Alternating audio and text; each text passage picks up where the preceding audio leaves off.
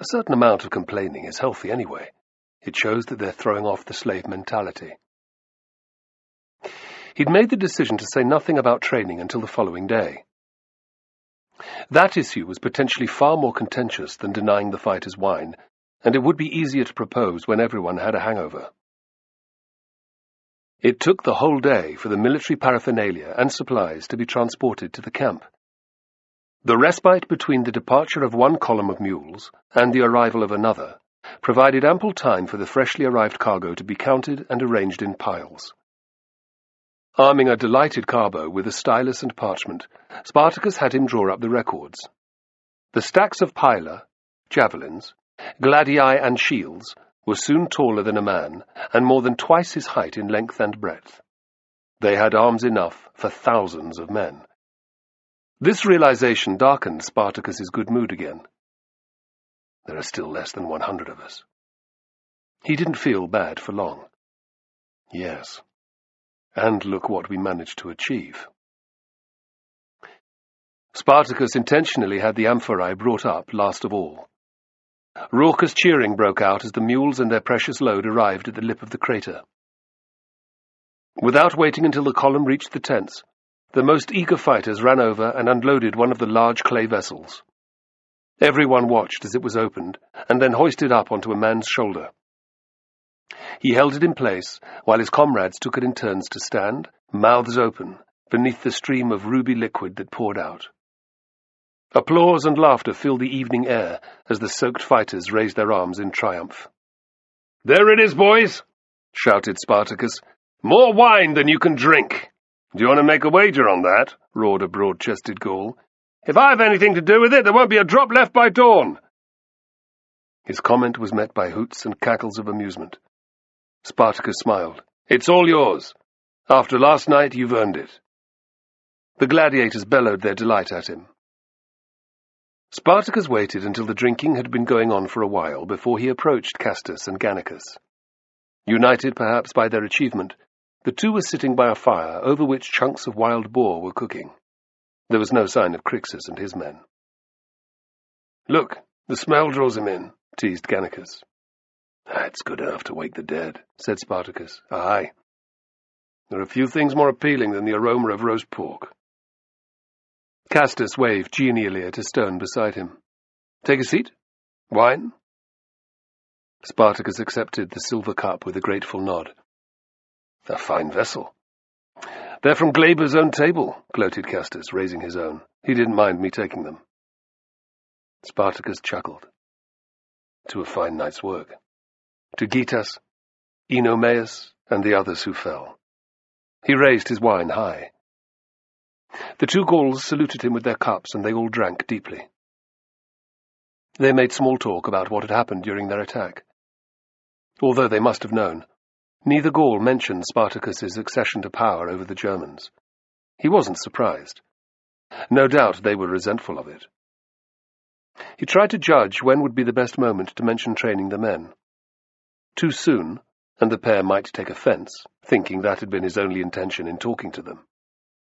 He wanted to leave it until the wine had dulled their senses, but not so late that they became argumentative or too drunk to understand his proposal. A familiar, mocking voice cut across their conversation. "Well, well, what have we here? A gathering of the leaders that I wasn't invited to?" "It's nothing like that." Spartacus took in Crixus's flushed cheeks. He must have sobered up somewhat to climb the mountain, but it didn't look like much. Damn it, why did he have to appear? He patted the ground beside him. "Join us." "I will." With a sneer, Crixus threw himself down. "What have you been doing? Claiming how you each won the battle last night?" "No, we leave that to you," responded Castus sharply. Crixus glowered as Gannicus roared with laughter. "Funny man, aren't you?" "So some say." Castus's words danced, but his eyes were as flat and cold as a snake's. "A man knows when he's not welcome, I'll drink elsewhere," growled Crixus. He made to get up. "Wait," said Spartacus. "I might as well tackle them all now. Maybe their antagonism against each other will stop them unifying against me. I have something to say." "Why does that not surprise me?" needled Crixus. Castus's face took on its usual suspicious expression. "Spit it out, then," said Gannicus. At least one of them sounds genial, thought Spartacus. What we achieved last night was astounding. "Damn right," cried Crixus belligerently, as if it had been his idea all along. He mentioned Ariadne's interpretation of his dream, and the trio of Gauls roared with approval. But we can't just rely on that. The luck we had against Gladiator won't come our way so easily again. All three men's eyes focused on him as hovering hawks do on a mouse. "Why not?" demanded Castus. "Because plenty of legionaries escaped. They'll tell of our surprise attack. The next commander that we face will have so many sentries on duty each night that they'll be falling over themselves." "And you're sure that they will send another force?" Gannicus registered his companion's incredulous reactions and sighed. "All right, that's wishful thinking." "That's right, it is," said Spartacus harshly. "And there will be more than 3,000 of the bastards too, count on it."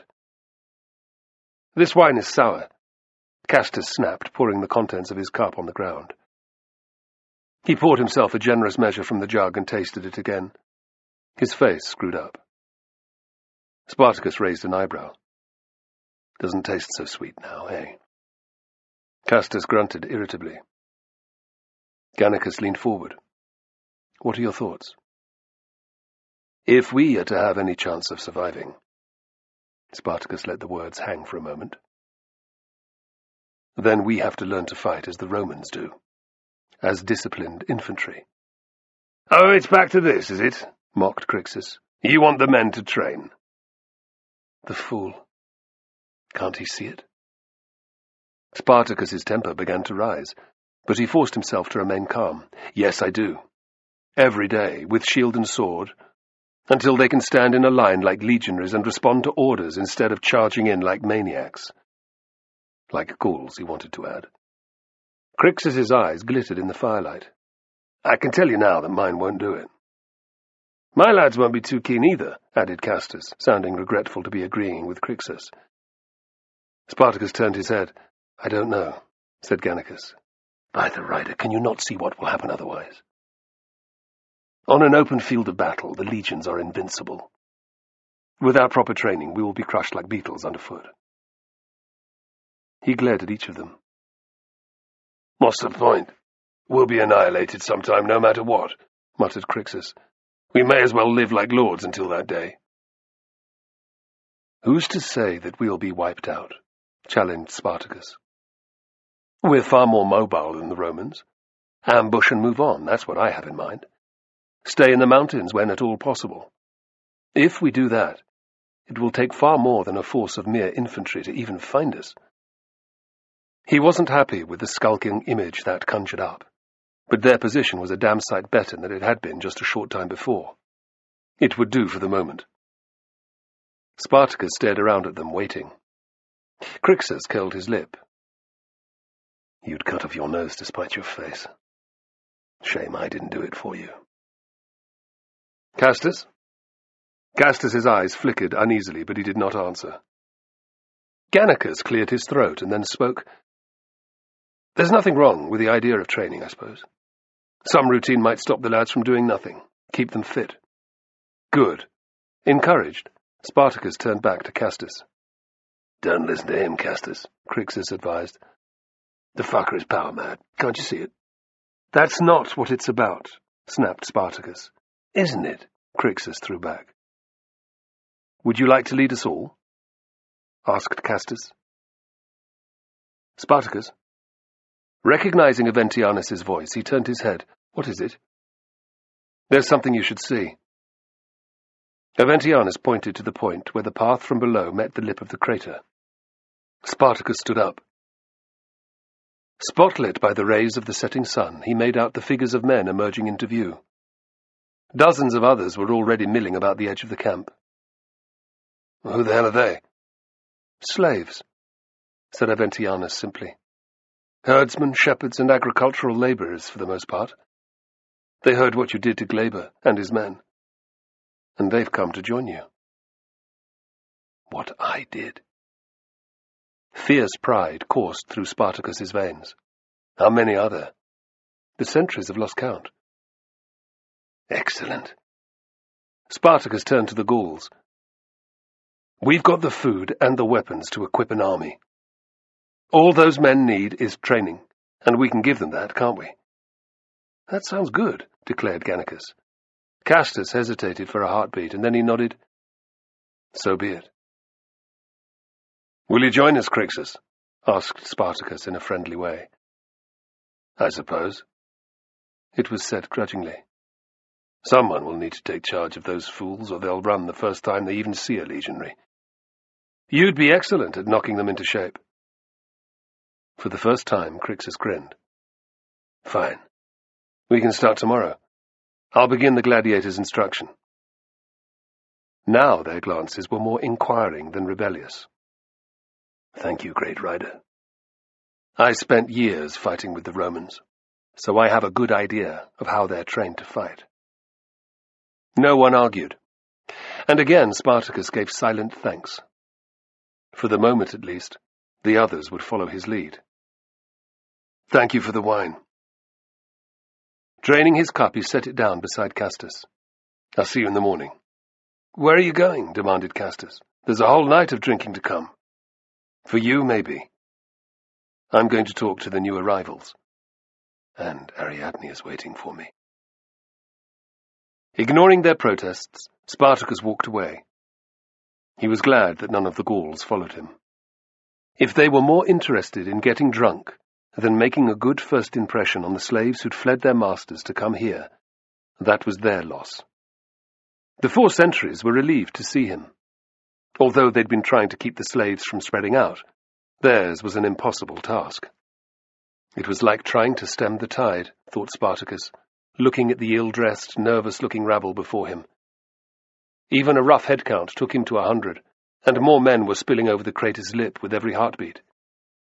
Here and there he spotted a woman, too. "Welcome!"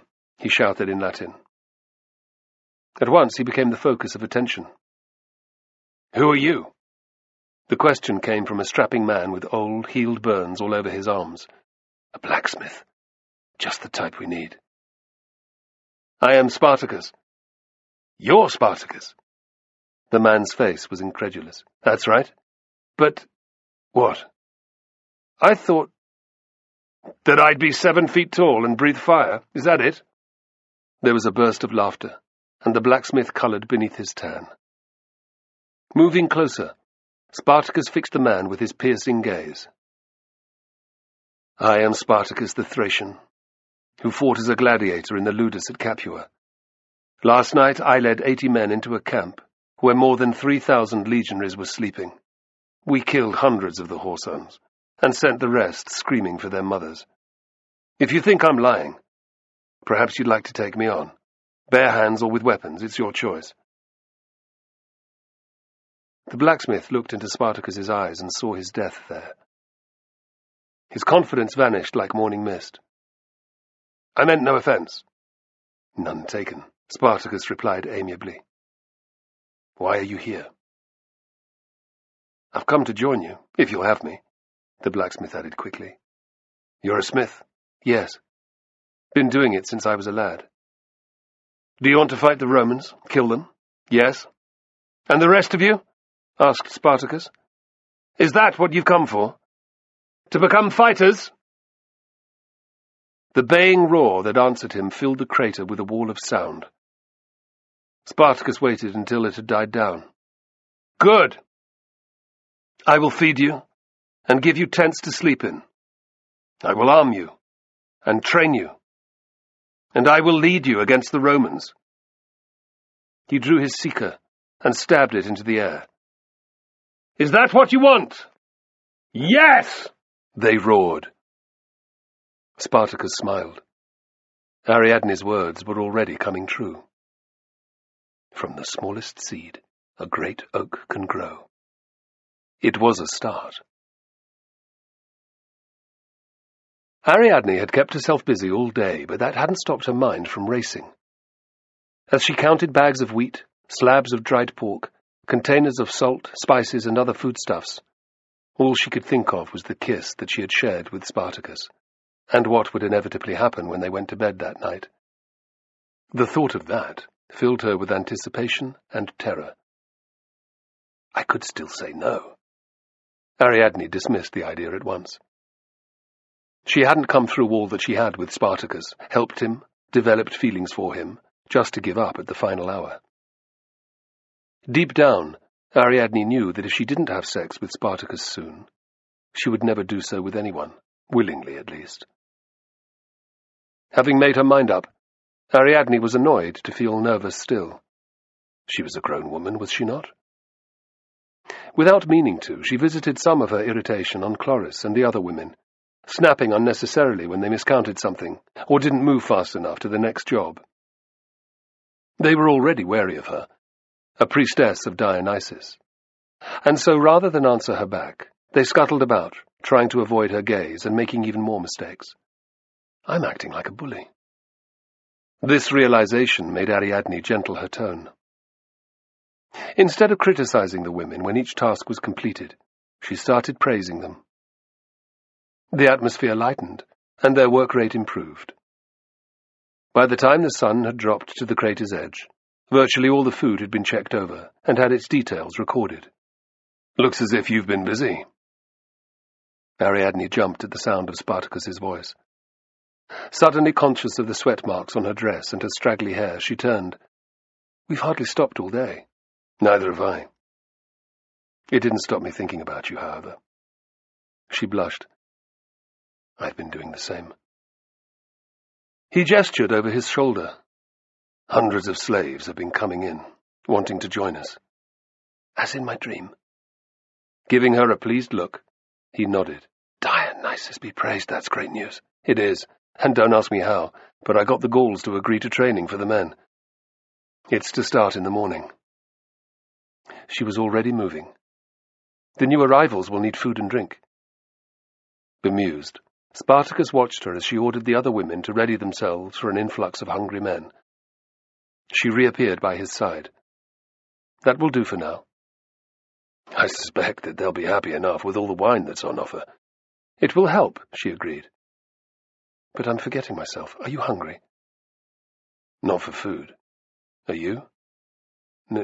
No, Ariadne said, aware that her voice had gone husky. Shall we go back to the tent? In answer, she took Spartacus's hand and led him away. Ariadne lay on her side, gazing at Spartacus's sleeping form. In the grey light of pre-dawn, it was hard to make out his features in detail. Taking great care to move slowly, she shifted position on the blanket until she was lying right next to him.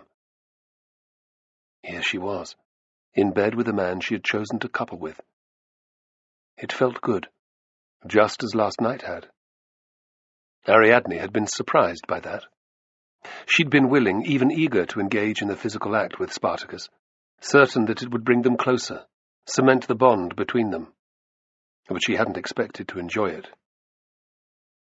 Spartacus had been gentle, yet sure, and so attentive. Several times, feeling her tense, he had paused. He'd looked at her inquiringly, and on each occasion, Ariadne had nodded fiercely to indicate that he should continue. Gradually her lust had risen, if not to match his, then to lift her for the first time above the hurt that had blighted her for so long. The whole experience had felt, in no small way, healing.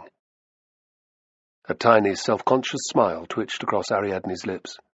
By the end, she'd felt quite wanton. You're watching me. Eyeing me up, in fact. Ariadne was startled from her reverie. Maybe I am, she flashed back. A woman is allowed to admire her man, isn't she? Of course. As long as I'm allowed to do the same to you, he murmured, reaching out for her. She wriggled into the circle of his arms. I expect nothing less. Surprising herself again by her own daring, Ariadne moved her right hand to his waist and below. I need to get up, he protested weakly. I need you more, Ariadne retorted. I've waited so long for moments like this. Half an hour won't make any difference to the men's training. He smiled and pulled her to him. True. 2 days later, in Rome. When Cineas had ushered the last bowing client from his simple yet elegant courtyard, Crassus clicked his fingers at the body slave standing behind his chair. "Take away that mule piss," he ordered, indicating the wine on the sturdy table before him. "Bring me a decent vintage. And remember to water it down." "Yes, master." The slave was used to Crassus's routine. Those who came seeking his favour were given plenty of refreshment, but not of the expensive kind. Once the morning's business was dispensed with, his master liked to relax with a glass of quality wine. "Bread and cheese, too." "Yes, master." The slave was careful to hide his half-smile. He would have brought those items anyway. In many respects, Crassus was as predictable as the tide. In order that his slaves knew his likes and dislikes, he trained them all himself. Cineas came padding back through the tablinum, past the death masks of Crassus's ancestors, and the lararium, the shrine to the house gods. He found Crassus trailing a hand in the brick channel that carried water to the lemon trees and vines filling the courtyard. "That last one was quaking with fear as he left," he observed. "All I did was remind him that his debt was due in a month," said Crassus mildly. "That's enough." Cineas's smile was acid. "He knows that you're a bull with hay on his horns." Crassus gave a pleased nod. He never tired of hearing the popular expression being used about him. Every Roman worth his salt knew that only dangerous bulls had their horns covered in this way. Such a beast was to be avoided if at all possible. It was a good, no, an excellent reputation to have, he reflected. The domestic slave returned with a bronze tray upon which sat a jug, 2 blue glasses, and a platter of bread and cheese.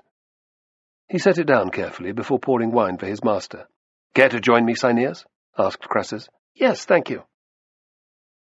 As was their custom, master and servant drank together in companionable silence. Above them the sun beat down from a cloudless sky. Despite the shade offered by the plants and trees, the temperature in the courtyard was climbing steadily. Crassus felt the first beads of sweat trickling down his forehead. "Thank the gods that there's no session in the Senate today. I don't want to go out, even in a litter." Cineas murmured in agreement. Walking through Rome at midday in the height of summer was akin to sitting in a caldarium for too long, hot, sweaty, and uncomfortable. Crassus closed his eyes, luxuriating as a light breeze trickled across his face. An instant later, his nose wrinkled. The rising heat exacerbated the omnipresent reek of human waste. While he, naturally, had the comforts of piped sanitation, most of Rome's residents did not. The public toilets weren't nearly numerous enough to cope either. The maze of alleyways, lacing the city, were therefore home to vast, steaming dung heaps, the ammonia-laden odour of which now filled Crassus's nostrils. He frowned. He could order that some olibanum be burned, but it would only mask the stench and leave a cloying, unpleasant taste at the back of his throat. "Maybe it's time for a break," he mused. "A month at the coast would be very pleasant." "Your villa there is always ready," said Cineas, clearly pleased at the idea of quitting the capital. "And the sea breezes make the heat easier to bear." Crassus was about to agree when a totally different scent reached him. Smoke. His head turned, seeking the direction from which it came. "Do you smell that?" Cineas leaned forward, sniffing. "Ah, yes." He concealed his disappointment well, thought Crassus with amusement. "Something's burning," he said. "It's certainly the right weather for it," replied Cineas. "The city hasn't had a drop of rain for weeks, and some fools will always leave a brazier untended." Crassus threw back the last of his wine and stood. "The coast can wait. Let's go and have a look around." Cineas knew better than to argue. "I'll gather the slaves." Calling for those who made up Crassus's entourage, he vanished into the depths of the house. Crassus took a deep breath, filling his lungs with the harsh tang of burning wood. It was most effective at concealing the stink of shit, he thought wryly. Anticipation filled him next. The powerful odour meant that somewhere, not too far away, there was money to be made. The source of the fire wasn't hard to track down. Crassus's large but plain house was situated on the lower slopes of the Palatine Hill. By simply walking to the nearest crossroads, he could gain a partial view over the centre of Rome. That told him that the conflagration was on the Aventine Hill. The score of slaves trailing Crassus, a mixture of bodyguards, labourers, and architects, spied the billowing smoke at once too. Faint cries were also audible above the hum of ordinary life. Debate broke out among the men about the size of the blaze, what had started it, and how many people would die before it was put out. Crassus ignored their chatter. All would become clear when they got there. He strode down the street, indicating that his slaves should follow. "It's bad luck to live on the Aventine," he said softly, repeating the old saying. His bodyguards quickly moved in front of him.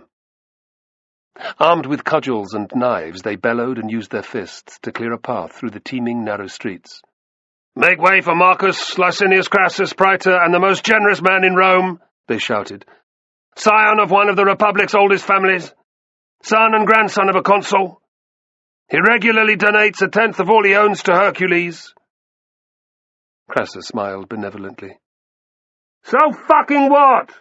Crassus is so damn rich that he could afford 5 times that amount and still not notice the loss," a voice suddenly yelled from the throng.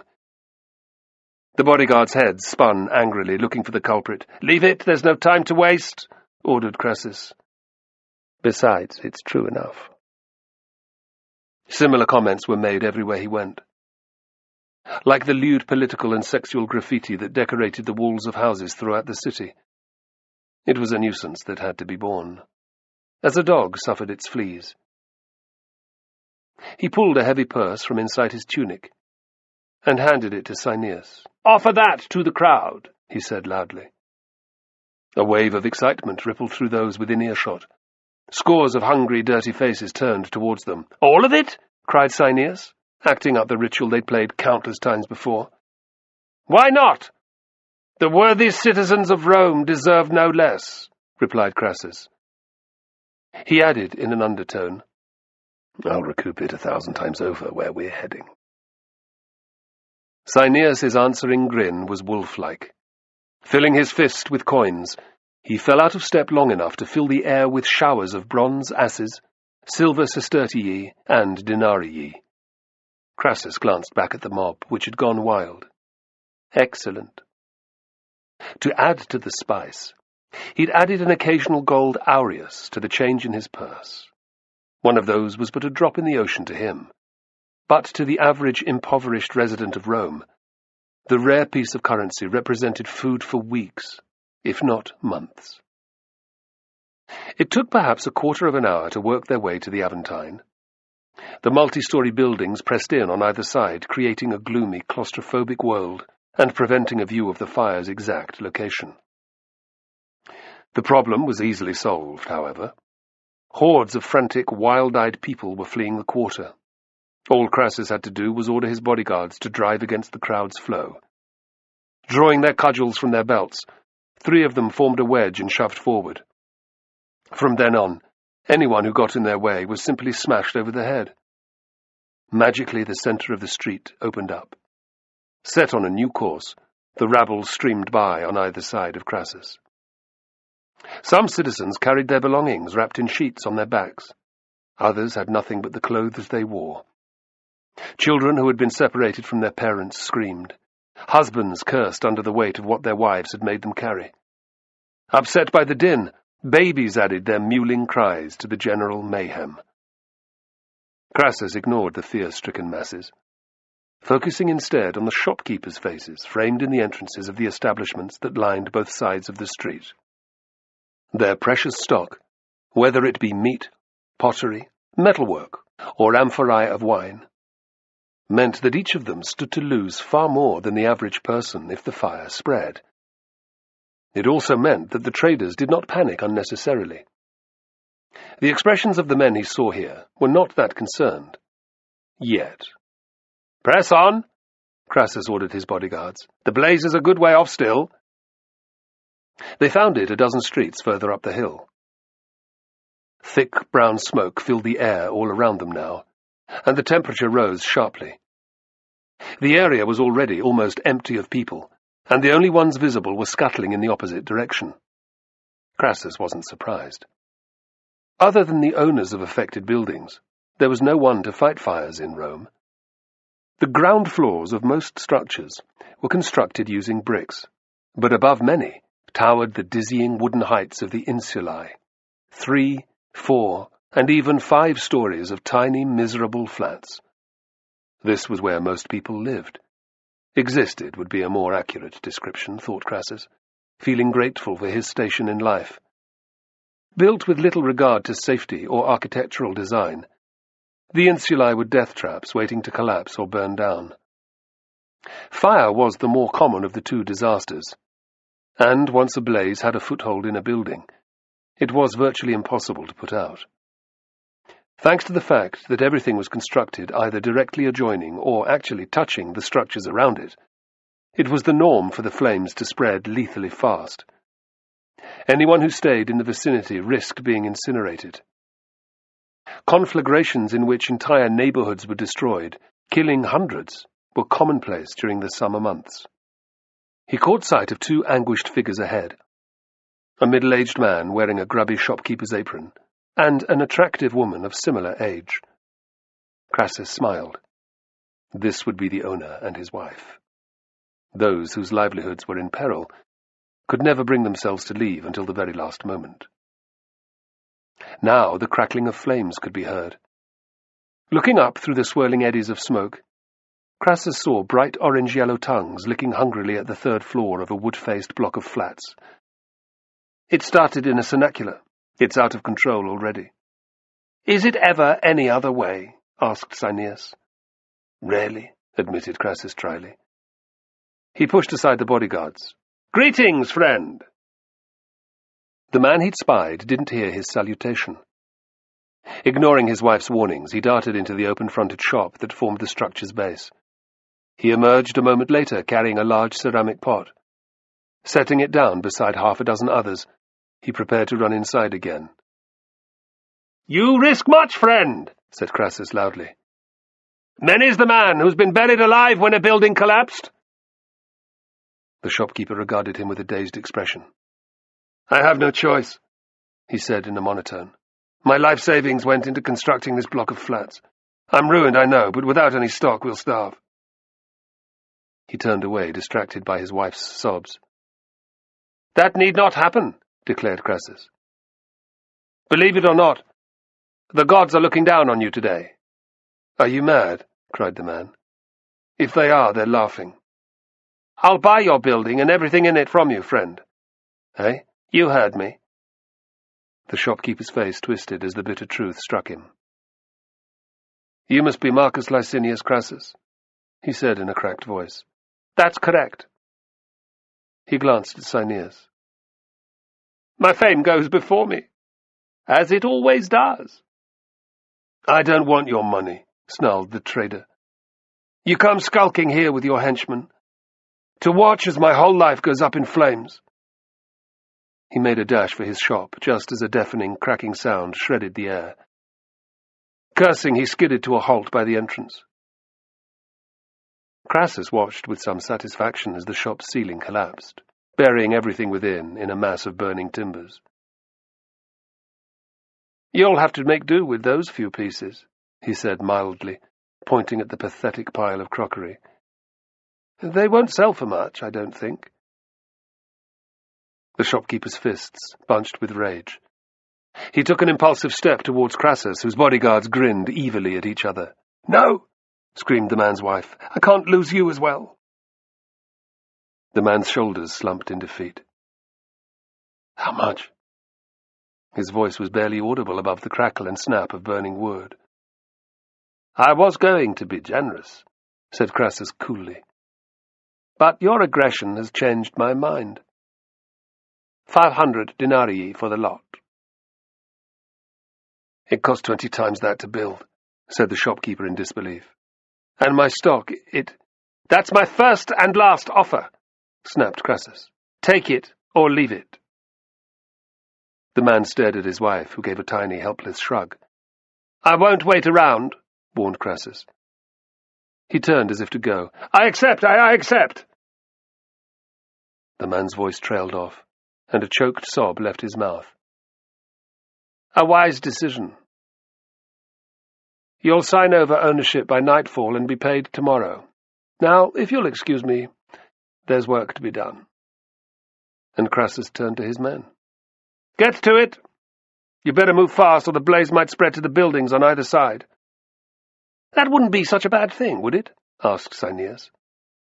Crassus's wagging finger was belied by his smile of agreement. "Best get out of the way," Cineas advised, ushering the shopkeeper and his wife some way up the street. "Once the structure begins to fall, it can become very dangerous." Crassus followed at a leisurely pace. "Is anyone inside still?" "I don't think so, sir," replied the shopkeeper. "Good." Crassus made a chopping gesture with his arm. His slaves had been waiting for his command. Moving with the ease granted by long experience, they began tearing at the first story of the burning building with specially designed long iron hooks. The structure was flimsy, and it didn't take long for gaping holes to appear in the wood. Crassus's men redoubled their efforts, eventually ripping the entire front off the first story and pulling the debris down to the street. At once the building's timbers began to emit loud, groaning noises. It was then that the screaming began. "Help me, please!" Crassus looked up into the billowing smoke. For a few moments he saw nothing, but his eyes finally settled on a pale, terrified face peering from a window opening on the top floor. "God's above," wailed the shopkeeper's wife. "I think it's Octavia's daughter. She's only 8. Her mother works in another part of the city. She often leaves the child at home. The poor mite must have been asleep." Cineas made a poor show of looking sympathetic. Crassus didn't overly care either, but it paid to keep up appearances. "Check the staircase," he ordered. Cineas sprinted to the wooden stairs that ran up the side of the building. On each floor, a door gave access to the cernaculi within.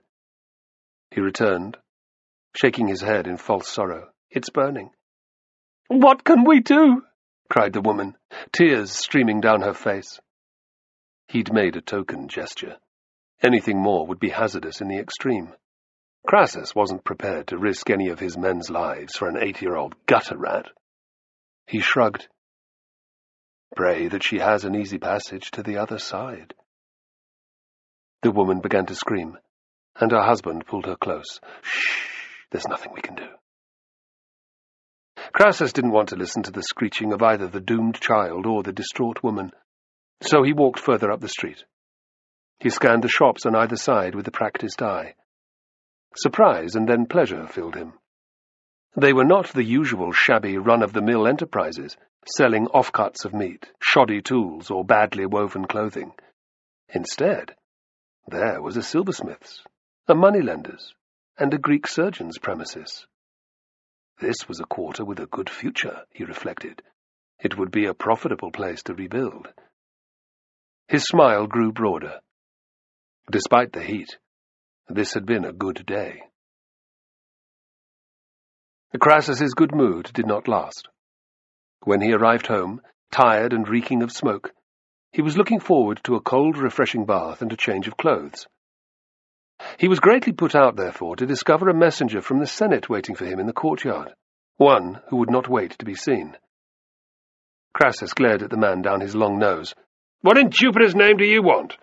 "An emergency meeting of the Senate is to be convened this afternoon, sir." "For what bloody reason?" The messenger twisted beneath his gaze.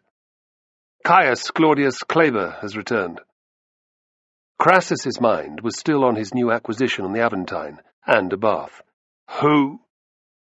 "The praetor who was sent to Capua." "Oh, yes." His job was to seek out and kill the runaway gladiators. He had 3,000 men, if I recall.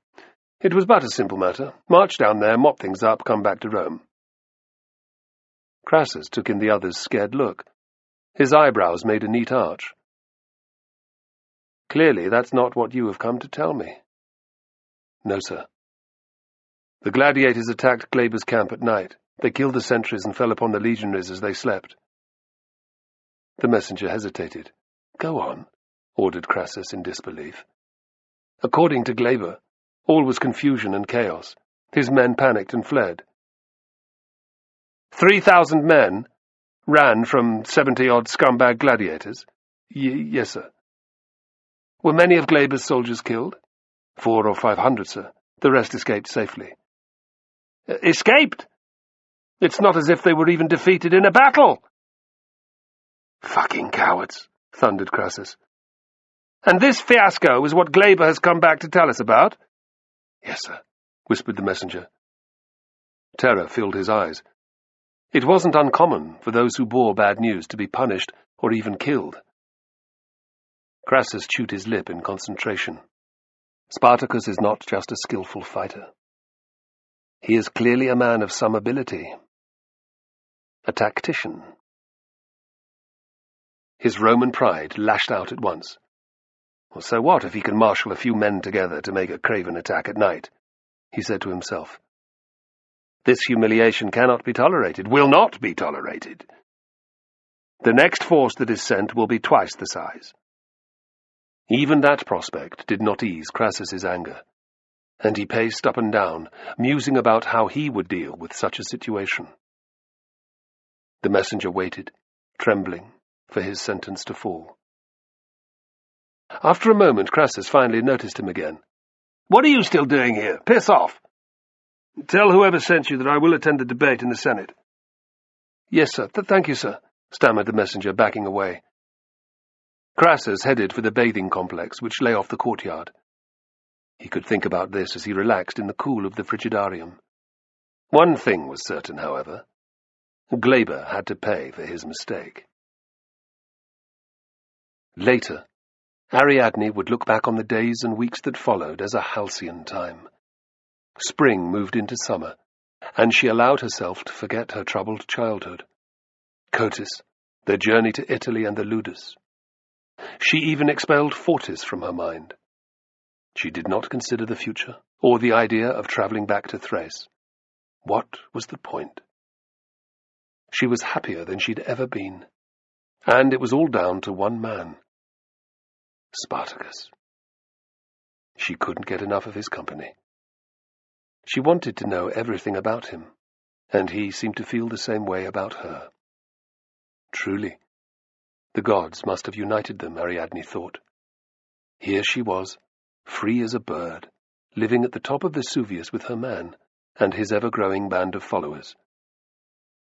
Within a month, it had become clear that there would be no immediate reprisal for the humiliation inflicted upon Glaber and his soldiers.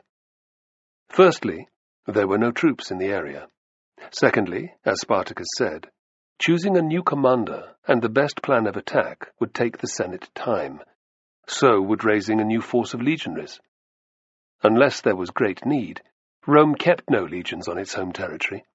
Thirdly, there could be no surprise assault on the gladiators. Their camp's lofty position granted stupendous views on all sides, and on every estate for 50 miles there were now slaves who had burst their lungs to carry to Spartacus the news of a Roman column. Spartacus drove himself hard. This period of respite had to be used wisely. It was a time to train the gladiators mercilessly, honing them into infantry, to forge the many hundreds of raw recruits, most of who had never even held a weapon before, into soldiers, to organize hunting parties and bands that could range far from Vesuvius, raiding for newly harvested grain and stocks of iron and bronze. Often led by Crixus or Castus, who used the opportunities to avoid training, the marauders spread the word that any man used to working in the fields or tending livestock would be welcome at Vesuvius. Domestic slaves were not wanted. They needed men who were used to rough, outdoor lives, men who could fight. But for Ariadne, it was a time of pure, unadulterated joy. Although the threat of reprisal was ever present, it was easy enough in the warm days to forget all about Rome and its legions, to exult in the fact that, for the first time in her life, she was in love. Unsurprisingly, her daylight hours were filled with toil. Organizing the womenfolk, of whom there were now more than 200, came naturally to her. So did acting as the camp's quartermaster. She also revelled in being the rebels' talisman. From the start, Ariadne had made sure that Spartacus spoke about his dream often, and of her interpretation of it. The gladiators and slaves lapped it up. They had found not just freedom, by running away from their masters, and a charismatic leader, but a mouthpiece of their most revered deity, one unsuccessfully banned by Rome more than a century before. In their eyes, Ariadne was a priestess of Dionysus, and Spartacus was his appointed one. They regarded both with awe, and news of the couple spread far and wide. Spartacus's time was also taken up with drilling the gladiators and new recruits, or consulting with Pulcher, the blacksmith, who had challenged him. Pulcher was now one of his trusted men, and the rebels' de facto armourer. Along with several other smiths, it was his job to melt down slave chains and fashion arrowheads and swords, to bake sharpened stakes until their fire-hardened tips would skewer a man with ease, to hammer out sheets of bronze into plain, serviceable helmets. A motley group of slaves worked alongside Pulcher, making shields. Periodically, Spartacus would lead a raiding party out to gather information, but for the most part he stayed at the camp. Every dusk, sunburned and covered in sweat, he would saunter towards their tent. His smile lit up Ariadne's heart. So did the words he murmured in her ear as they sat side by side looking out over the Campanian plain, and the way he made her feel when they retired to their blankets. Falling to sleep in his arms, under a canopy of glittering stars, felt like all she'd ever wanted. It was no surprise that Ariadne looked forward to each evening with a fierce hunger. She clutched the hours to her as if they were the last she'd ever see. The dawn became her enemy, because its arrival meant the end of her time with Spartacus, until the next sunset. She wished that the summer, the fantasy, would last forever. But of course it didn't. Chapter 13. One morning, not long after the grain had been harvested, Ariadne woke feeling chilled to the bone. During the hot months, she'd grown accustomed to sleeping outdoors, with little in the way of blankets. That would have to change, she thought, shivering. The blades of grass around her were coated in a fine layer of dew, and there was a damp cool in the air that hadn't been there the previous dawn. An inexplicable sadness stole over her. Somehow the drop in temperature felt like the cooling of a body after death. She could almost taste the sweet decay. "Autumn is around the corner," said Spartacus from his pile of covers. "It is." She gave him a bright, false smile. He saw through it at once. "What is it?" "I don't know. Something's changed. The air feels different." His face hardened. "It will be the Romans, then. They had to come sooner or later." "You're sure?" Ariadne could feel the cold truth of it in her belly, but she didn't want to be the one to say it. He shrugged. "If it isn't today, it will be tomorrow, or the next day. Maybe we'll even have a week's grace. It doesn't matter." "Why not?" "I wanted our time never to end." "We have to face our fate eventually, Ariadne," he said, gently, sitting up. "You know that as well as I do. Too much waiting around and the men will go stale. More than that, they'll start refusing to train, become proper latrones. They might turn against me." She shot him a horrified look. "They wouldn't dare." "You say that." "Crixus is only happy because he's been roaming the area like a Cilician pirate on the Adriatic, attacking whatever he chooses. Castus is the same, and there are a couple of Germans who started giving me the eye when I ordered them to do something. Those who were slaves are learning to love their freedom, which is good, but—" Spartacus smacked one fist into the other. "It's time to lead them into battle. That will settle things down, thin their blood a little." She couldn't stop herself. "You could be killed." "That's right, my love. It was the first time he'd ever used those words, and Ariadne's heart skipped a beat. "But I'm not going to run away from this fight. That's not the type of man I am. And don't forget that Dionysus has honored me with his blessing." "I know," she said, trying to make her pride more evident than her worries. He reached over and kissed her. "I'm not going to throw away my life like a fool either. The men have been training hard, but they're still not up to standing toe-to-toe with thousands of legionaries. And while they might think so, neither are Crixus's and Castus's followers. We're not going to fight the bastards in open battle." The ache in Ariadne's belly eased. "What will you do?" "Ambush them. Come at the column in woods or forest if we can. Break up their lines, and cause panic as we did in Glaber's camp. That's the way to take the fight to them." "The fight," she repeated slowly. "Yes," cried Spartacus. "That's what it is, except it's in Italy, not Thrace." Ariadne's fear resurged. "Is this what you meant, Dionysus?" Seeing the passion burning in his eyes, she took a deep breath and let it out again. "This is your path." "For the moment, it is." He tapped his chest. "I can feel it here." "Therefore it is mine too." "To whatever end?" "That gladdens my heart." He squeezed her tight. "I have to go. Men must be sent out to find this new Roman force." When the scouts returned, they reported nothing but the usual traffic on the local roads. They'd seen traders and their mules, farmers with heavily laden carts, and small bands of travellers. A messenger had been spotted. So, too, had an itinerant soothsayer and a group of lepers. There had even been a rich man in his litter, accompanied by a retinue of bodyguards and slaves. But no soldiers. Unperturbed, Spartacus called Carbo, Aventianus, and 2 other slaves to him. The 4 gave each other curious looks as they gathered before him. They didn't know each other particularly. "Wondering why you're here?" asked Spartacus. They all murmured in assent. Carbo hadn't seen much of Spartacus in the previous months. That was fine. He felt privileged just to have been instructed by him. If the truth be known, he had been fitting in extra training, running up and down the mountain slopes twice a day, carrying weights and sparring with whoever would take him on. He still wasn't up to taking on Amatokos, but he fancied that the looks Chloris had thrown in his direction were approving. At least he hoped so. Carbo's efforts had paid off in other ways, however, because Spartacus had nodded in approval a day before when he'd knocked a German twice his size on his arse. The small gesture had made Carbo's spirits soar.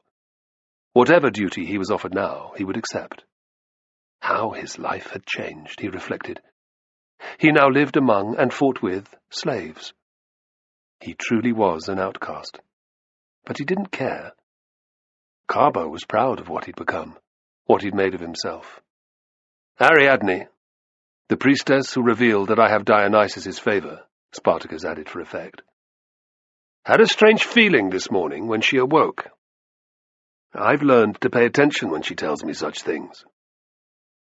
As you know, the scouts have found sod all in the surrounding countryside, but we've seen neither hide nor hair of the Romans for months now. Just because there's no sign of the dogs doesn't mean that nothing's happening.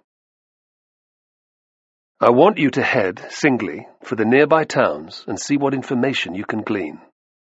A man can find out a lot by hanging around a marketplace for a day or 2.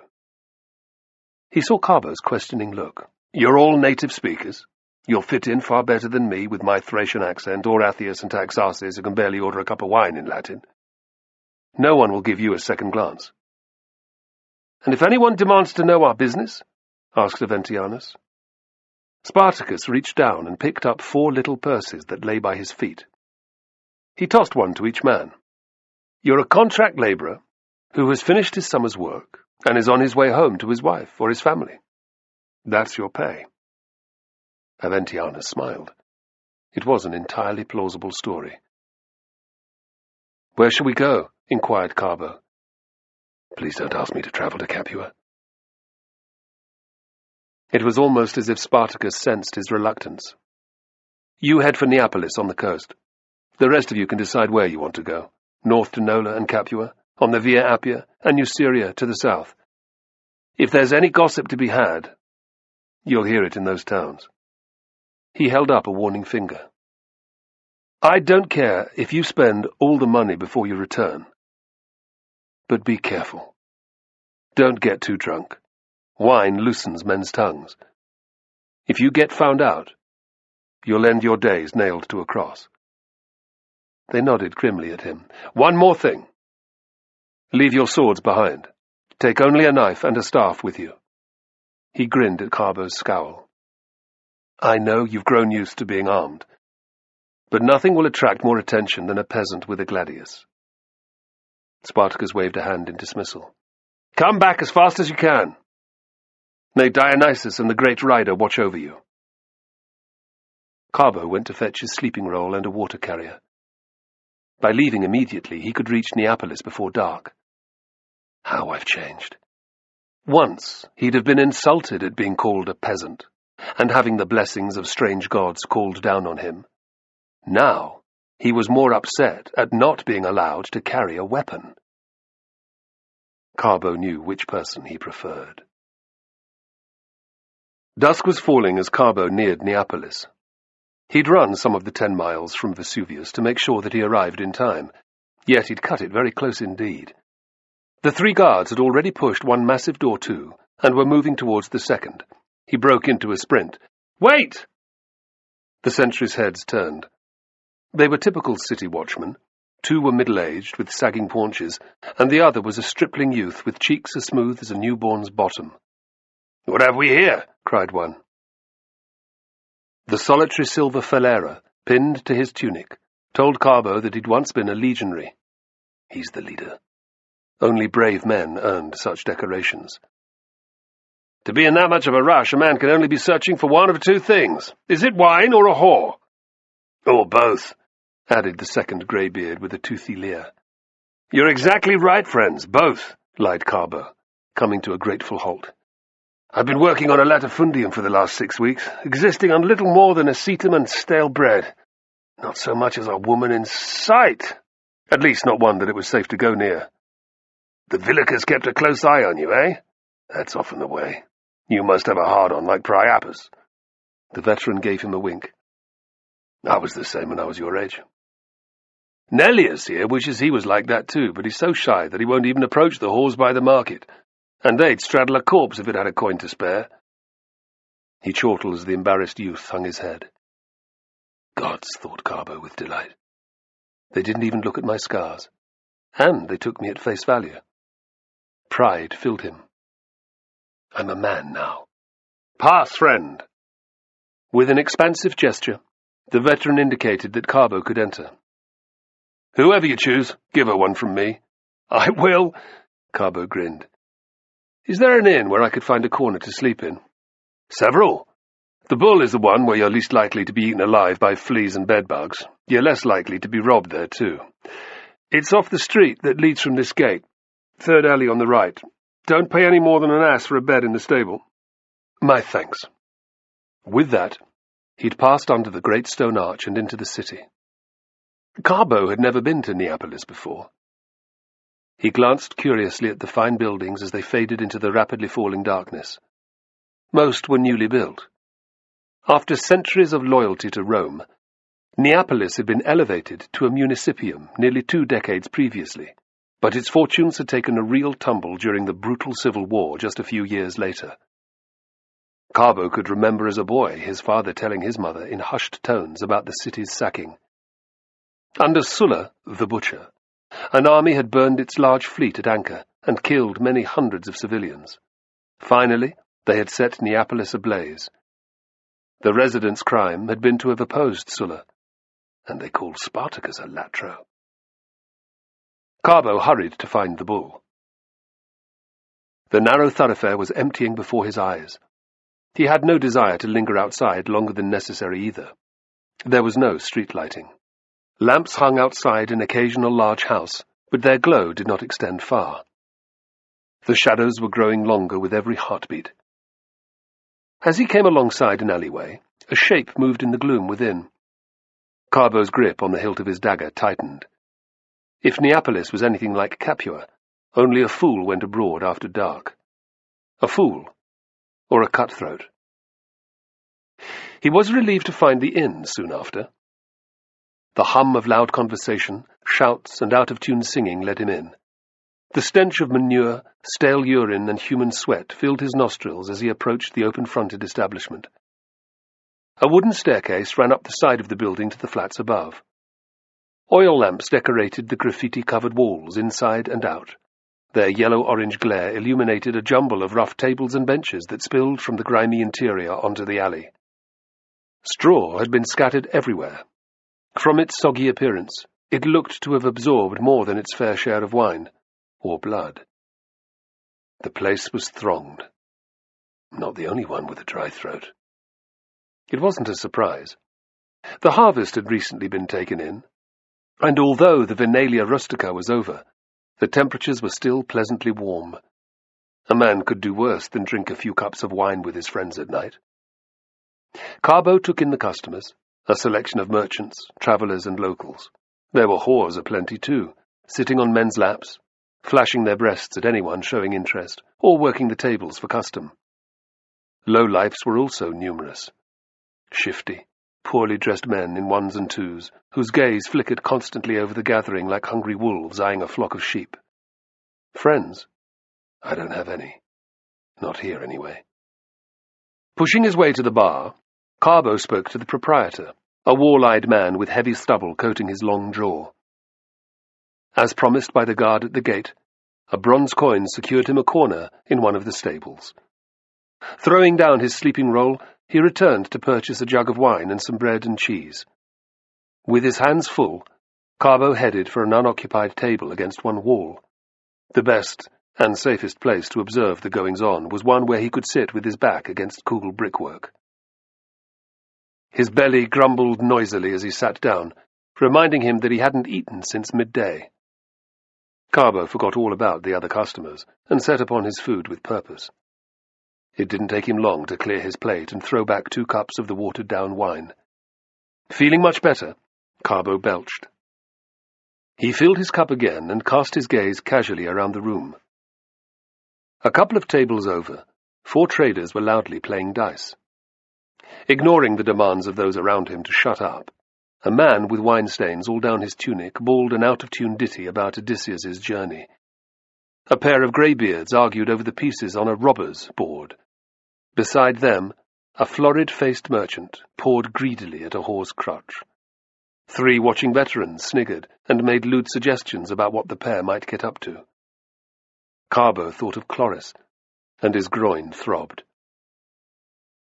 He felt the little purse which hung from a thong around his neck, and considered taking one of the whores upstairs. It was commonplace for such women to use a room over taverns. He studied them all, one by one, and decided against it. They're cheap and nasty, I'll catch some disease. A higher-class establishment would be far better.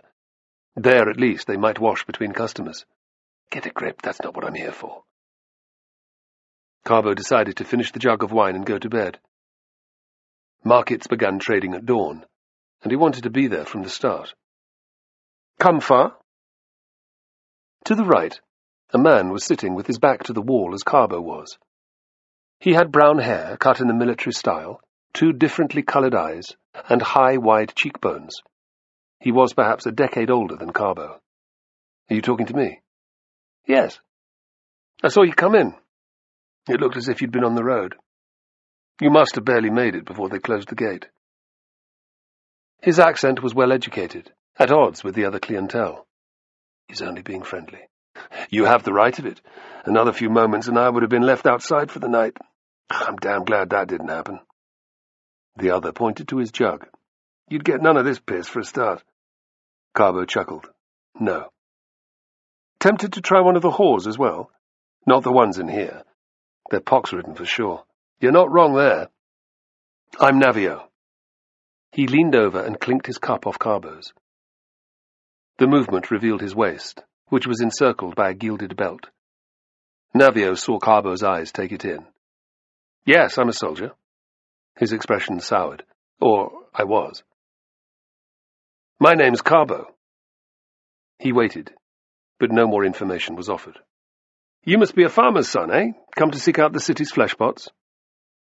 Carbo shot Navio a wary look. Navio smiled. "Come on. Your tunic might be homespun and your knife cheaply made, but your accent is not that of a labourer. You're from a good family, like me." Alarm filled Carbo. Gods, I hadn't thought of the way I sound. He scanned Navio's tanned face, but could see no suspicion in it. One story's as good as another. Is it that obvious? Yes. Navio took a mouthful of wine. Wanting to fit into his new role better, Carbo adopted a sullen tone. "I've been working on the farm all summer without a break. No thanks from my father, of course. I decided to have a few days off. It's been well earned." "Is that all you have to complain of?" "Do you know how lucky you are?" asked Navio sourly.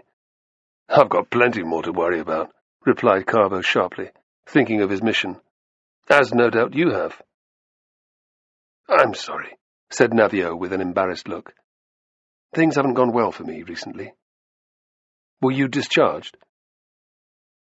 Navio's lips twisted with bitterness. "It was a bit more permanent than that." Noticing Carbo's interest, a shutter came down across his face. "It's none of your business, though." "No," said Carbo stiffly. "He must have been thrown out of the army." "As you please." "Forgive my rudeness. Have some of my wine." Navio filled Carbo's cup to the brim before raising his own. "To new friends and good company." Relenting, Carbo repeated the toast. "The landlord told me about a whorehouse one street over," confided Navio with a wink. "The women there are veritable Venuses compared to the ones here," he said. "Clean, too. You fancy trying it in a bit?" Carbo suddenly pictured a woman different to Chloris with her Greek looks. A large-breasted, creamy-skinned beauty lying on her back, urging him to fuck her. Where's the harm in that? "It sounds like a good idea. Let's drink to that." They both drained their cups. Carbo poured more wine for both of them, and they fell into a more neutral conversation, bantering with each other about the inn's other customers. Which of the four merchants would win the next dice game? Whether someone would eventually silence the caterwauling singer? Which prostitute would snare a customer first? Whether an argument between a pair of men would turn into a fight? It passed the time admirably. 2 jugs of wine later, Carbo was viewing the world with much more benevolence. A warm, fuzzy feeling filled his head. The whores had even become appealing.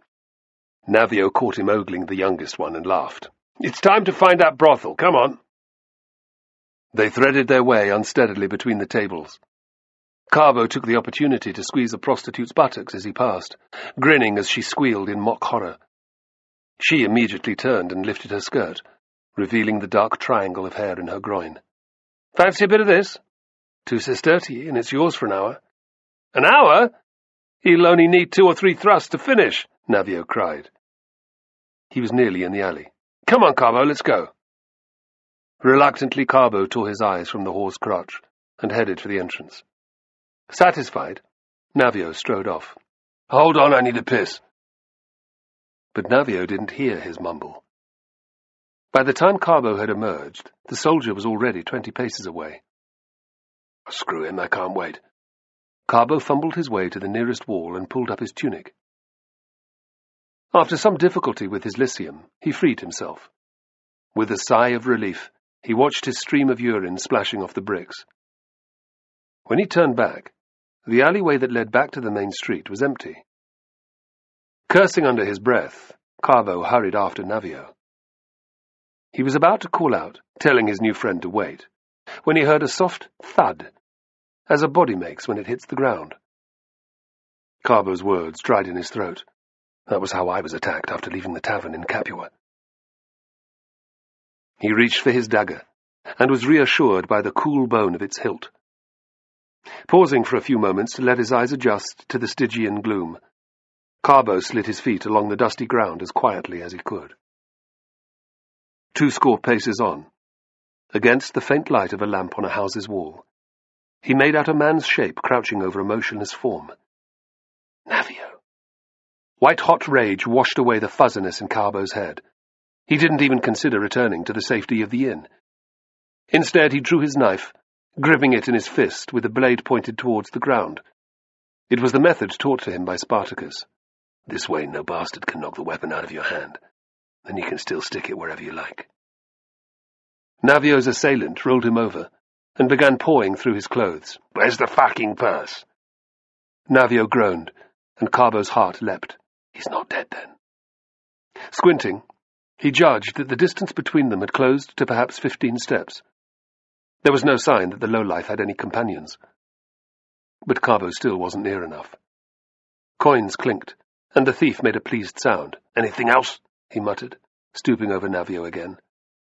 Thanking the gods for the lowlife's greed, Carbo hurried forward. 10 paces. 8, 6, 4. Undoing Navio's gilded belt, the thief tugged it from around his waist. This'll fetch a tidy sum. His hand reached out and picked up a club, and then he straightened. There was a click as one of Carbo's sandals scuffed a stone. The thief half turned in surprise. What? It was the last thing he said. Carbo hammered his knife down into the side of the thief's neck. He drove it so hard that it went in right to the hilt. Carbo ripped it out savagely, setting free a gout of blood that splattered his face. Uncaring, he stabbed the thief once, twice, 3 times in the chest. The blade grated off ribs and into the chest cavity, shearing the vital tissues into pieces. Carbo twisted it for good measure each time. It was when the thief slumped into him, unmoving, and the club dropped from his nerveless fingers, that Carbo realized that he was dead or dying. Just what you deserve, you bastard. With a satisfied grunt, he heaved the thief to one side. He crouched in the darkness, his knife ready, listening for anyone else. The only sound was Navio's laboured breathing. Carbo dropped to his knees. Navio, can you hear me? There was no answer. How hard did the horse hit him? Carbo reached out, feeling Navio's face and scalp for signs of damage. Finding a sticky mat of hair, he lifted his hand, peering at it in the dim twilight. The fluid on his fingers was dark. Blood. Carbo returned to the spot, pressing down gently, as he'd seen the surgeon in the ludus doing. Hades, that fucking hurts, Navio growled. Are you trying to kill me? Carbo let out a long breath of relief. Sorry. As if that sewer rat didn't hit me hard enough, complained Navio. Can you sit up? I think so. Help me. Carbo put a hand around Navio's shoulders and lifted. Why the hell didn't you wait for me? I was only having a piss. I thought you were going to waste your money on that mule-faced whore. No, I wasn't. I'll know better next time. Navio locked eyes with him. I owe you. Thank you. You're welcome, replied Carbo, mollified. Now, where's the brothel? Can't be far. Navio twisted his head to see, and then he groaned. I don't think that's such a good idea, warned Carbo. Can you even stand? Never mind, ask your prick to do so. Navio chuckled throatily. Maybe you're right. Let's go back to the inn. My belt. Where is it? Carbo fumbled around until his fingers closed on the gilded metal and leather. Here, I'll carry it for you. With his help, Navio stood. He kicked feebly at the thief's body. You made sure work of that scumbag. Have you been trained to use weapons? Carbo thought fast. We had a slave, a Samnite, who'd fought in the social war. He taught me a lot. The social war, eh? There was a bitter edge to Navio's weak laugh. What? Carbo moved forward, supporting Navio. Nothing. Carbo didn't push it. Instead, he supported Navio back to the inn. Few people paid them any heed as they re-entered, for which Carbo was grateful. Although no one would care that he'd killed a thief, he didn't want to have to explain himself to the city watch. Let's get you to bed, he muttered to Navio. You need to sleep your injury off. No damn way. I owe you a drink. It's the least I can do. But the blood on your head. Oh, fuck that. I've had far worse. I want wine. Lots of it, in fact. The determination in Navio's voice was clear. All right. Carbo guided them back to the table he'd sat at. They ordered another jug. When it arrived, Navio poured them both a cup with a shaking arm. To friendship, he said, lifting his wine. Carbo echoed the toast with a grin, and they downed the first cup in one swallow. Navio did the honours again, spilling some on the tabletop. That the whore son who tried to rob me gets a warm welcome from Hades. Carbo nodded and threw back the second cup. It would settle his nerves. The thief would have killed me in the blink of an eye. He's no damn loss. Without hesitation, Navio filled their cups again. To courage and loyalty. I'll drink to that, said Carbo fervently. I'd say you would, said Navio with a shrewd look. You're a good man. Feeling self-conscious, Carbo studied the tabletop. Most men wouldn't have risked their skins to save me as you just did. Maybe not. Carbo began to feel quite proud. I can guarantee it. Navio leaned over the table, breathing wine fumes all over him. I'd wager that you can keep a secret, too. If I have to, replied Carbo cagily. I've recently returned from Iberia. And? Said Carbo, not understanding. I was a soldier there. What, fighting against Sertorius and his men? Not exactly, no. Navio hesitated. The wine was coursing through Carbo's veins now, filling him with confidence. Spit it out, man! Navio let out a great sigh. He glanced casually to either side and dropped his voice to a whisper. It was the opposite, really. I was one of Sertorius's officers. Carbo hadn't expected that. He nearly dropped his cup. Eh? It's not that surprising, said Navio defensively. I'm from Neapolis, and it was natural for my father to support Marius against Sulla. After Marius's death, Sertorius, his right-hand man, fled to Iberia. My father went too, taking our whole family. Mother died soon after our arrival, and I grew up in a world where everything was about fighting what Rome had become. All I knew was war. Navio hawked and spat. We did well for a long time, too. Like anyone, Carbo knew the broad strokes of what had happened in Iberia over the previous 7 years. How Sertorius had won over many of the peninsula's fierce tribes, and how he'd proved himself a master at guerrilla warfare, defeating all comers sent against him from Rome. He had had the temerity to make contact with another enemy of Rome, Mithridates of Pontus.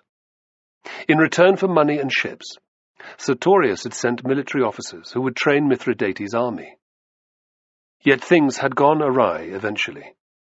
In the previous year or so, Carbo knew that things had soured for Sertorius, as Pompey Magnus and his generals had finally turned the tide against him. Has the situation got worse? He asked vaguely.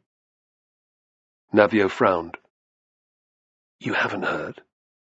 Our farm is out in the sticks, lied Carbo.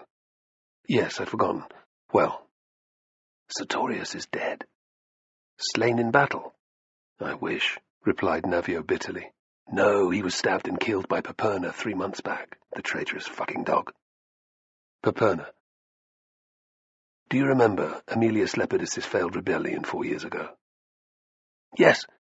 He tried to take Rome, but the proconsul Catullus defeated him at the Milvian Bridge. He fled to Sardinia, didn't he? That's right. When Lepidus died soon after, his principal followers, of whom Paperna was one, sailed to Iberia with the remnants of their army. Sertorius welcomed them with open arms. He even set up an opposition senate with them. I remember my father wondering why the senate in Rome didn't offer Sertorius a pardon when Sulla died, said Carbo. There was no real reason to continue the war in Iberia, and Sertorius was such a talented general. Why didn't they welcome him back into the fold?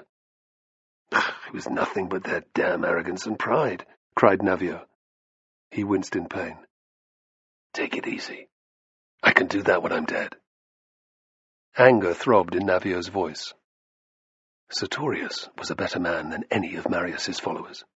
He always stood up to the extremists in the party, and he took no part in the massacres sanctioned by Marius. They should have given him a chance to return with his honor. Instead, he bled out his life at a banquet in some Iberian shithole. Did Paperna take command of Sertorius's forces? Yes. And you stayed with him? Navio glowered. I was a complete fool, all right. My father said that we should wait until Paperna defeated Pompey before taking any action against him. I followed his lead. He swallowed audibly. I will regret that to my dying day. What happened? It was simple. Paperna wasn't half the leader Sertorius had been, so Pompey made mincemeat of us. He finished us off in less than 2 months. My father and younger brother were killed in the final battle. I managed to escape, but most of the survivors were taken prisoner. I suppose I should be grateful for one thing. Pompey offered every man who would swear his loyalty to Rome a pardon. Except for Paperna, he executed him. Well, it sounds as if he got what was coming to him, said Carbo with feeling. So you took up Pompey's offer, and then came home? Eh? Retorted Navio in disgust. Accept a pardon after the way the Senate treated Sertorius? I'd rather be tied in a bag with a dog, a cock, an ape, and a viper and thrown in the Tiber. Why didn't you try to fight on in Spain? Pompey gave such generous terms to the Iberian tribes that they have no desire to go on fighting.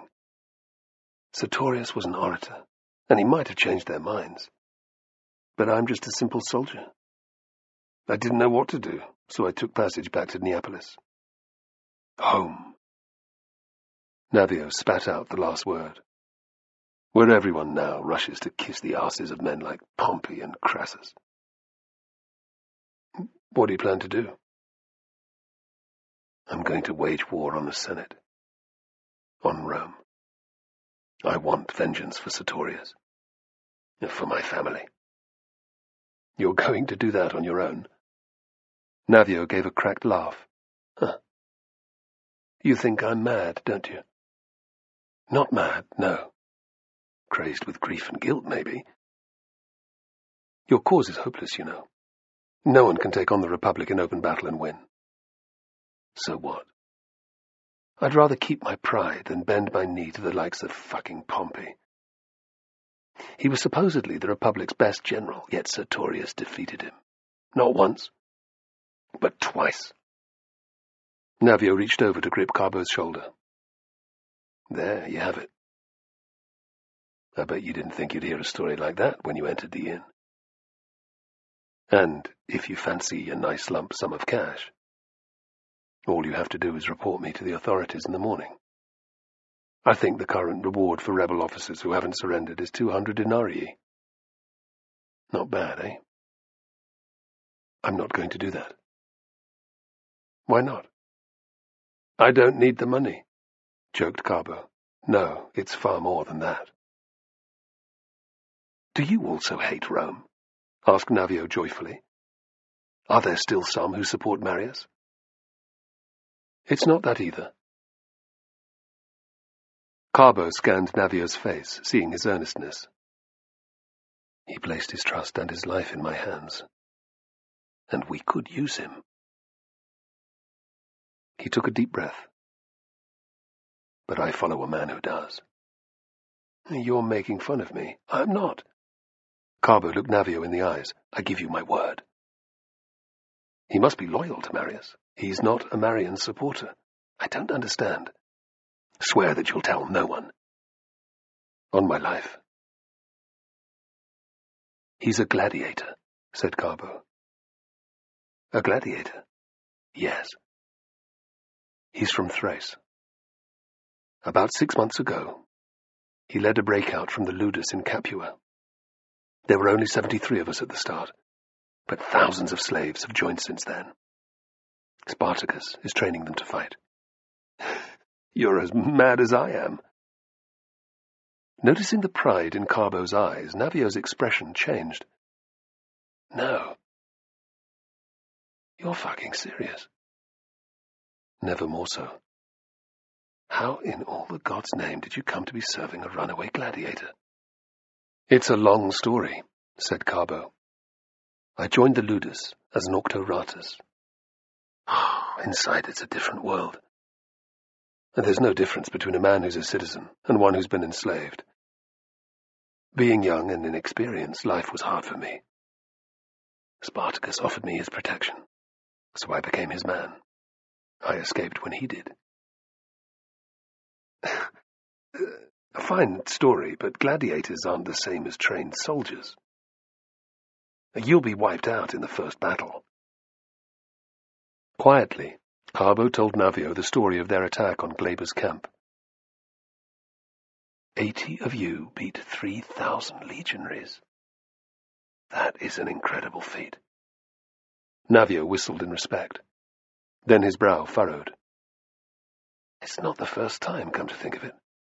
The slaves who rebelled on Sicily won quite a few victories before they were defeated.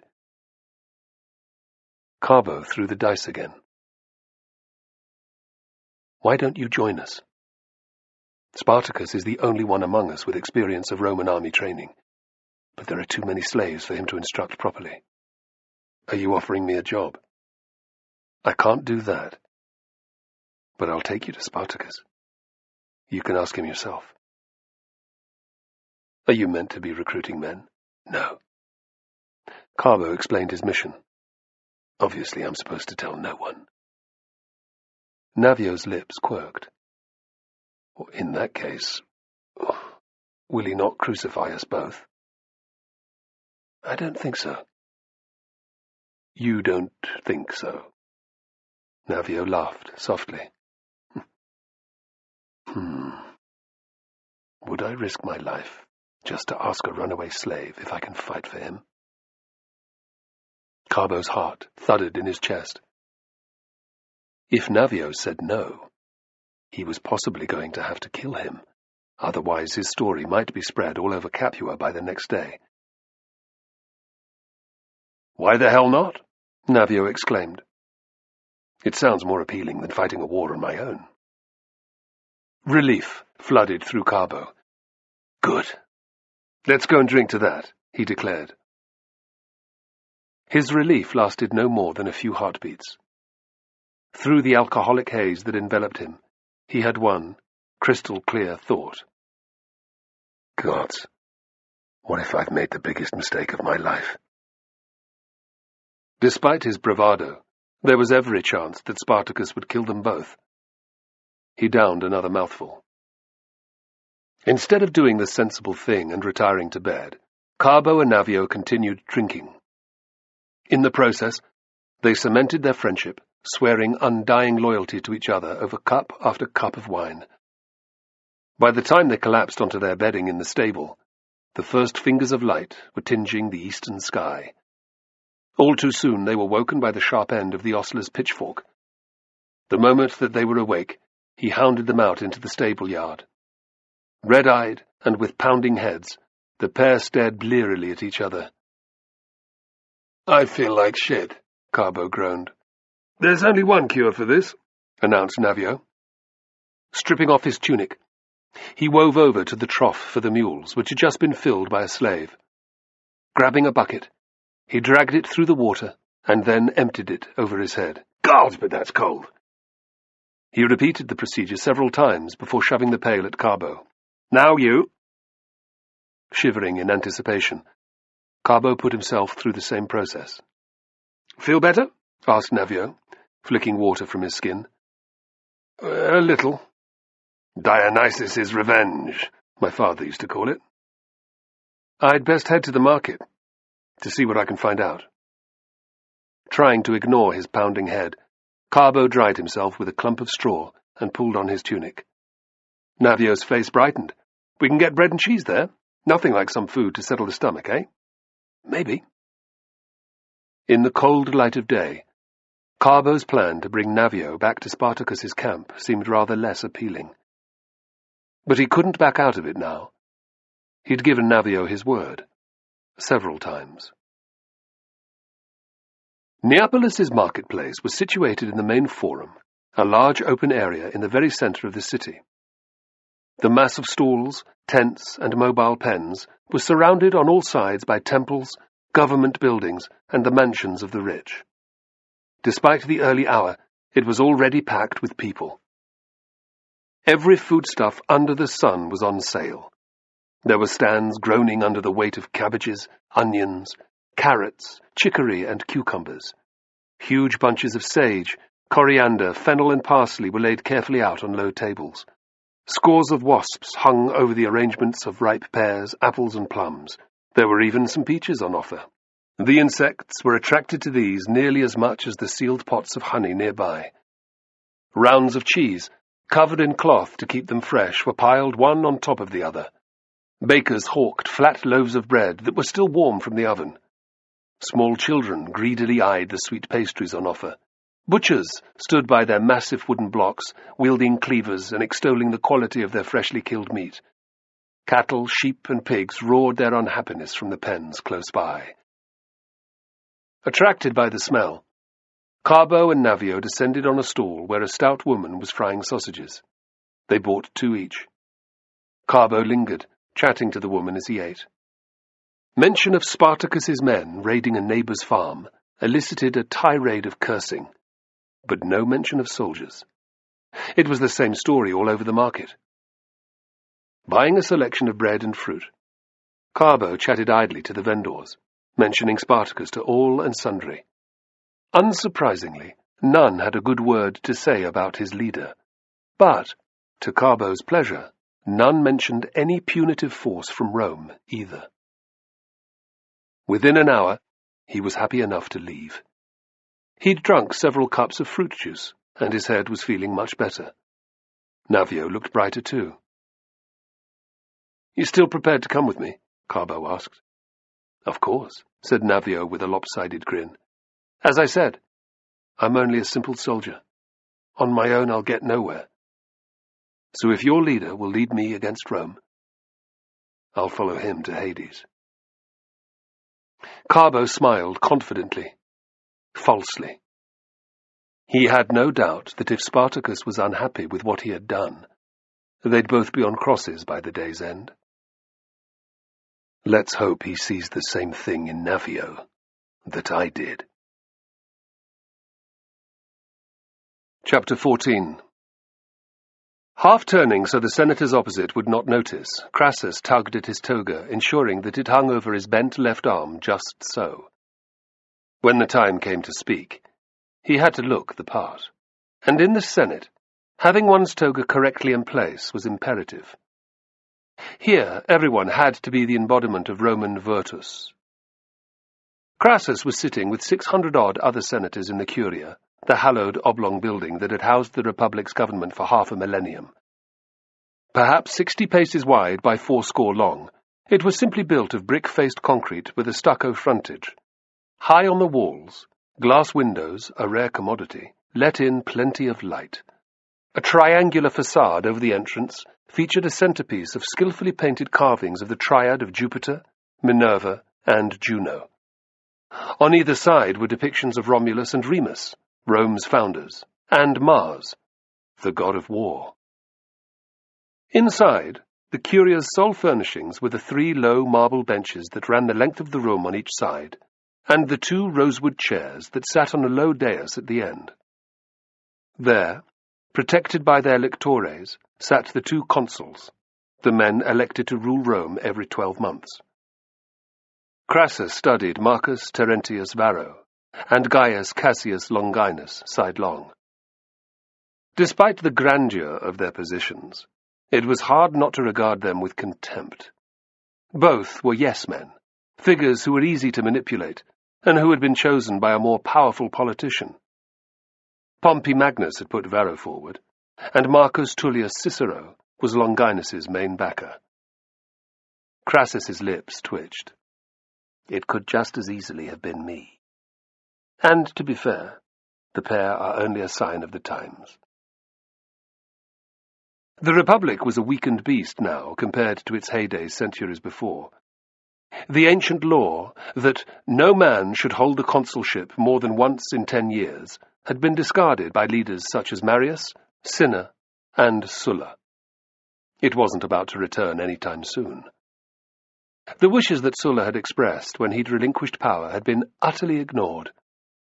His plan would never have worked anyway, thought Crassus. Not when senatorial juries are so often guilty of flagrant corruption. Not when upstarts like Pompey refuse to disband their armies and use them to browbeat the Senate. Rome needs men like me, who are strong enough to stand up to fraudsters and bullies. The hammering of fasces on the mosaic floor ended the host of muted conversations and attracted Crassus's attention.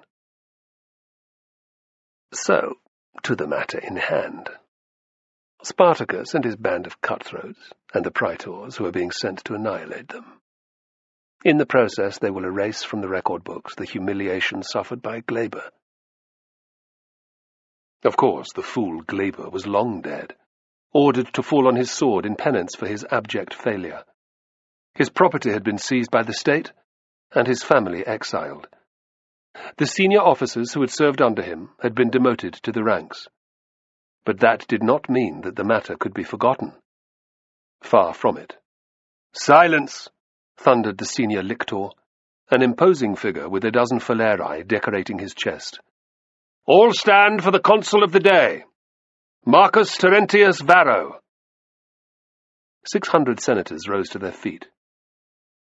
Varro, a squat individual with an unfashionable square beard, nodded at Longinus, his co-consul, before glancing down the room at the massed ranks of senators.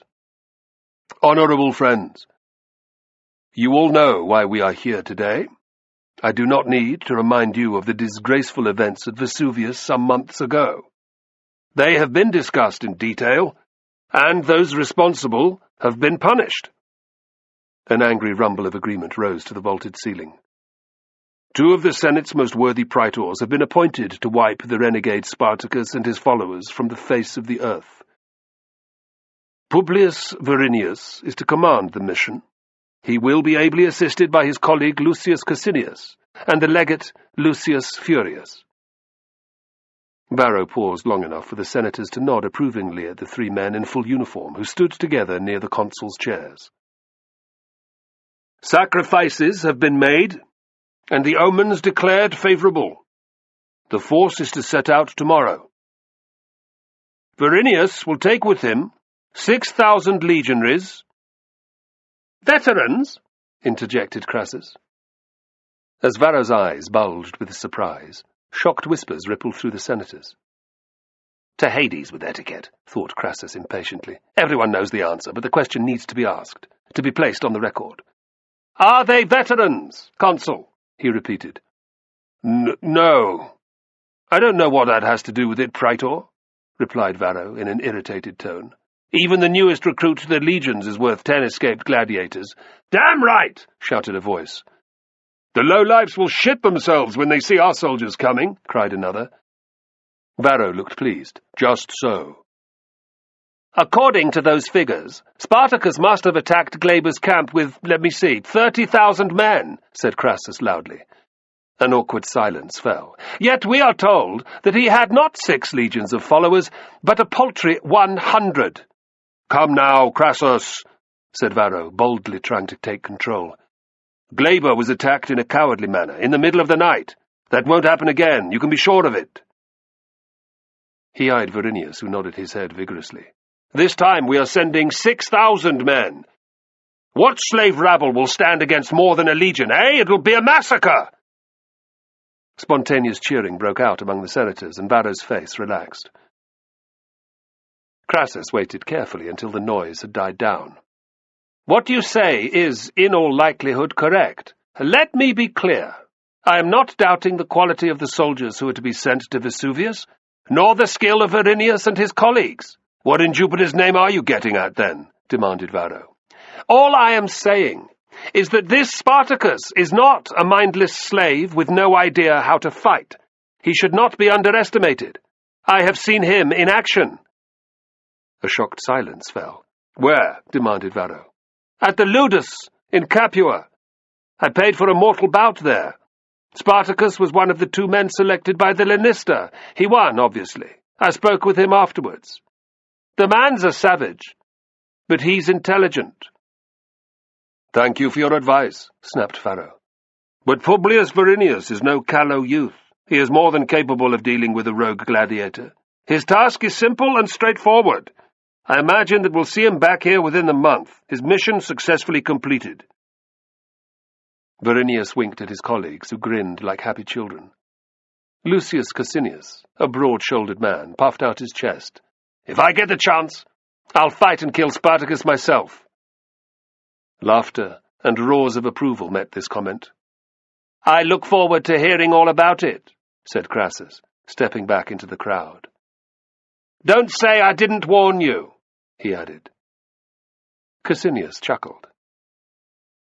"Cocksure fool," Crassus thought. "You'd best hope that your men cut Spartacus down, because you wouldn't have a hope against him." Carbo was glad not to encounter any rebel patrols until they'd reached Vesuvius and begun making their way through the fields of wheat stubble that covered its lower slopes. When they finally did run into a section of 10 men, Carbo was recognized. The patrol leader accepted his word that Navio was another slave who'd come to join Spartacus, and they continued their climb to the crater. "Now do you see why I made you take off your belt? Otherwise they'd have known me for a soldier." "Precisely. And you'd already be food for those." Carbo pointed at a pair of vultures that were circling overhead.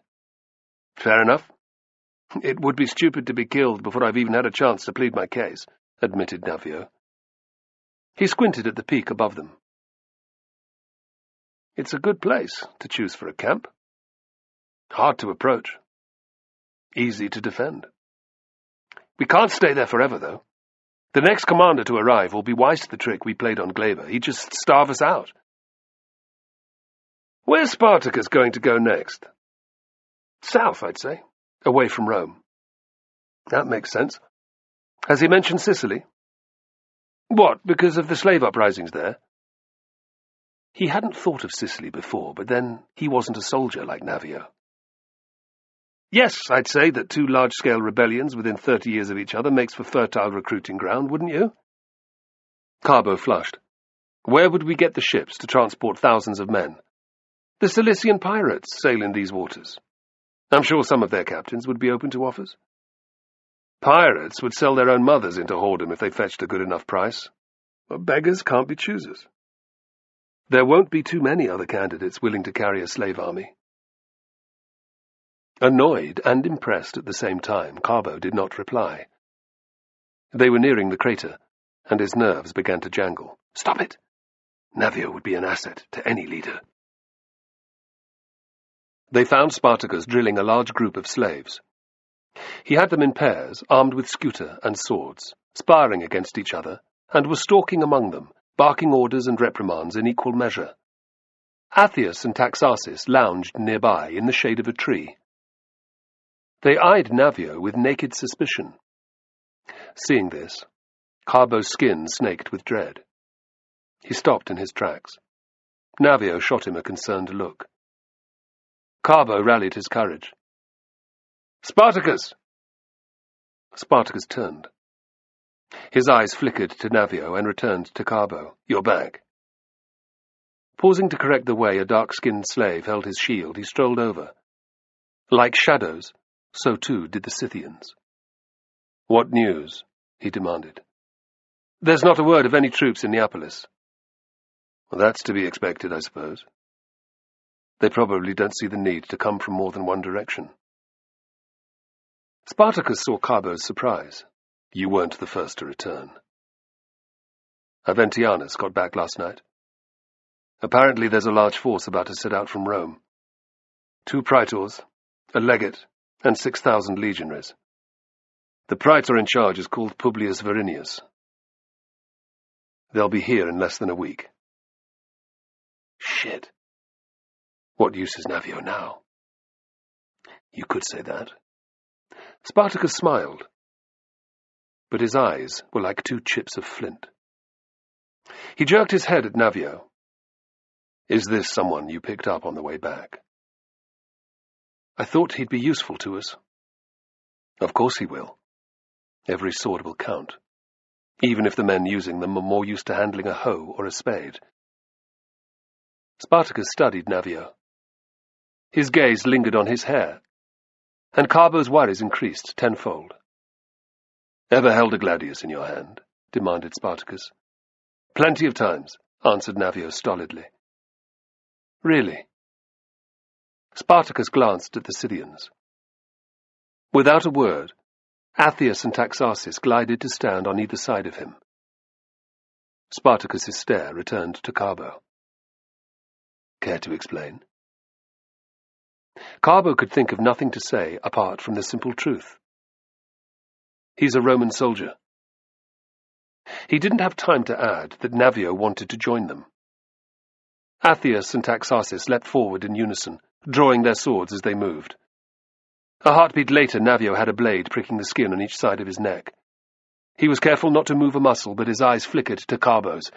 "Tell my story!" The Scythians looked at Spartacus. "Kill him?" asked Athias hopefully. "In a moment," said Spartacus. His face grew fiercer than Carbo had ever seen. "You'll be joining this prick in Hades, Carbo, unless you can persuade me otherwise. I don't take kindly to Roman soldiers strolling into my camp, especially when they've been invited by one of my own men." "It's not how it seems," said Carbo desperately. "Navio's no friend to the Senate. He's been fighting Rome for years. He was one of Sertorius's men." "Sertorius? You've heard of Marius?" "Of course. Sertorius was one of his men." Spartacus's nostrils pinched white with anger. "You'd best do better than that. I can remember when Sulla passed through Thrace on his way to Pontus. The bastard left a swathe of destruction in his wake that was several miles wide. I can't believe that Marius would have been any different if he'd ever got that far." "Sertorius wasn't like that," protested Carbo.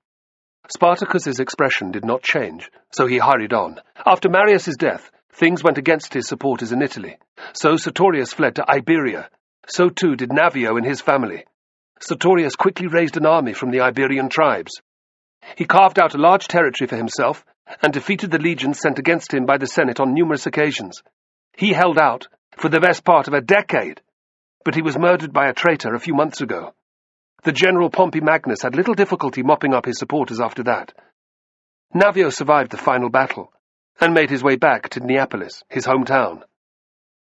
"Why didn't you fall on your sword?" snarled Spartacus at Navio. "I thought that was the Roman way after defeat." "It is," said Navio before adding fiercely, "but that would end the fight. I still want vengeance on Rome. The deaths of my father, brother, and Sertorius have not been paid for in blood." "Even if what you say is true, you're only one man, one sword. Why would I even risk taking you in?" Spartacus drew a finger across his throat.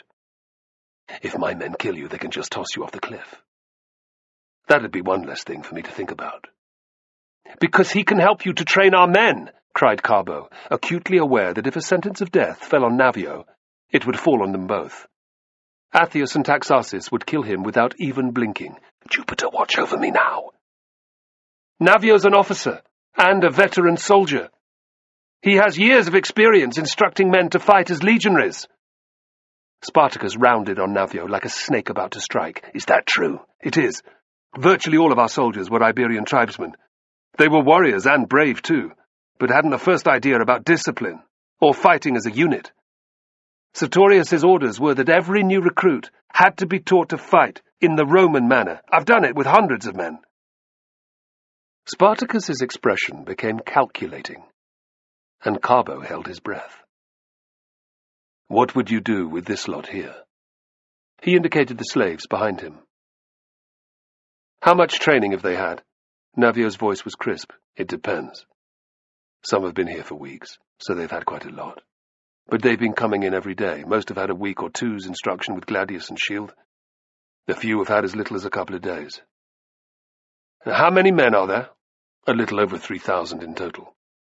About 100 of them are gladiators or proven fighters." Navio firmly pushed away first Athias's blade and then Taxarsis' one. The Scythians glanced at Spartacus, but he said nothing. "Shall I tell you what I'd do?" asked Navio. There was a terse nod. "Assign your troops into Roman cohorts, half a dozen units of around 500 men, divided into 6 centuries. They'll need officers, at least 2 for each century." "Go on," said Spartacus slowly.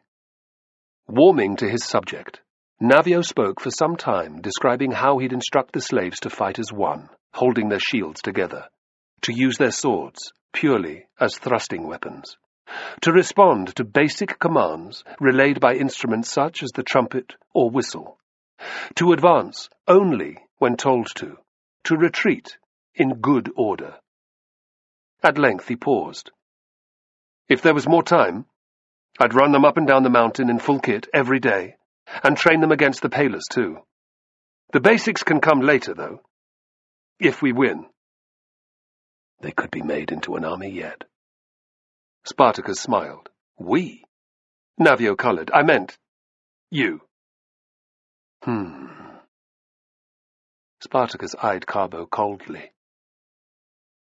I had thought you loyal. I am. Yet you saw fit to disobey my orders. You told someone else who you were and what you were doing in Neapolis, snapped Spartacus.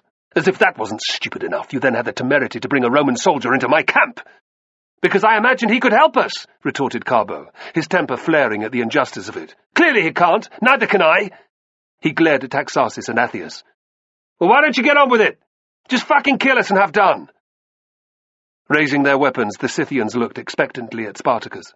Carbo's heart thudded in his chest as he readied himself for the worst. Navio stuck out his chin. So, you will vouch for this, Roman? Navio, asked Spartacus. I will, replied Carbo, shooting a look at Navio. Do not betray me. With your life? Yes. Fine. In that case, Navio can start training the men with me. You can help too. For the moment, Athius and Taxarsis will act as your understudies. At the slightest sign of treachery, they have my full permission to kill you both, however they choose. At this, the Scythians leered evilly, and nausea washed over Carbo again. Is that clear? They both shook their heads in agreement. If you prove to be faithful, I will reward you well. Carbo's tongue felt thick in his dry mouth. Thank you, he croaked. You won't regret this, sir, said Navio. I'm glad to hear it. Spartacus stepped up and patted his cheek. There's no need to call me sir either. We're not in the damn legions. What should I call you? What everyone else calls me. Spartacus. With that he was off, waving at them to follow. Come on! Every hour counts. I judged you correctly, didn't I? Muttered Carbo to Navio. You did, said Navio solemnly. I swear, before all the gods, that I am no spy. I hate Rome with all my heart, and I will do my utmost to help Spartacus. Is that enough? Yes, thank you. It's I who should be thanking you. Not only did you save my life, but you've given me new purpose. Navio punched him on the chest. Let's get a move on. Spartacus is waiting. As they walked off, neither could help but notice the two Scythians dogging their footsteps. It mattered less to Carbo than he'd have thought possible a few moments previously. 6 days later. Alerted by the hissed warning, Spartacus shimmied up the home oak tree, climbing from black-barked branch to branch. Halfway up, he found the sentry, a young shepherd who'd recently joined them. Firmus, is that your name? Firmus beamed at being remembered. Yes, sir. Spartacus had given up telling his men not to call him sir. It made no difference. What have you seen? A Roman column, sir. Spartacus peered through the gap in the leathery dark green leaves. The tree they were sitting in was situated at the edge of a large thicketed area about 4 miles from the base of Vesuvius. The road which led from the Via Appia to the latifundia in the surrounding area ran right through it, making the spot perfect for an ambush. If it was worth doing, thought Spartacus, spotting the column's dust cloud about half a mile away. They might be completely outnumbered. When word had come the previous afternoon that the enemy was approaching, he had convened with the 3 Gaulish leaders. In just 5 days, Navio's input had made a noticeable difference to their new recruits' resolve, but that didn't mean most wouldn't cut and run the minute they faced a wall of Roman scooter. Spartacus had argued that using their better-trained recruits, including the gladiators, about 1,300 men, in another surprise attack was their best chance of success. The rest would be more risk than they were currently worth. Of course, Crixus had argued against his plan, wanting more of a full-scale attack. Thankfully, the others had agreed with Spartacus. It seemed that his idea of using vine ropes and their success in attacking Glaber's camp still carried some weight. Newly arrived slaves had reported that the Roman commander had divided his force into 3. If this information was incorrect, and Verinius's entire force of 6,000 legionaries was approaching, they'd simply melt away into the bush, abandon Vesuvius that night, and make for the mountains to the east. From the safety of broken terrain, Spartacus knew that they could serve as a thorn in the Roman side for months, if not years, just as he'd wanted to do in Thrace. Fierce excitement and pride gripped him at what he'd achieved thus far. Even when Crixus and Castus's foot-dragging over training were taken into account, the gladiators were in a far stronger position now than they had been when Glaber arrived. "Let the slaves' reports be true," Spartacus asked silently. "We face no more than 2,000 soldiers under the legate, Lucius Furius." They'd been in place since well before dawn. It had been a long wait. Now Spartacus was relieved that one way or another something would happen soon. He watched intently as the first troops tramped into sight. They were infantry. The legionaries marched 6 abreast, with their scuta slung from their backs, and a yoke carrying their spare equipment balanced on one shoulder. They carried 2 pilae each in their other hands, which served as staffs when on the march. "They've got no horse." "In the name of all the gods, why?" Spartacus saw Firmus's confused look. Glaber had none either. It's the most basic mistake that a commander can make. Few foot soldiers will stand against cavalry, not least men like ours, who have hardly any military experience. The presence of horsemen would increase the Romans' chances of success enormously. But the horsesons are so damn arrogant that they haven't bothered. Firmus shrugged. "We're only slaves, sir." "Eh? We're only slaves. Why would they need cavalry?" "You're right, lad." Spartacus chuckled at the simplicity of it. "That's exactly what they must think. And long may they hold that opinion." He looked out at the marching soldiers again. Still no sign of any cavalry. He could see the end of the dust cloud, too. A gut feeling told him that there were fewer men than the 5,000 in a legion marching towards them. Far fewer, in fact. "Thank you, great rider." "Leave it as late as you can before you come down. Whatever you do, make sure you're not seen. Return to our position." "Yes, sir." Spartacus scrambled down to the road, which was little more than a wide dirt track through the dense mixture of trees and shrubs. With a backward glance in the direction of the Romans, he trotted towards Vesuvius, which was just visible over the treetops. 1,000 paces or so further on, Spartacus saw the first eager faces appearing between the gaps in the buckthorn and juniper bushes. "Get down, you fools!" he barked. "This isn't a fucking game!" The heads popped out of sight. Spartacus came to a halt by a twisted evergreen myrtle tree. White, star-like flowers covered its surface. His lips twisted at the irony. The blooms had medicinal uses. So too did the dark green leaves. Perhaps later there would be time to use them on the wounded, if we survive. He had hidden his and Gannicus's men, half the force, to his left, and the rest to the right. They had been allocated into centuries. Once Navio had started his training, it had seemed logical to do so.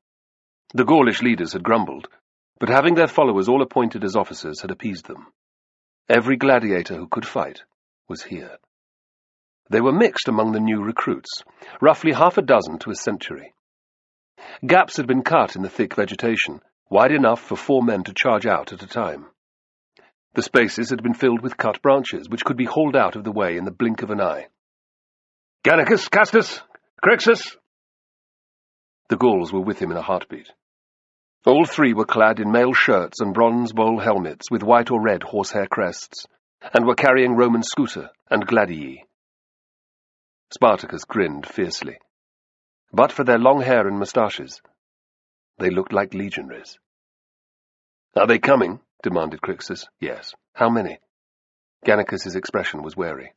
"It's not the full 6,000 men, or even 5. I know that. Half that number, or even less.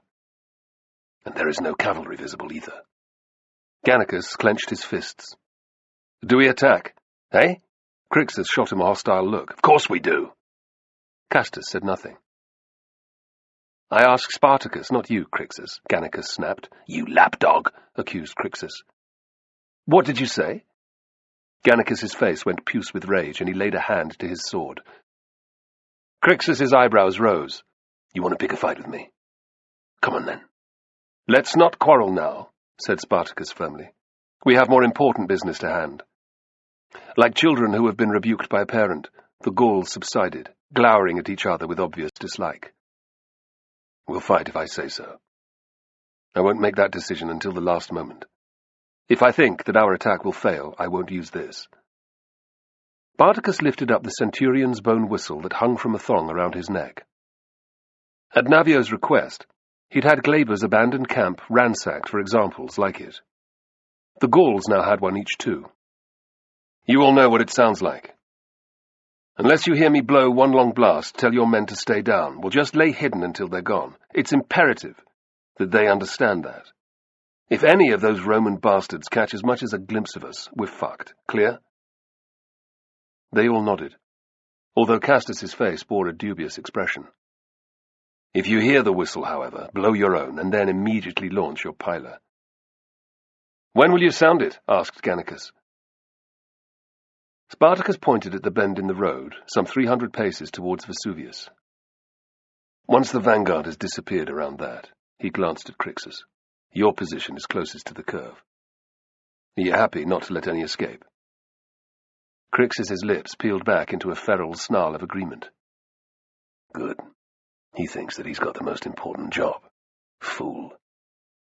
Spartacus's assumption couldn't have been more wrong. Make sure you whistle at the first opportunity. I might not be able to hold my men in otherwise, said Crixus offhandedly. Spartacus ground his teeth with rage. If they break cover too soon, it could entirely screw up the ambush. Well, that would be down to you not sounding your whistle quickly enough, said Crixus, his eyes glittering with malice. Utter fury took hold of Spartacus. A cunning time to pick an argument, he thought. He could think of nothing else but calling Crixus's bluff. What is it? He demanded, pulling the leather thong from around his neck and shoving it at the Gaul. Is this what you want? If it is, we'd better move the men around quickly. Immediately the others looked dismayed.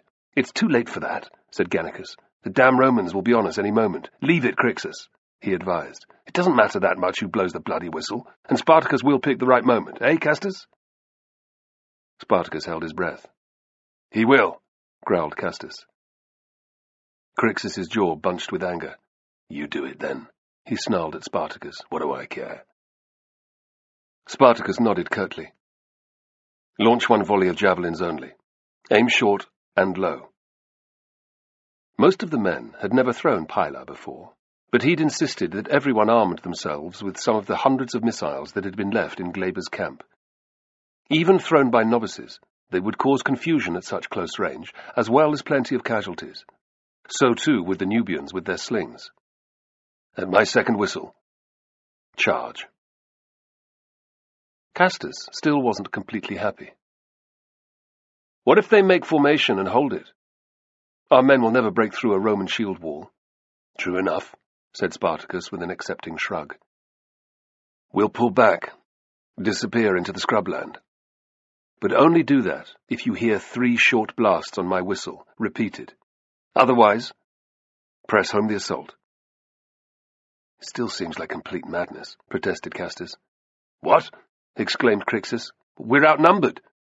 Most of our men are slaves with little training, yet we're about to attack thousands of legionaries, in broad daylight. Great Rider, don't let him back out now. It feels fucking great, doesn't it?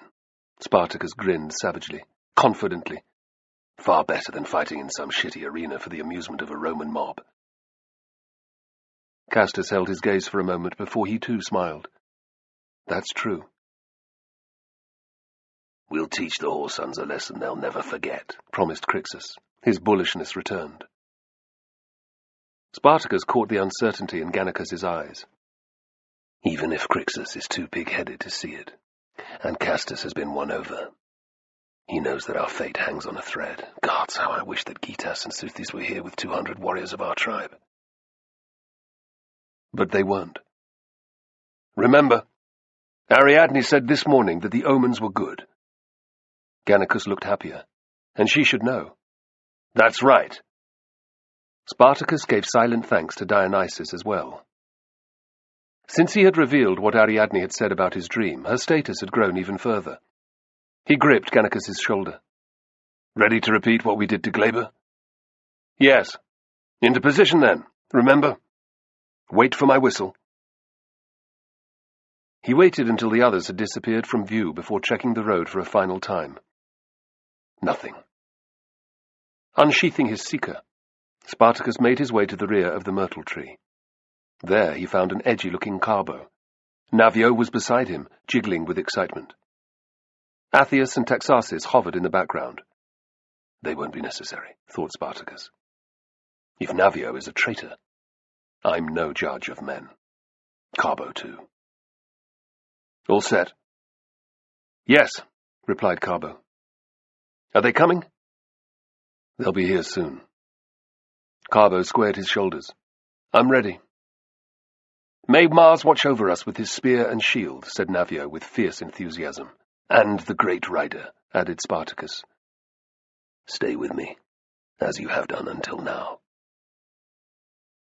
Spartacus trotted up and down his lines, pausing regularly to mutter encouragement in men's ears and slap them on the back.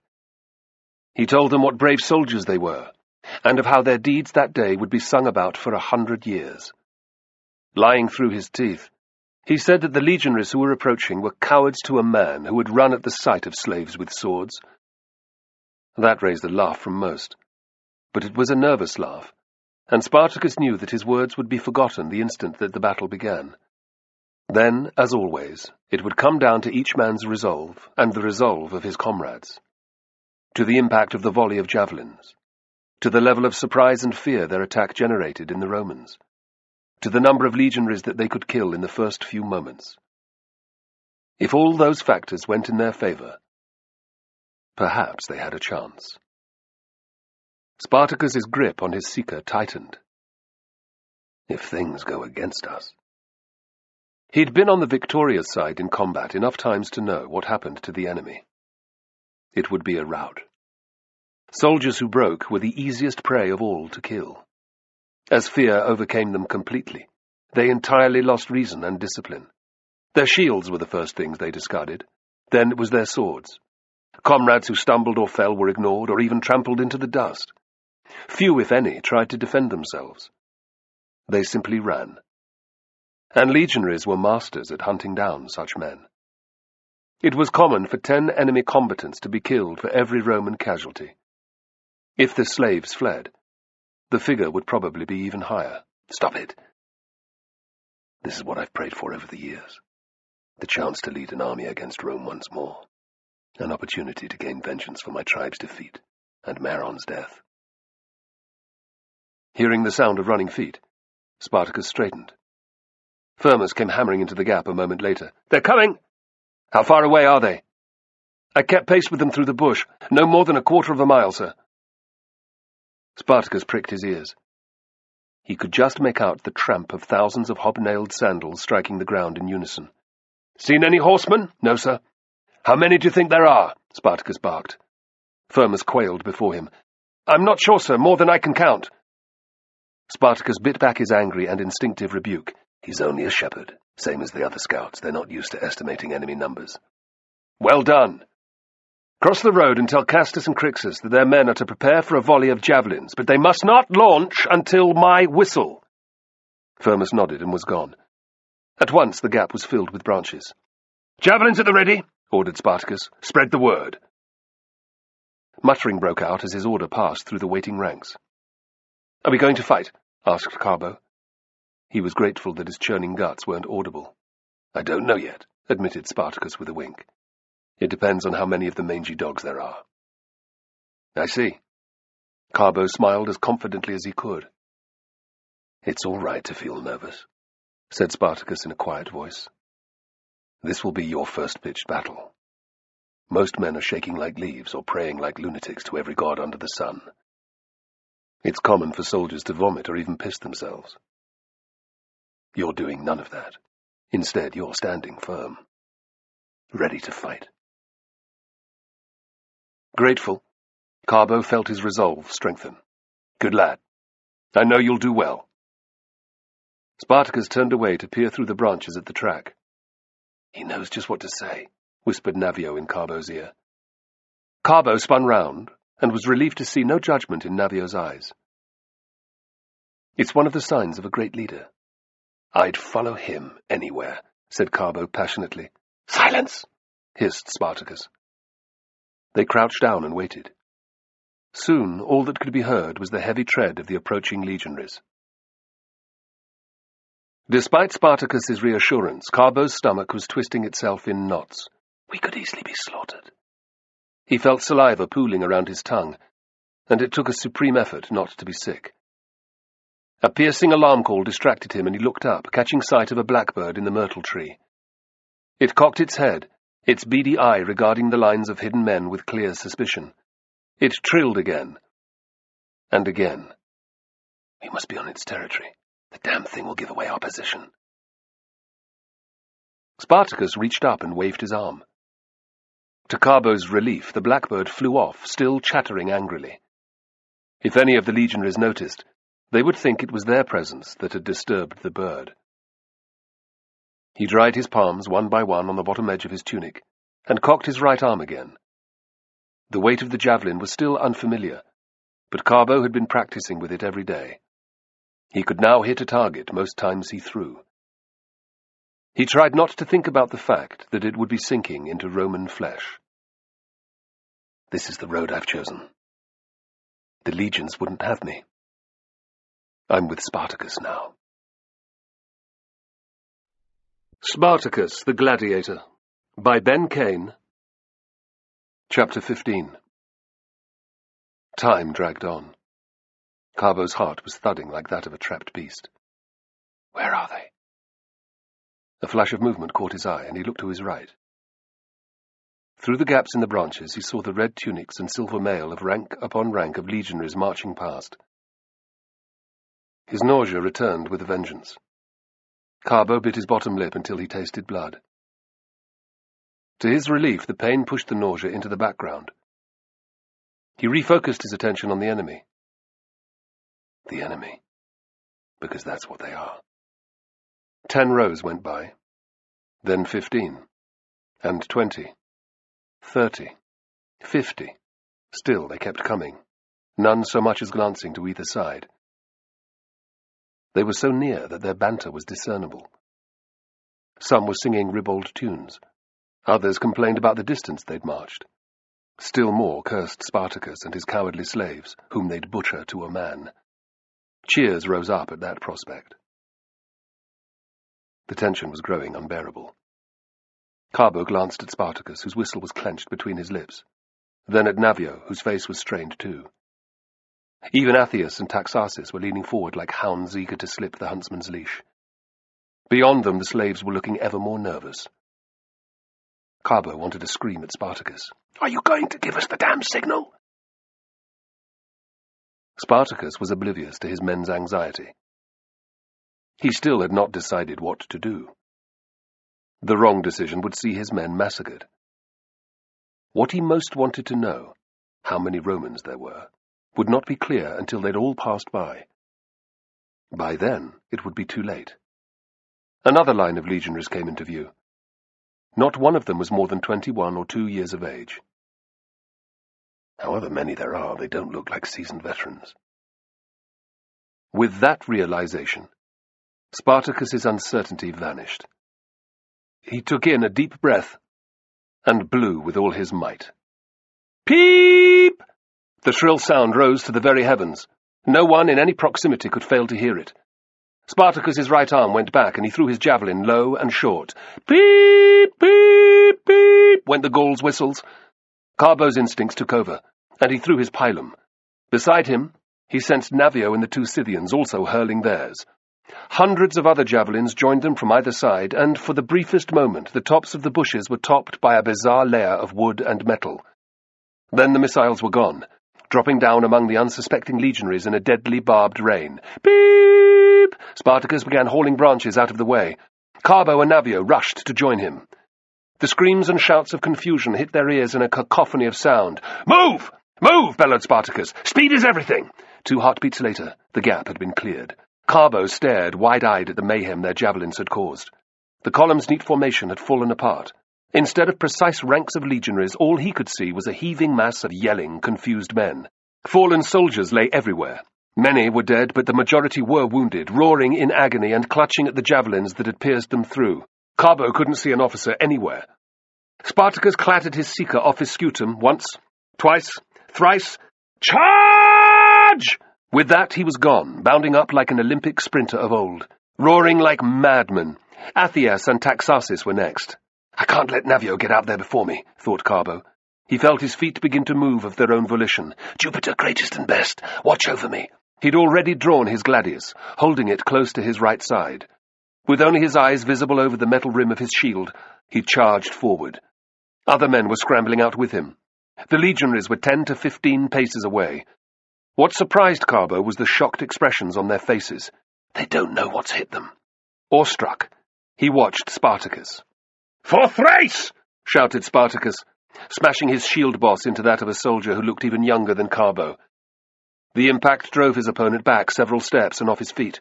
Spartacus was on him in a flash. His seeker flickered in the sunlight. A stream of blood spouted into the air. The young legionary's legs kicked spasmodically and relaxed. "Watch out!" Navio cried. Too late. Carbo's head spun away from Spartacus to his front.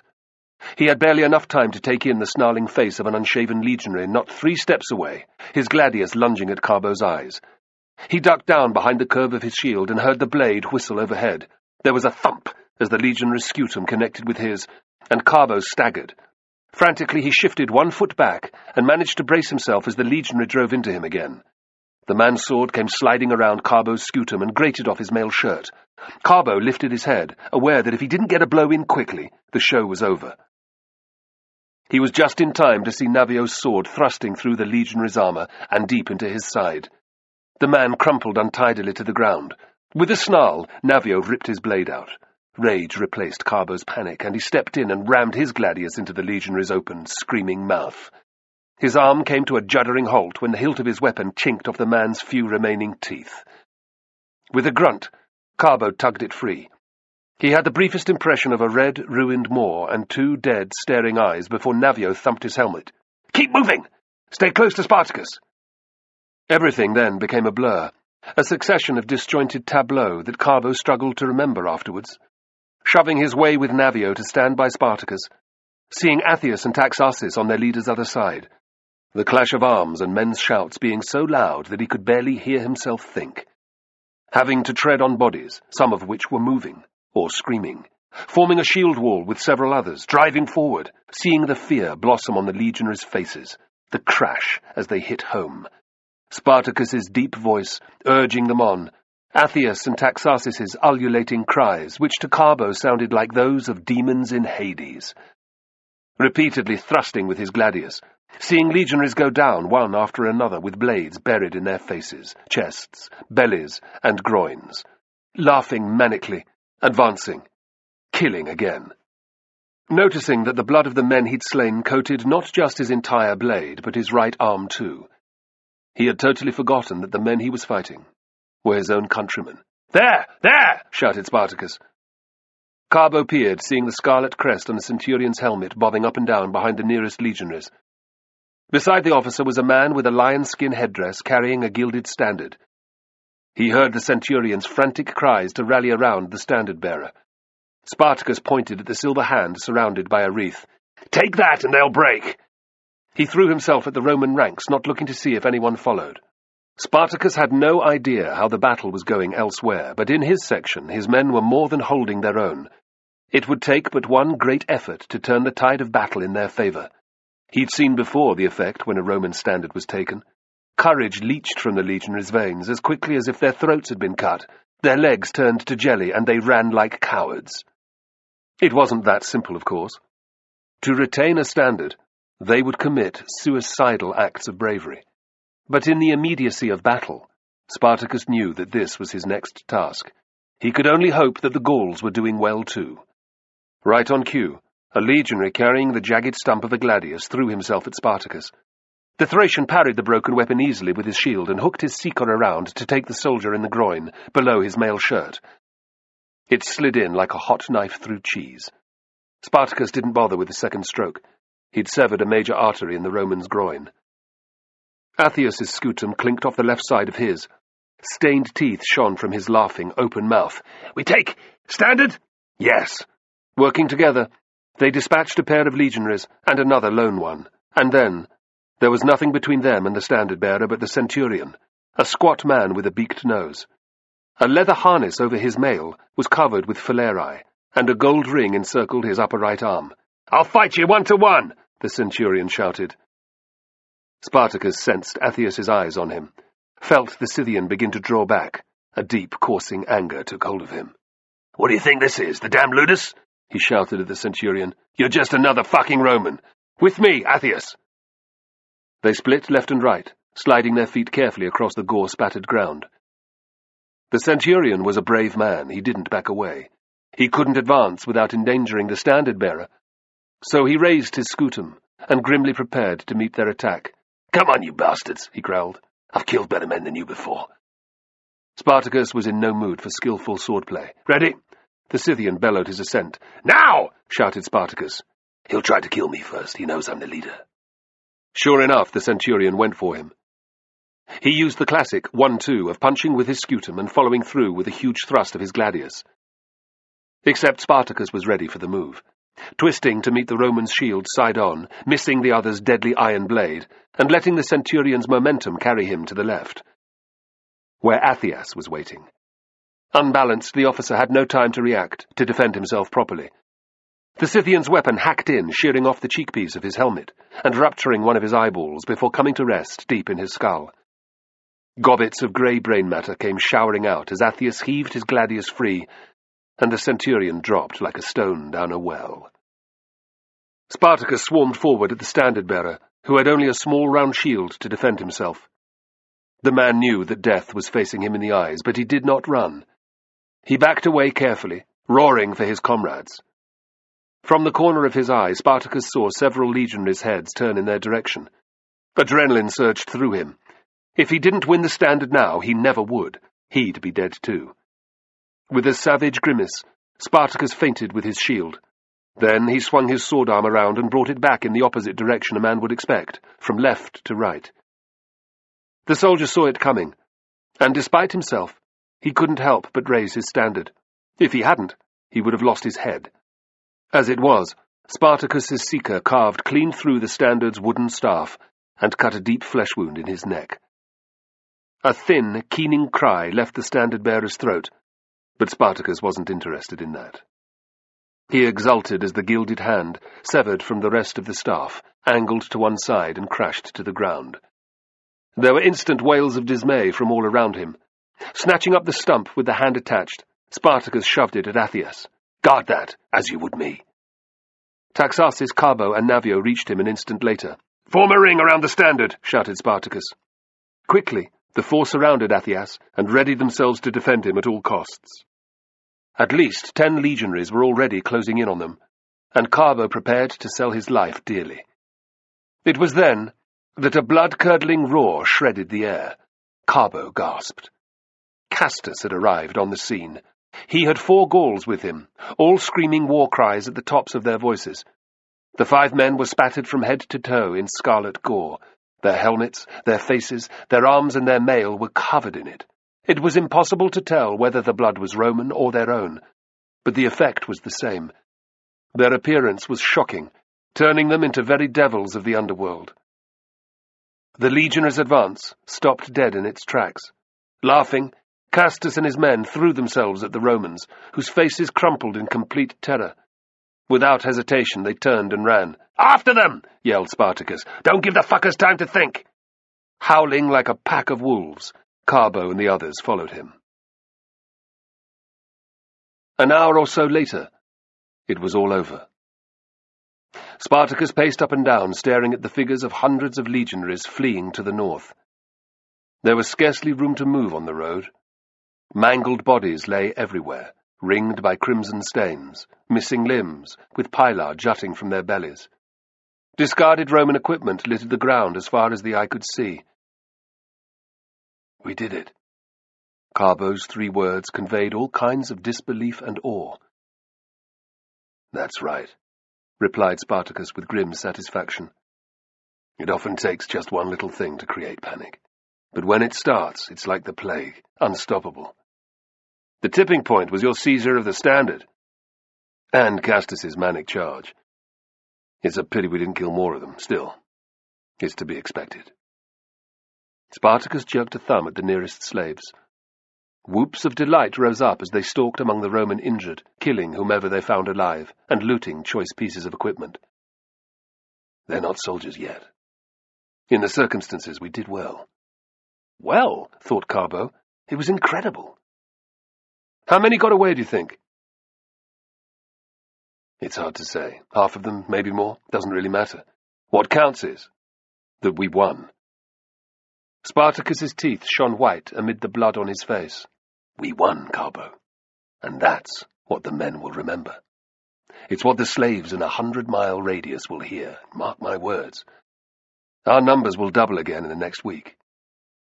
Spartacus's enthusiasm was infectious, and Carbo's spirits rose even further. What will you do next? Keep training the men. Spartacus paused, before fixing Carbo with his steely grey eyes. I haven't forgotten when you brought Navio to the camp, you know. There was a time when I'd have had a man executed on the spot for such a transgression. Carbo's brow went slick with sweat.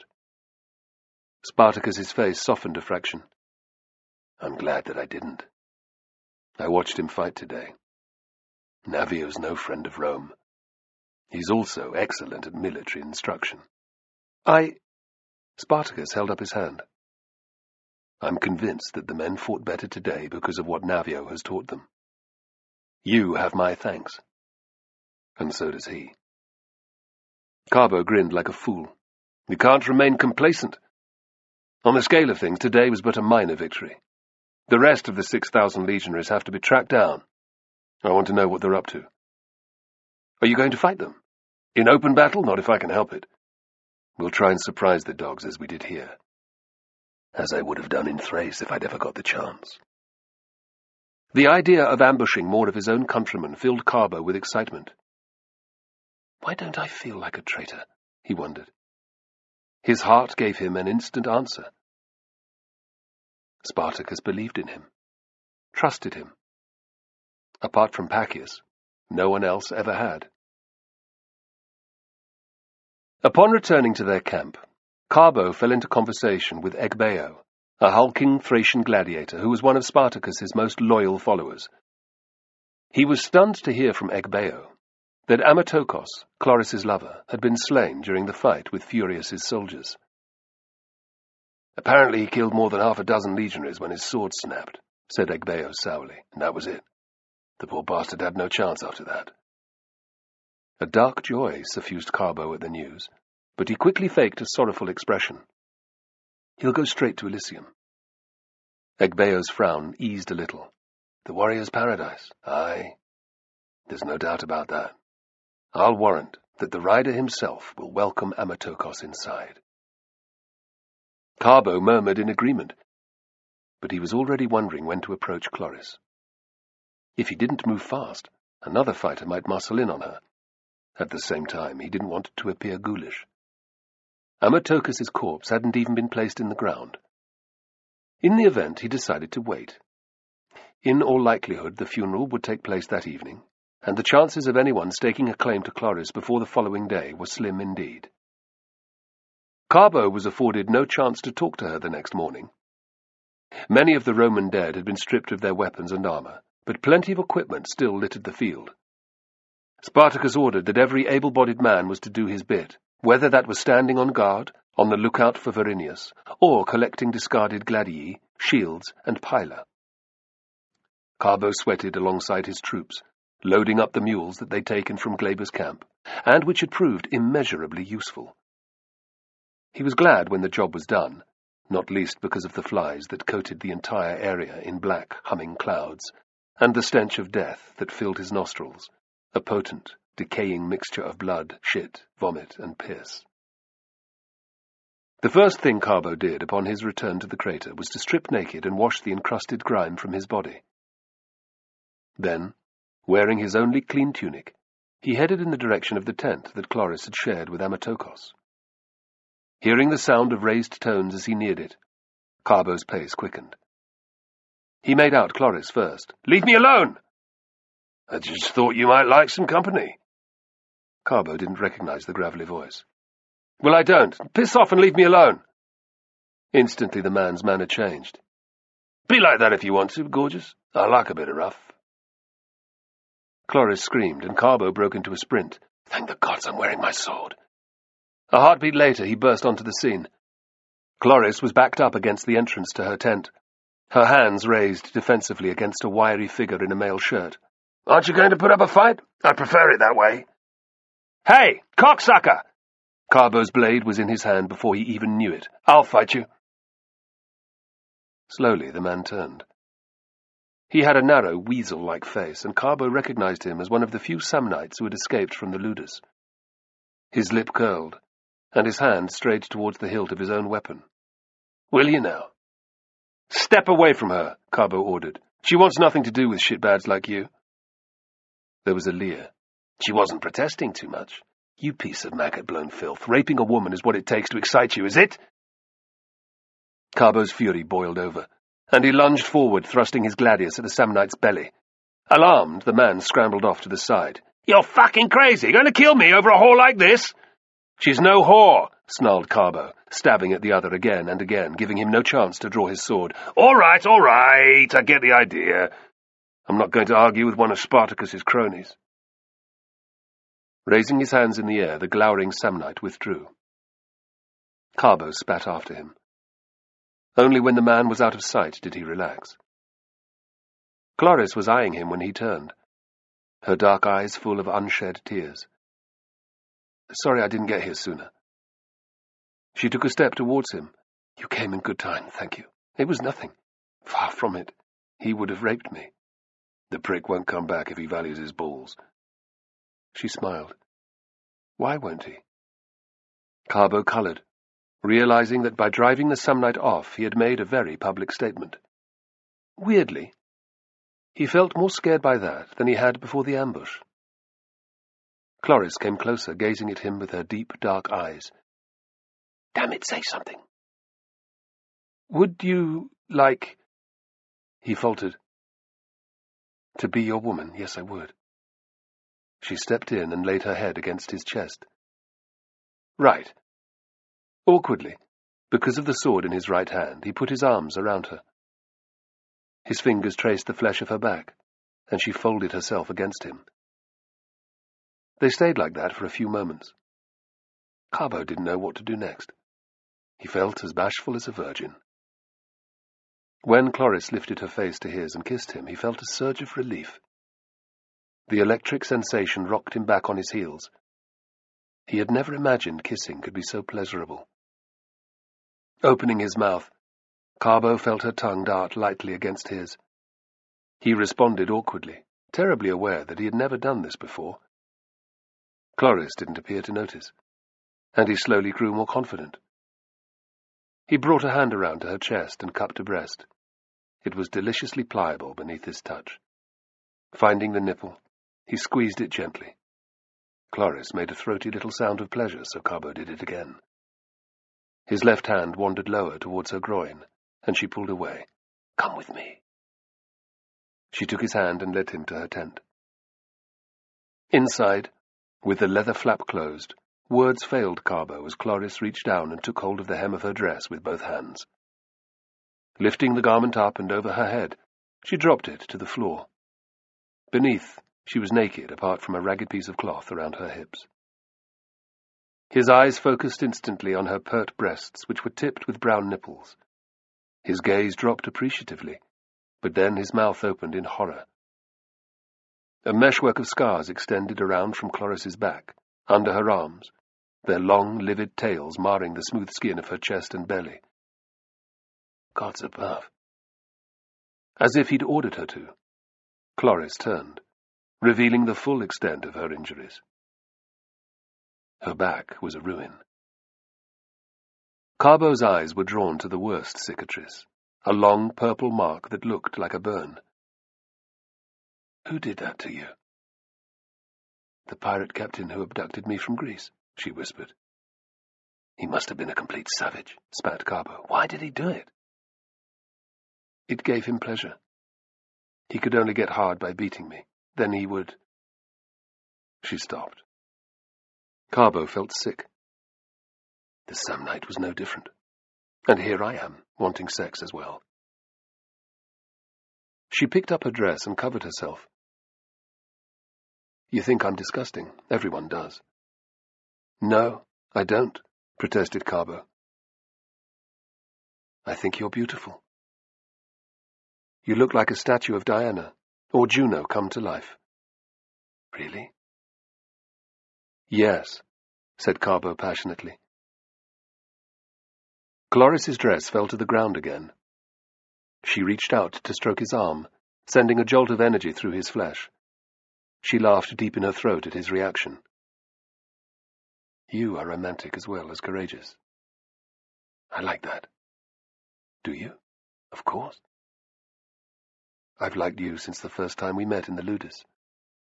I was with Emetokos then, so—" "It was a shame that he was killed," lied Carbo. "The gods have their own purpose. And now you've come into my life." She was so close now that Carbo could feel her breath against his lips. No girl had ever willingly been this close to him, and he trembled with nervousness and desire. "So you find me attractive?"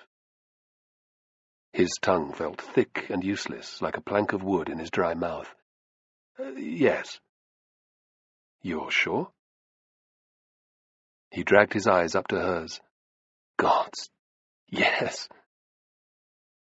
"Then kiss me." Carbo obeyed. The fact that Chloris wanted him to protect her from other fighters, that she might well have approached other men and been rebuffed because of her scars, was immaterial. She seemed to like him, and that was what mattered. He wasn't going to say a word of protest, for that risked breaking the exquisite magic of the moment. This was what he had dreamed about for so long. Her hand dropped to his groin, and within a few heartbeats, Carbo had lost all ability to think. Lucius Cassinius sighed with pleasure and lay back, his eyes closed, luxuriating in the warm water. After the heat and dust of the march from Rome, this was pure bliss. Seeing the large outdoor pool in the grounds of a fine villa, as his men searched for a place to camp, had been too much temptation to avoid. Naturally enough, the property's owner had been delighted to welcome one of the officers sent by the Senate to deliver the locals from Spartacus's menace. "I deserve no less," thought Cassinius righteously. He was sunburned, his back ached, and he had saddle sores on the insides of his thighs. Of course, he'd ridden rather than marched, as his 2,000 legionaries had. But Pompeii was still more than 100 miles from the capital. It was considerably more exercise than Cassinius was used to. Going on an occasional hunt with his friends was a different prospect to sitting on a horse's back from sunrise to sunset for 5 consecutive days. And although this was his first year of office as a praetor, he'd been living in Rome for far longer, travelling everywhere by litter. As is my right. Aware of the need to show one's willingness to lead troops into battle, Cassinius had leapt at the chance to join Publius Varinius, his friend, as an adviser. Their mission was to seek out and destroy the rabble that months before had somehow put Caius Claudius Glaber's troops to flight. Cassinius's top lip curled. He'd heard Glaber's account with his own ears, but it was still hard to believe. It was laughable. 3,000 legionaries had been defeated by a tiny number of runaway gladiators and slaves. Another surprise defeat had transpired just a week previously, but Cassinius dismissed the matter out of hand. Lucius Furius, the legate who'd commanded 1/3 of Varinius's force, was also a fool. To have been ambushed near Vesuvius, losing hundreds of men, could only mean that he was an incompetent of the highest order. After hearing his report, and absorbing the remnants of Furius's men into his own force, Varinius had sent the man to Rome in disgrace. Good riddance. The remaining 5,000 legionaries are more than enough to sort out a few hundred slaves. There'll be all the more glory for me and Varinius." Cassinius opened his eyes. Excellent.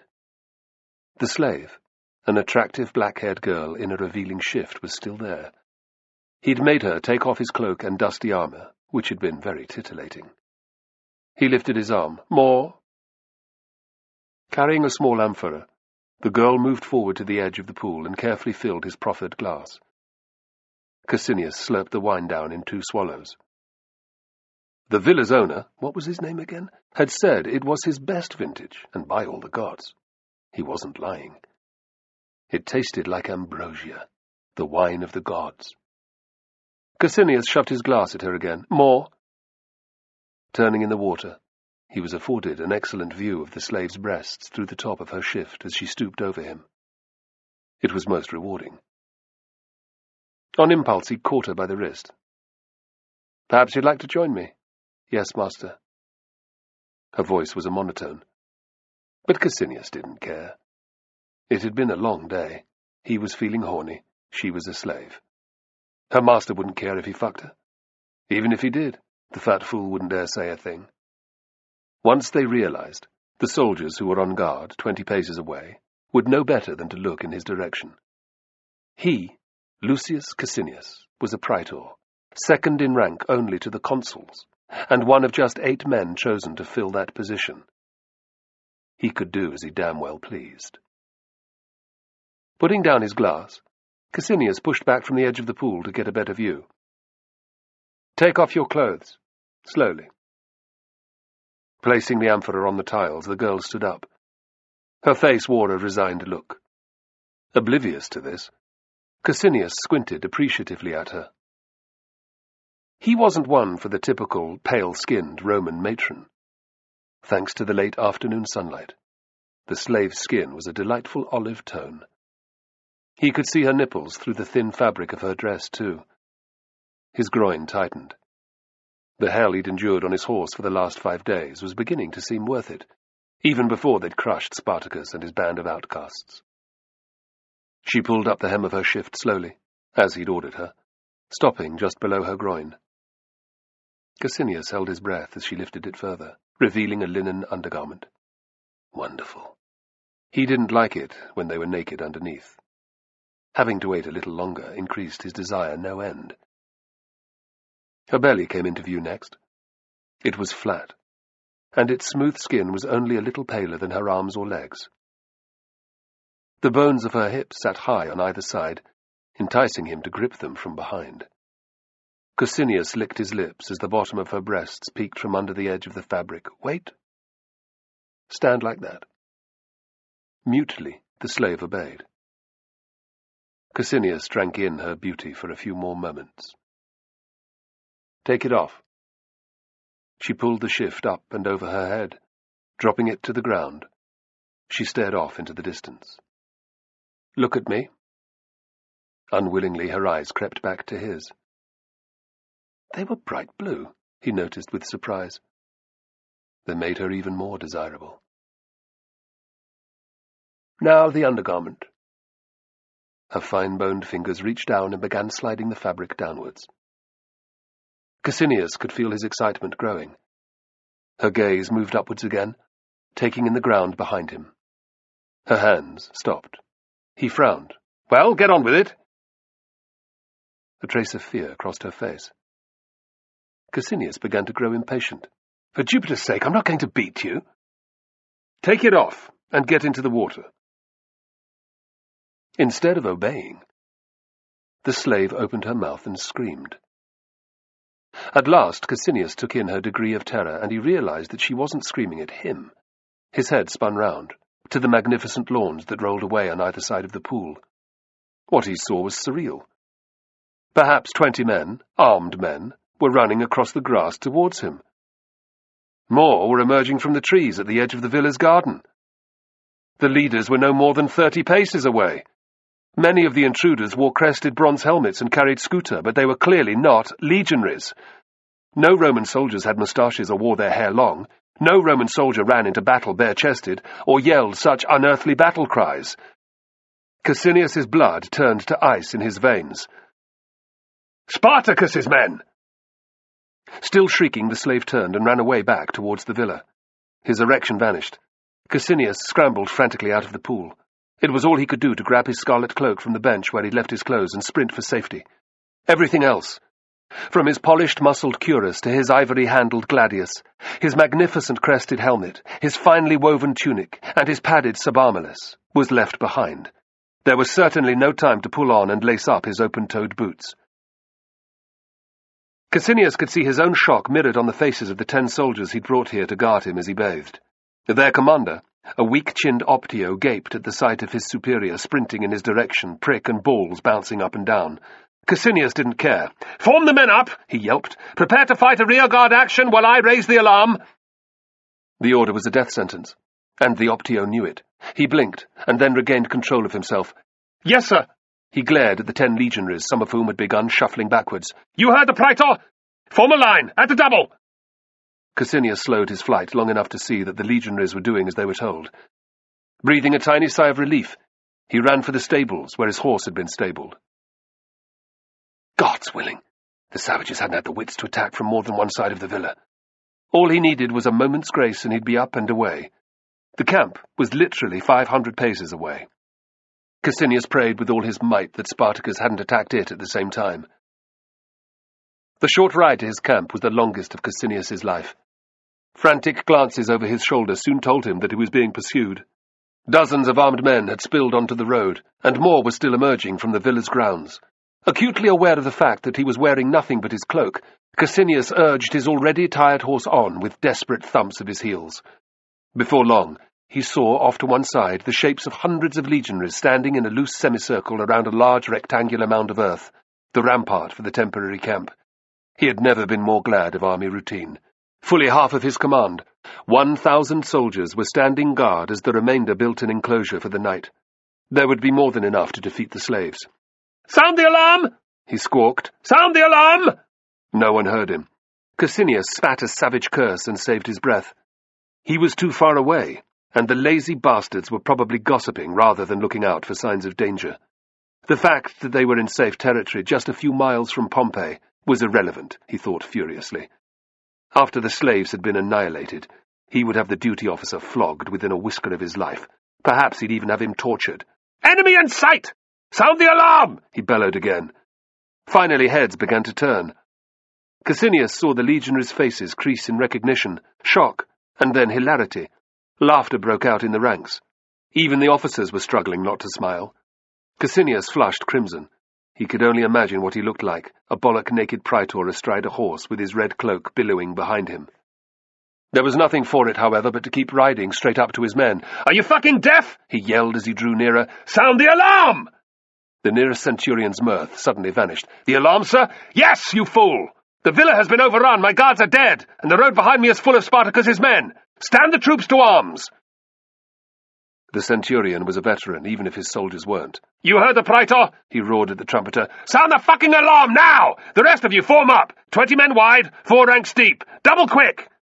He turned back to Cassinius. "Get yourself inside the rampart, sir. Your baggage is already in there. We'll contain the bastards until you return." Giving the centurion a tight nod, Cassinius rode on. As the trumpet blared a series of short staccato sounds, he was pleased to see all the legionaries in sight being hurried into formation by their officers. No one was laughing at his nakedness now. "It won't take me long to get dressed. Then we can sort the scumbags out." He permitted himself a small smile. "I'll have that slave brought to my quarters tonight. Might as well fuck her in comfort." A short time later, all thoughts of sex had left Cassinius's mind. Hastily donning one of his spare uniforms and a pair of sandals, he'd slung a baldric suspending his second-best sword over his right shoulder and shoved a helmet on his head. When he was fully dressed, the terror he'd felt in the pool vanished, to be replaced by red-blooded fury. "How dare they?" he raged silently. "Filthy slaves. I'll make them pay." Accompanied by a couple of confused-looking staff officers who'd been milling around by his tent, Cassinius headed straight for the front entrance. Thanks to the rampart, which was already higher than a man, he couldn't see the ground before the camp. However, the sounds of battle, unfamiliar to his ears, formed a deafening crescendo as they trotted along. Sword clattered off sword, trumpets shrilled over and over, incomprehensible shouts echoed to and fro. Intermingled with this cacophony was the unmistakable sound of men screaming. Ksenius didn't like it. "What's happening?" "I'm not sure, sir," muttered the younger of the two staff officers, an arrogant youth who had been appointed to his position thanks only to his father's wealth. Although Ksenius's background was similar, he loathed him. "Why in Hades' name don't you know? It's your bloody job to inform me of what's going on." "I'm sorry, sir," said the second officer. "Last we saw, our lads were holding their own." "Holding their own?" Ksenius spluttered indignantly. "Yes, sir. I'm sure that when you appear, we'll soon drive them off." "Damn right!" Ksenius drew his sword and made for the entrance, which was a narrow passageway 10 paces long, formed in the specially constructed gap between two overlapping parts of the earthen rampart. He stumbled back in surprise as a wild-eyed legionary came storming inside. Ksenius glared at the soldier, who had no shield or sword. "What is the meaning of this?" he snapped. The legionary's eyes came back into focus, registering Ksenius's ornate armor and the two staff officers by his side. They're all over us, sir. There are hundreds of them. Hundreds." "So, what, you ran away?" accused Ksenius. The legionary's eyes flickered from side to side like a cornered rat. Grimacing, Ksenius rammed his sword into the soldier's groin below the edge of his mail shirt. Letting the screaming man fall off his blade, he stared down the staff officers whose faces were the picture of horror. "That's more than the piece of filth deserves. Now, follow me!" He stalked outside, determined to end the farce once and for all. Like chastened pups, they clung to his heels. Ksenius could not have imagined the scene of utter chaos that met his eyes. Instead of serried ranks of legionaries pressing home the attack under the calm direction of their officers, he saw isolated pockets of men fighting desperately against encircling groups of yelling slaves. In the time it took him to scan the field from left to right, Ksenius saw at least 6 soldiers hacked to pieces. Slowly, but inevitably, his troops were being driven backwards or, more often, wiped out. Scores of the attackers were already pressing forward into the gaps in the Roman lines, towards the camp. There was no one to halt their progress. The ground was littered with the injured and dying, the maimed and the blind. In 3s and 4s, legionaries were retreating, or even running from the fight. Here and there, a centurion valiantly tried to regain control, but there was no order, no design to the bitter struggle. Of the troops who'd been laying out the camp, Ksenius could see no sign. He looked to the defensive ditch where he'd last seen them working. It was full of discarded tools. Alongside the trench stood neat stacks of shields and pyramids of javelins. The cold realization of what had happened clutched at his vitals. The shitbags have left their weapons and run already. Suddenly, Ksenius's mouth was as dry as the bed of a desert stream. This kind of misfortune did not happen to him. Half the men under his command did not just run away. Slaves did not overwhelm regular legionaries. The world's gone mad. "Sir!" Ksenius was dimly aware of someone tugging at his arm. "What are your orders, sir?" He looked stupidly at the more senior staff officer. "Eh?" The officer gestured at the carnage with a trembling arm. "What shall we do, sir?" An image of Glaber falling on his sword filled Ksenius's mind. Not for him, the ignominy of that end. He would not leave such a shameful stain on his family's good name. Far better to die in battle, facing the enemy with a sword in his hand. He felt a passing twinge of regret. He'd never get to screw the attractive slave now. "We advance," Ksenius said calmly. "Advance, sir? You heard me. Roman senators and noblemen do not run from slaves." He reached down and picked up a discarded scutum, the back of which was spattered with blood. Its owner's blood, thought Ksenius vaguely. "Find shields, both of you. We'll show those whoresons how Romans can die." "Yes, sir." The officer grabbed a scutum. Shamefaced, his companion did the same. They drew their gladii. "Form up either side of me," ordered Ksenius. "Stay close." As the officers obeyed, a group of nearby slaves saw their pathetic shield wall. Without hesitation, they charged in a heaving, screaming mass. Swords and javelins waved, promising death in all kinds of ways. "Prepare to meet an enemy attack," ordered Cassinius. Crassus was right, he thought wryly. Spartacus is a man to be respected. Chapter 16. The sun was dropping in the sky as Spartacus worked his way through the camp, which now sprawled over a huge area, far beyond the earthen ramparts erected by Glaber's men. Greetings rang out from everyone who noticed him, and he made sure to smile in return or engage in a few words of encouragement before moving on. Inside, Spartacus was troubled by the number of gaunt faces on view. After Cassinius's defeat and death, the tide of new recruits seeking to join him, men, women, and children, had turned into a veritable flood. The camp at the top of Vesuvius had rapidly swelled to bursting point. With more severe weather imminent, he had taken the decision to move everyone down to the remnants of Glaber's encampment at the bottom of the mountain. While this meant that his 15,000 followers were shielded from the worst extremes of the elements, it did not provide them with any food. It also left them open to attack from Verinius, who had regrouped his forces and camped about 5 miles away. Despite the swelling of his force's strength, Spartacus still did not want to fight the Romans in open battle. Perhaps 5,000 men were trained to the standards he'd want, but the rest weren't nearly ready for face-to-face combat, nor did they have enough equipment. Slave chains gave Pulcher and the other smiths limited amounts of iron to forge swords and spears, and fire-hardened sharp-ended stakes would only go so far when fighting fully armoured legionaries. Sometimes Spartacus wished that he were in Thrace, with as many battle-hardened warriors as he had followers here. He didn't dwell on the pleasing thought, because having that many Thracians under one banner, his, was little more than a fantasy. His quest to unify the tribes against Rome might have succeeded, but it was as likely that he'd have been slain during his attempt. His men here were real. He just needed to train them and keep the army from splitting up. Damn Crixus for a fool. Brooding, he approached the fire by his tent where Ariadne stood. She was tending a blackened pot that hung over the flames. Spartacus's breath plumed in the chill air. He rubbed his hands together and extended them towards the heat. That smells good. What is it? Ariadne looked up. It's what's left of last night's stew, with more water added. He shrugged. The men are raiding every farm and killing whatever game they can. But the Romans are everywhere now. It's difficult to hunt when you're keeping one eye out all the time for an enemy patrol. At least we've something to eat. There are others in the camp going hungry. She sighed. I'm sorry. You have enough to worry about without me complaining. It's all right. He put an arm around her waist. But we need to move from here, soon, too. She cocked her head at him. Why now? We might have defeated Verinius and his men twice now, and raided their camps as well, but he has learned from his mistakes, and those of his officers.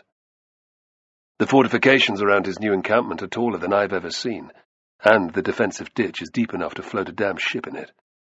We'd have more chance of storming Hades than it. He scowled. Winter is coming, too. It's going to get harder to find supplies. The best way to avoid people starving is to find a safer place to camp. Well, surely that's simple enough.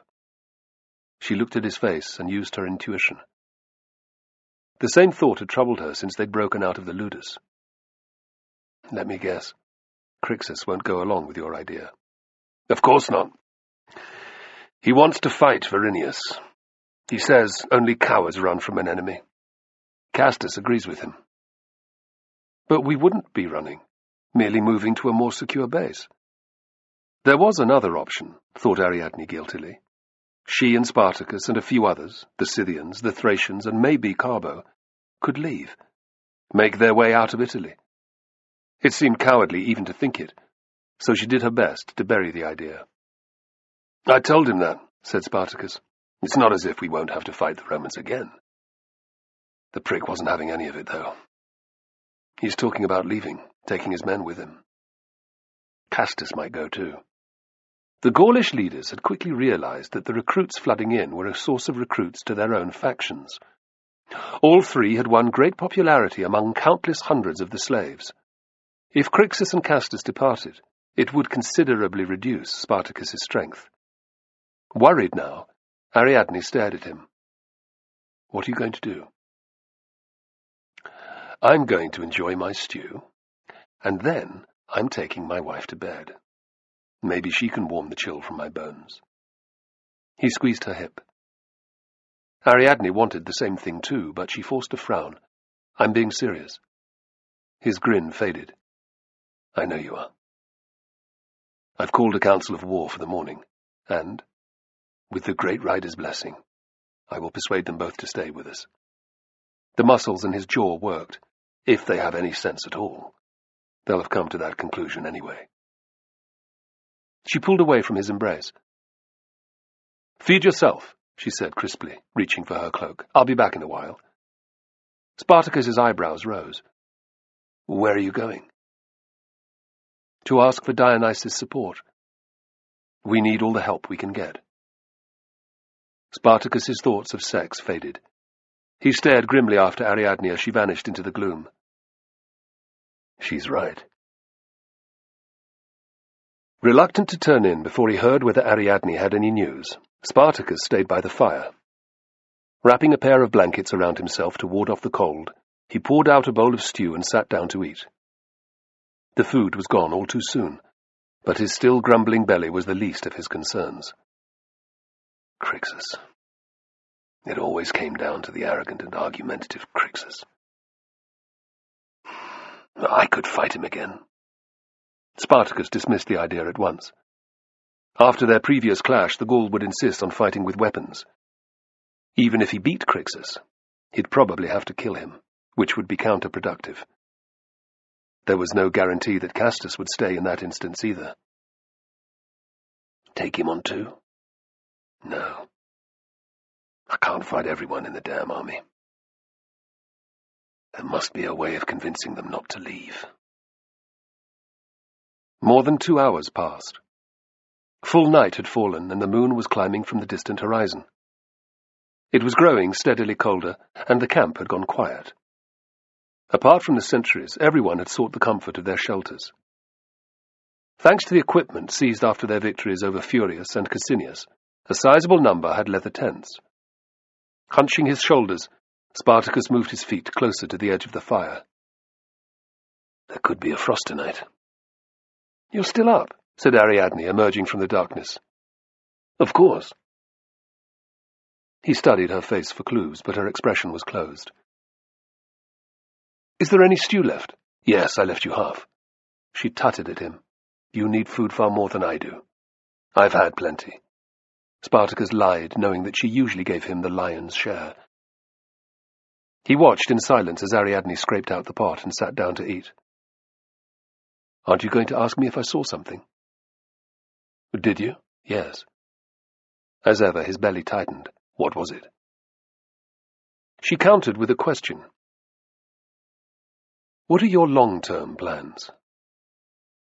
I haven't got any, he replied frankly.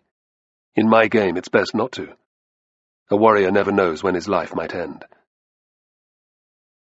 You must have had some thoughts about it. He considered her words. I'd like to forge an army, a proper army. Beat the Romans in open battle. To what end? That wouldn't be enough, she retorted. The bastards never give up. That's been my plan since I first left my village all those years ago. I know. Even after Hannibal wiped out their army at Cannae, they didn't despair. It took them nearly 20 years, but they beat him in the end. And Hannibal had a proper army. What have I got? A few thousand slaves. Ariadne hadn't heard him talk like this before. Don't give up, she urged. No, you mistake me, he retorted. His eyes glittered fiercely in the firelight. I have more men here than the warriors of several tribes in Thrace. I haven't had to fight to unify them either. While that number follows me, I will never give up, nor will I ever be a slave again. But I also know the realities that we face. The Republic did not become the power that it is for no reason. Its people are proud, warlike and brave, but most of all, they are stubborn. The majority of races eventually accept defeat, Thracians included, he added bitterly. Not the Romans, however. They would rather be wiped out than give in. That simple fact is what someone like Crixus will never understand. Verinius is but one commander of a score that the Senate could call upon. His troops are a tiny fraction of Rome's manpower. Each time we defeat them, we make it more inevitable that ever greater numbers of soldiers will be sent against us. That's why it is so important not to run off and offer battle to Verinius like a wild beast defending its territory, but to make every encounter take place at a time and a place of our choosing. Another truth that Crixus does not see.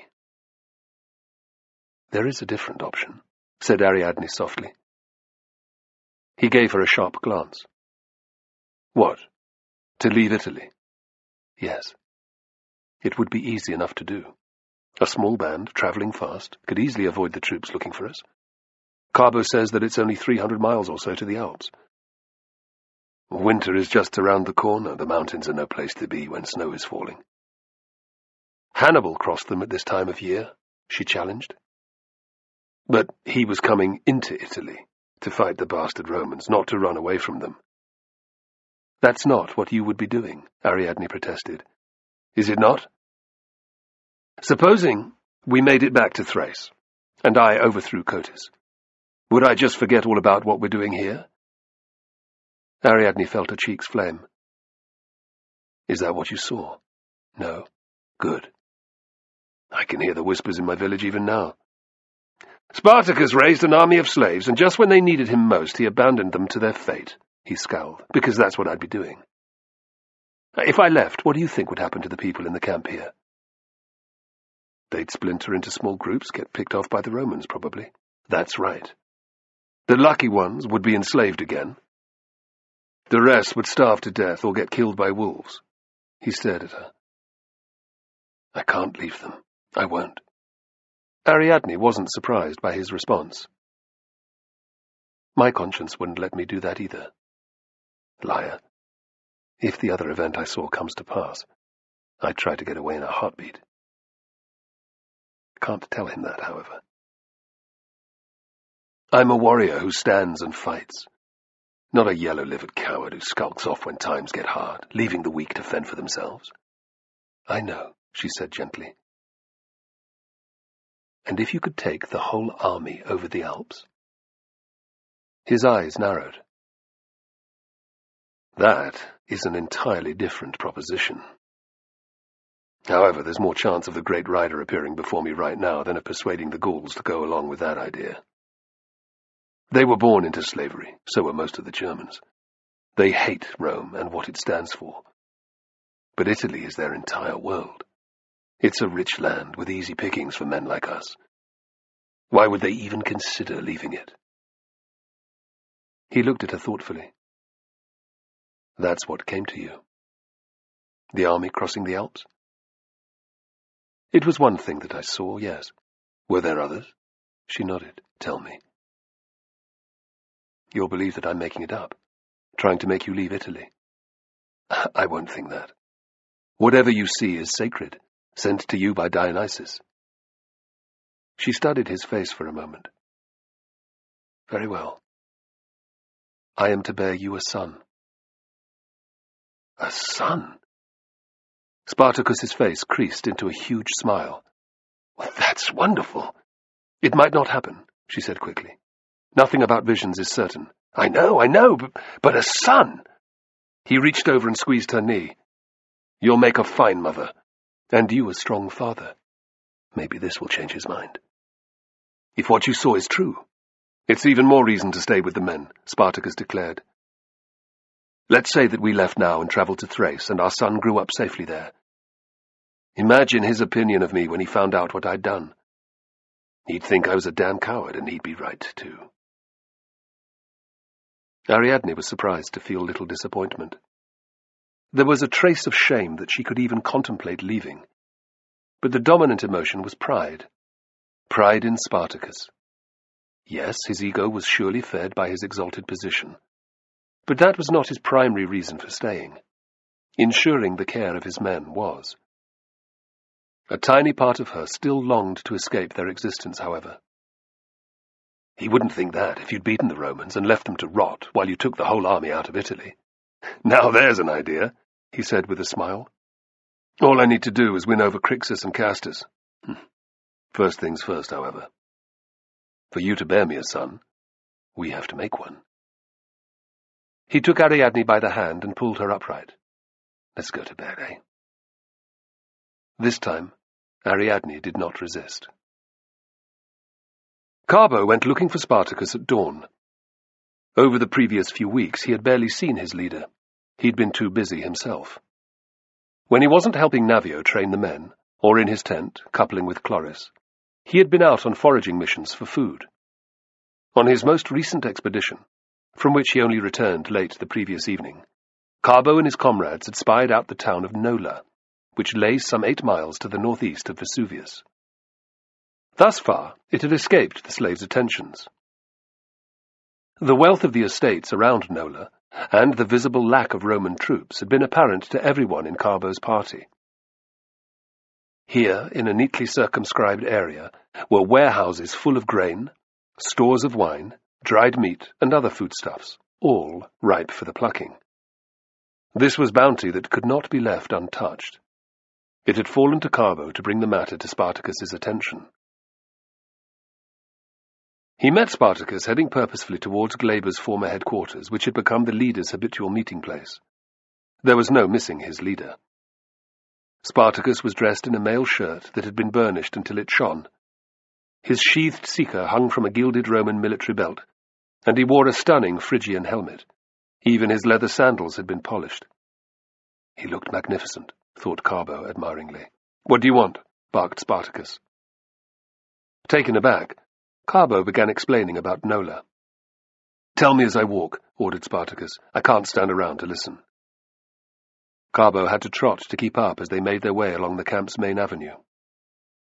Spartacus said nothing until they arrived at the headquarters, where he stopped. "It's a good idea." Carbo took in the waiting shapes of Crixus, Castus, and Gannicus. They don't look happy. "Will you organize a raiding party?" Spartacus looked at him.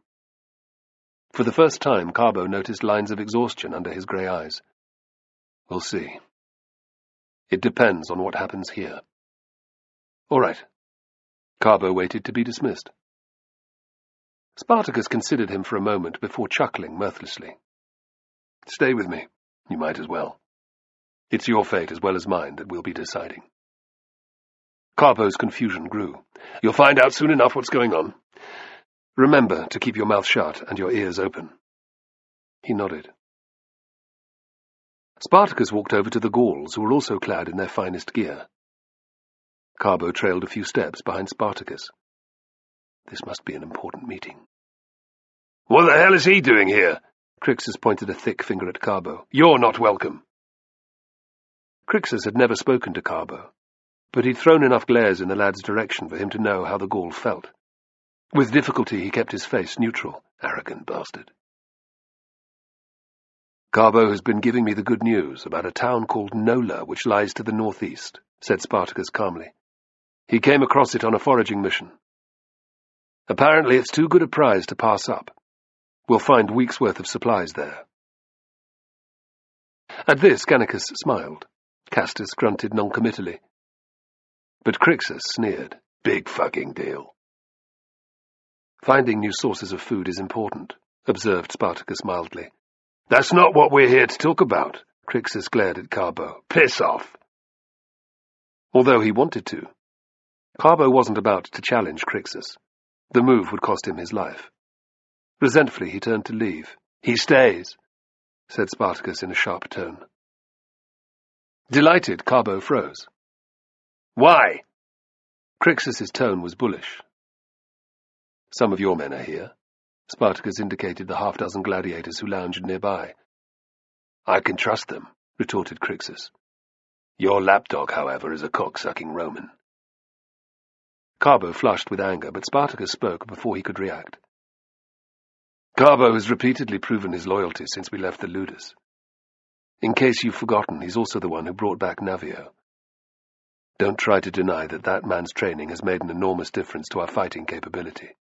Carbo is all right, said Gannicus in a placatory voice. Eh, Castus? I suppose so, came the reluctant answer. Crixus's face grew sullen. Suit yourself, he growled. It'll make no difference to what I do. What will you do? Asked Spartacus. As if I don't know. Attack Verinius's camp again, ambush his men at every opportunity. Wipe the bastard out as soon as possible. Will you join him, Castus? I'm thinking of it, yes. How times have changed. A few months ago you wouldn't give Crixus the time of day. Spartacus eyed Gannicus, who was sucking on his moustache. And you? I'm not sure yet, Gannicus replied awkwardly. It's as I thought. One against me, one probably against me, and one on the fence. Spartacus considered walking away, letting them splinter their army into little pieces, but his pride wouldn't let him. Dionysus revealed that I could forge a proper army, one that can fight Rome and its legions. The chance to do that is too good just to throw away. Are you still planning to run away? Jibed Crixus. If he'd been like this in the Ludus, I would never have got the prick to agree to join us, Spartacus reflected, forcing himself to remain calm. All he needed was the chance to prove himself in battle. Now that he's done that, men are prepared to follow him. But bravery only gets us soldiers so far. Crixus has no tactical sense that I've seen. Out loud, he said, I want to defeat Verinius too. Crixus's brows lowered. Have you come to your senses, then? It's what I've always aimed for, said Spartacus. Just not right now. You want to wait. To move to another camp? Yes. Tell me how that's not running away, cried Crixus. And he was off, ranting how he and his men would wreak havoc on the local countryside, how they would annihilate Verinius and his cowardly troops, how they didn't need Spartacus and his snake-in-the-grass Roman friends. Soon Castus added his voice to the tirade. The pair were encouraged by the vigorous noises of approval made by the watching Gaulish gladiators. Gannicus stood watching the performance, his eyes as beady as an old vulture's. Carbo began to grow despondent. He'd known something of the rivalries between the various leaders, but he'd never guessed that it was this bad.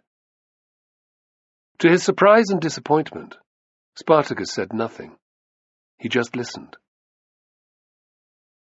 At last, Crixus's outburst came to an end. Cat got your tongue? He asked Spartacus acidly. Castus snickered. Well, that's it, thought Carbo. It's over, they'll leave. The army will fragment. Verinius will have no problem crushing us. Bizarrely, Spartacus smiled. I've got one simple question for you, Crixus. Crixus's top lip peeled back with contempt. What? How many legionaries do you think Verinius has left? Eh? What do I care? How many? Demanded Spartacus. I don't know. Crixus gave a casual shrug. 3,000, 3,500. A man arrived yesterday who'd been a body slave to one of Verinius's senior officers. Spartacus was pleased to see Gannicus and Castus stiffen. Even Crixus's face changed. Didn't know that, did you? He has close to 4,500 legionaries. 1,000 extra troops will make no difference, nor will 1,500, blustered Crixus. They'll run just as fast as the rest. Time to spring the trap. If you leave, how many men will follow you? 2,500, give or take, Crixus replied proudly. And you, Castus? About the same. I know that approximately 2,000 answer to you, Gannicus. He turned back to Crixus. How many of your lot are ready to stand up to legionaries in open combat? Crixus's expression grew thunderous. Oh, come on, you must have an idea. Every good general knows the disposition of his forces, cajoled Spartacus. Less than half, Crixus muttered. "If that," retorted Spartacus sharply. "The same applies to your followers, Castus, or I'm no judge of a soldier." Castus glowered, but did not reply. Carbo's spirits rose. Spartacus is a genius. Spartacus caught first Crixus's eye and then that of Castus. He ignored Gannicus. "I'll pretend he's with me, even if he isn't." "So you're going to take on Verinius and the guts of a legion, with fewer than 3,000 fighting men?" "Well, so what if I am?" snapped Crixus, going red. "Fair enough." Spartacus's tone was light. Carbo ducked his head to hide his grin. Crixus had been made out to be at best a braggart, and at worst a fool. "Have you thought about whether Verinius might attack the camp?" Spartacus went on. Crixus gave a confident laugh. "After all we've done to them, they're too shit-scared to try." "Maybe so," admitted Spartacus. "I think Verinius might feel differently, however, when he hears that more than 10,000 men have left with me and Gannicus. Great Rider, help me now. Let him have heard my words." "Gannicus?" Crixus's growl was furious. "You're coming with us, aren't you?" Gannicus tugged at his moustache, but when he spoke his tone was crisp. "I'm not so sure it's a wise idea to break up the army at the moment." Hit Crixus with it now, thought Spartacus savagely. "Imagine 4,500 legionaries storming the camp. They'll have catapults and bolt-throwers to soften you up beforehand, too. Will your men withstand that?" Crixus's face twisted with anger. He glanced at Castus, who now looked most unhappy, and then his eyes slid back to Spartacus. "I'm not running away." "No one said anything about running away. Look, I know how brave you all are. Unless they're deaf, dumb, and blind, so does every damn man in the camp." At this, Gannicus and Castus grinned. Crixus's mouth was still an unhappy gash, but he didn't interrupt. Thank the rider for that much. "Remember, I want to defeat Verinius too. Our followers are brave, but they're slaves, not soldiers. Even the rawest legionary recruit is more than a match for the vast majority of our men. Our successes thus far have been thanks to the element of surprise. Verinius is no fool. He won't fall into the same traps again. That's not to say we can't beat him. But we need more time to train the men. More weapons, or iron for the smiths to work, more food. You've seen how little remains in the way of provisions," Spartacus warned. "If we're not to be crushed by Verinius, or die of starvation, we need to act." Gannicus spoke first. "What do you suggest?" "We give Verinius the slip. Head south to where it's warmer, locate a secure camp in a place where we can find enough supplies. We'll need wine and women too." "We will," agreed Spartacus, knowing that was a reality he had to live with. "Let's spend the winter training and preparing for battle. In the spring, we'll track down Verinius and his men and put them to the sword." He glanced casually at Gannicus. "I'm with you." Castus said nothing. He eyed Crixus, who was chewing a fingernail. "You'll give me your word about killing Verinius," Crixus rumbled. "I will." "Fair enough." "I'll stay until then," said Crixus grudgingly. "Castus?" asked Spartacus. "Me too. But there better be plenty of women." "Can you do anything but think with your prick?" Spartacus wondered. Out loud he said, "I'm sure there will." They gripped arms to fasten the deal. In the background, Carbo grinned from ear to ear. Spartacus allowed himself a brittle smile. He'd done better than he'd expected to. The army would remain together for the moment. Sooner or later, however, a split was inevitable. That night, in what had become their daily custom, Carbo and Chloris retired to their tent as darkness fell. The urgency of their physical union was still undimmed. Whether Chloris was faking her desire for him, Carbo could not be sure, but he was certainly not acting. He could not get enough of her. Afterwards they talked for an age. Lying under a thick layer of blankets with her, their limbs entwined, Carbo felt huge relief. Having Chloris around had removed a logjam from the dammed river of his conversation. Since the pox, He had lost all confidence in talking to anyone of the opposite sex. Now he couldn't shut up. He wanted Chloris to know everything about him. He'd told her what had happened to his family, and of Crassus's involvement, how he'd not seen Pacius or his parents for months. Mentioning them again, he glanced into Chloris's dark eyes, seeing a pain there that he had not previously noticed. Guilt filled him. "I'm sorry. At least I have some chance of seeing them again, whereas your father and mother are dead, yes. Nothing can be done about that. Yet you must wish to return to Greece, to find your younger brother." She ignored what he'd said. "I like listening to you talk. Your voice is soothing." She traced his features with a finger. Screamingly conscious of the pockmarks pitting his cheeks, he looked away. "You're very handsome," she murmured, lifting a hand and turning his face to hers again. Carbo still couldn't meet her gaze.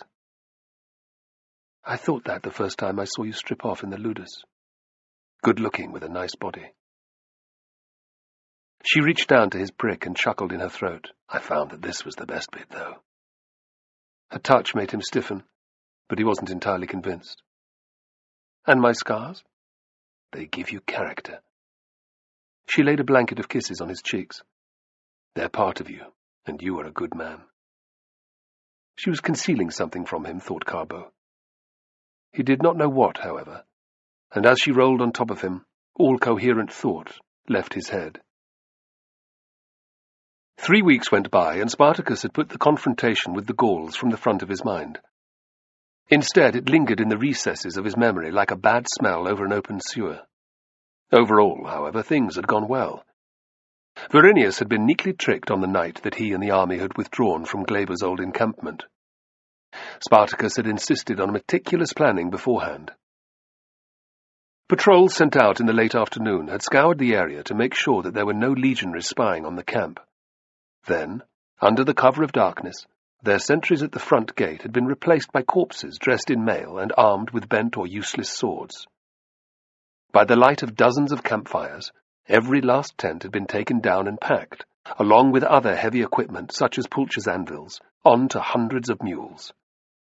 In the hour before midnight, every man, woman, and child had filed away, eastwards, to the towering Picentini Mountains. Everyone but Carbo, who was armed with a captured Roman trumpet. It had been a dangerous duty to volunteer for, but Carbo had been most insistent. Seeing the burning desire in his eyes, Spartacus had acquiesced. The young Roman's job had been to stay awake all night, listening out for the enemy. At dawn, he was to sound his instrument, in mockery of Rome's customary way of waking its soldiers, and wait to see what happened next. Spartacus smiled at the memory of Carbo's report. It had been a real morale booster for everyone to discover that some 2 hours later, when Verinius had become aware that the rebels' camp was far quieter than normal, he had not dared to send a patrol to search it. Instead, one of his newly arrived cavalry units had ridden to the top of a nearby hill to look down on it from a height. Disconcerted by the slaves' disappearance, Verinius had withdrawn his forces to the northwest. Rather than having to creep away from the camp, Carbo had simply trotted after the slave host. Delighted by his report, Spartacus had called for a gathering that night. "That's how respectful the bastards are of us now!" he had cried to the thousands who had assembled to hear him speak. "They are too damn scared even to come after us!" In the rousing cheer that met his words, he hadn't been surprised to be challenged by Crixus again. "If the shitbags are that frightened, why in hell's name aren't we pursuing them?" he'd growled. "Verinius fearing us is a good thing," Spartacus had replied robustly. "But it does not mean that we would win an open fight with him. In addition to his legionaries, he has 400 cavalry. We have none. None! Imagine what those horsemen would do if they came hammering into our rear in the midst of a battle. Have you ever seen a cavalry charge strike an unprepared enemy?" Crixus had glowered then, because everyone present had known that only Spartacus had witnessed such a thing. It had shut the Gaul up, though. They smashed the formation into smithereens. It's like watching a gust of wind pick up a pile of leaves and scatter it to the four ends of the earth. The fight would be lost with that one strike. No one had argued any further, which had pleased Spartacus. Of course his approach wouldn't work forever, but his dire prediction had at least ensured that their forces had moved out of harm's way.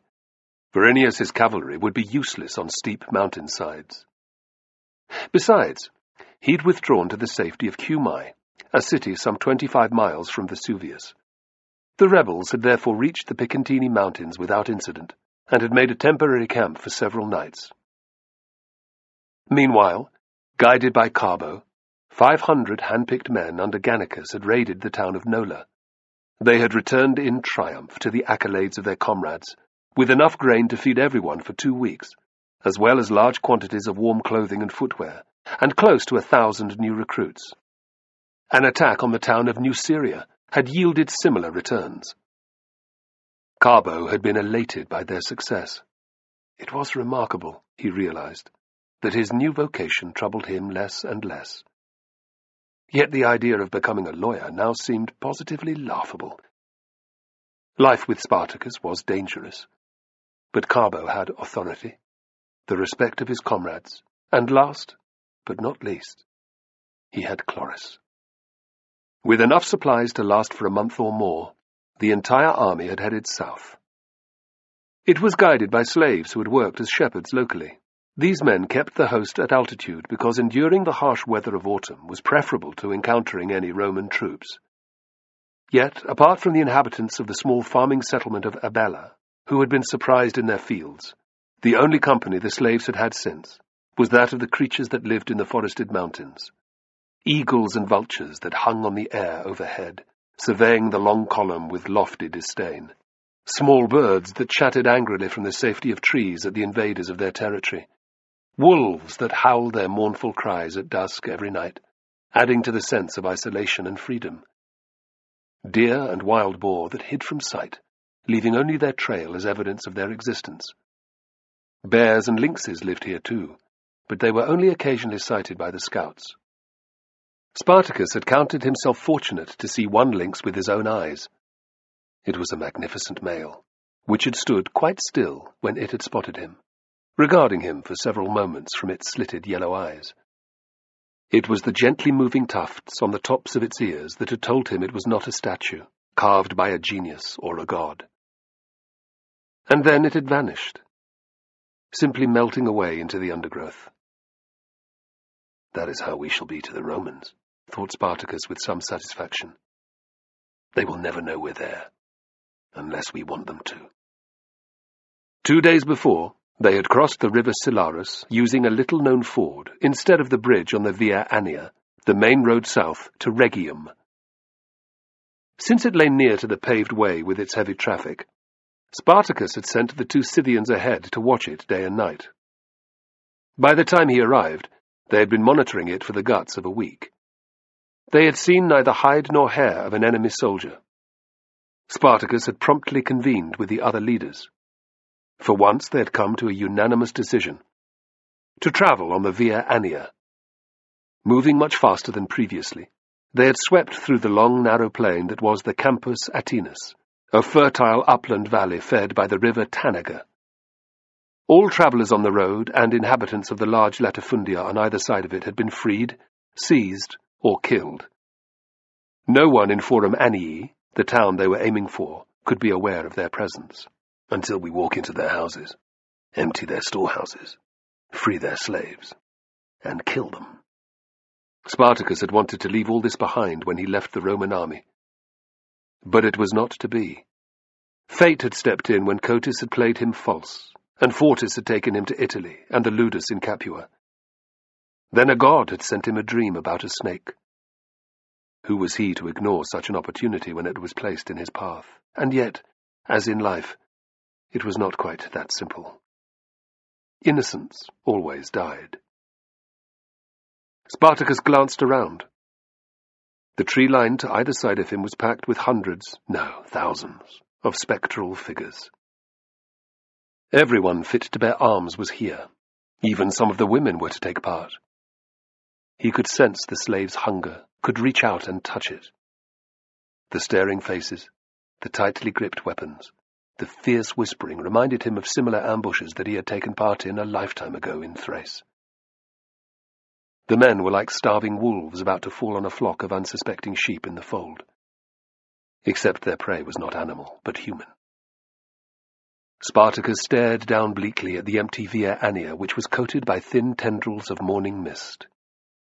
It led through recently ploughed fields for perhaps a quarter of a mile to the jumble of red-tiled roofs that was Forum Annii. He watched the trickles of smoke rising from fires that had been kept in overnight, listened to the crowing of cocks in petulant rivalry with each other, and the fierce barking of dogs that know they will never have to back up their threats to each other. Not a figure moved in the fields below Spartacus's position, or on the streets of the town. Not a voice could be heard.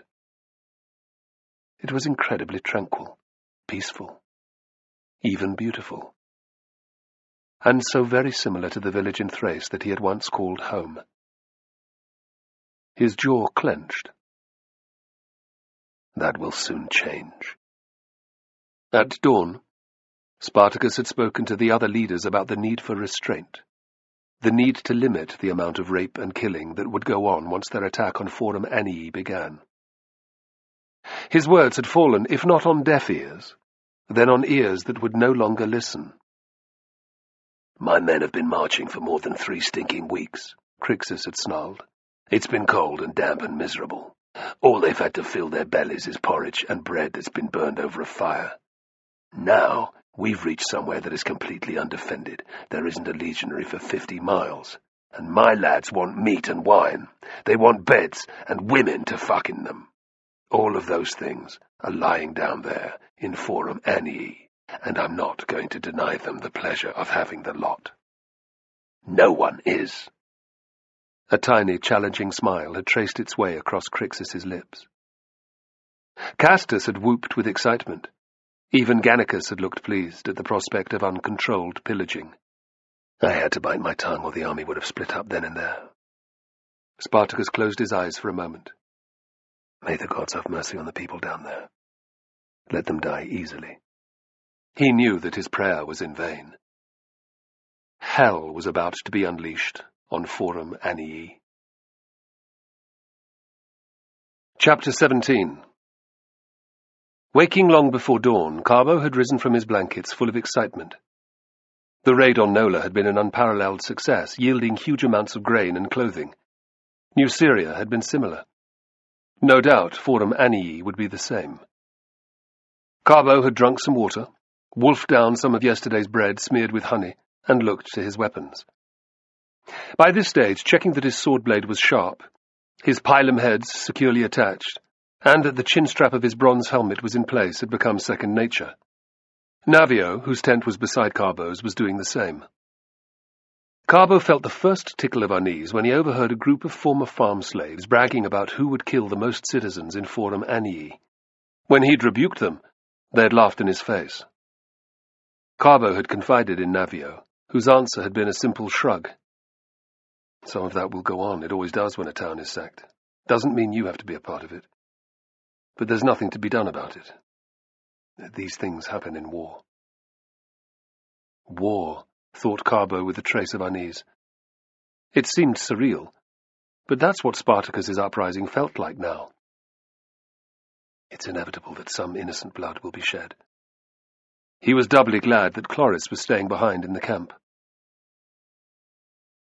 Carbo would have preferred to go in with Spartacus, but that wasn't going to happen. During the march south, he and Navio had each been appointed to serve with one of the newly formed cohorts.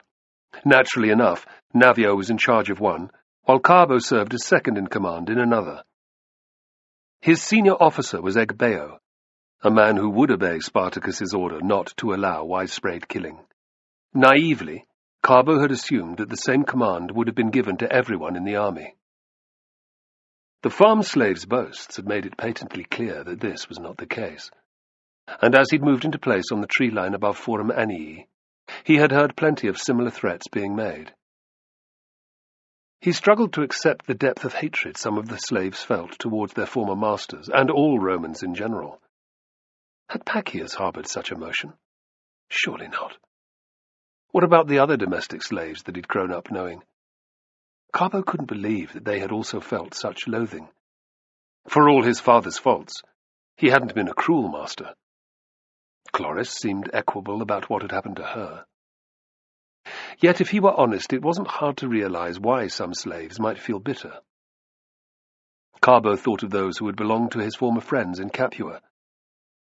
For them, life had been entirely different. Beatings were the daily norm. Rape was commonplace.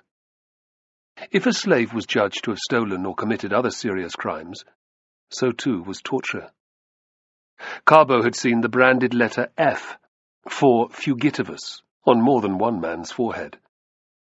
This was the punishment meted out to those caught after they'd run away. While rare, execution was also not unknown. If I had lived by such rules, how might I feel if the tables were turned? Carbo's stomach twisted uncomfortably. He had only one answer, but he didn't want to admit to it.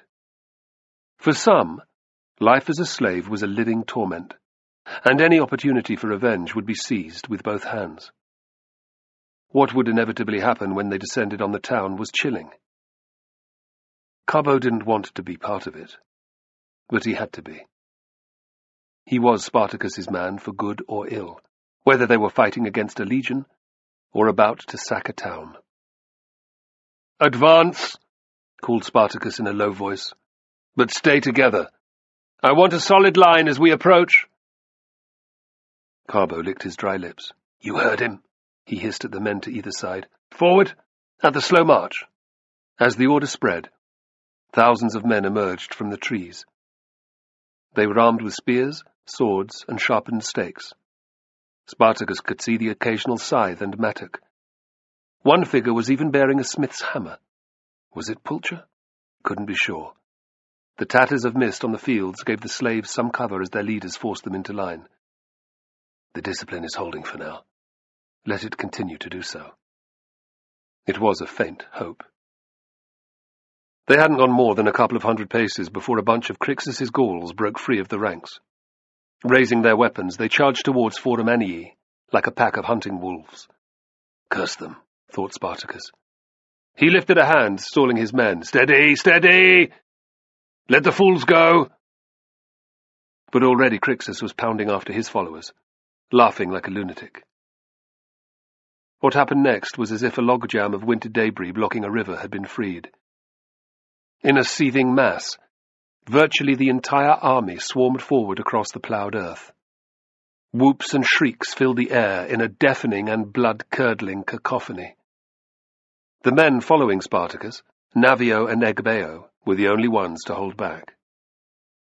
Despite the fact that surprise was of little or no importance, Spartacus scowled at the men's indiscipline. He didn't want to miss out on the action, however.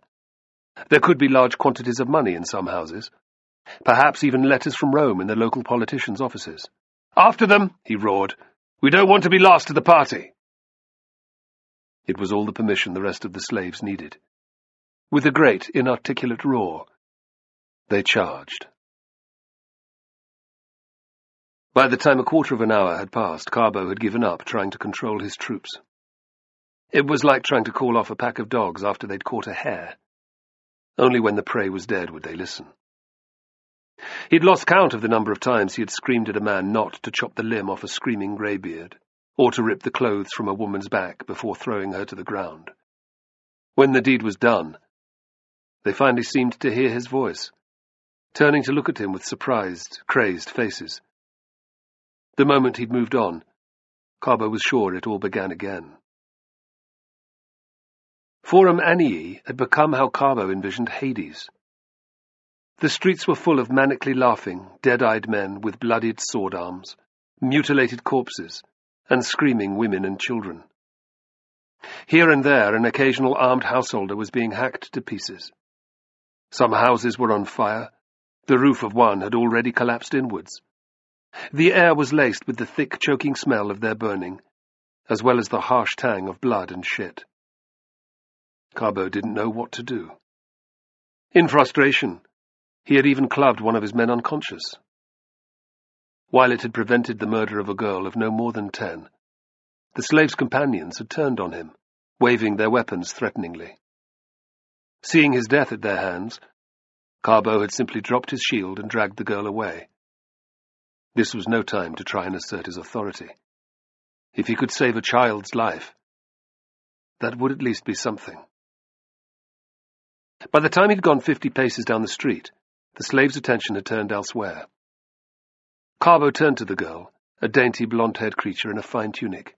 "Where is it safe to hide?" he demanded. She stared at him, her eyes black with terror.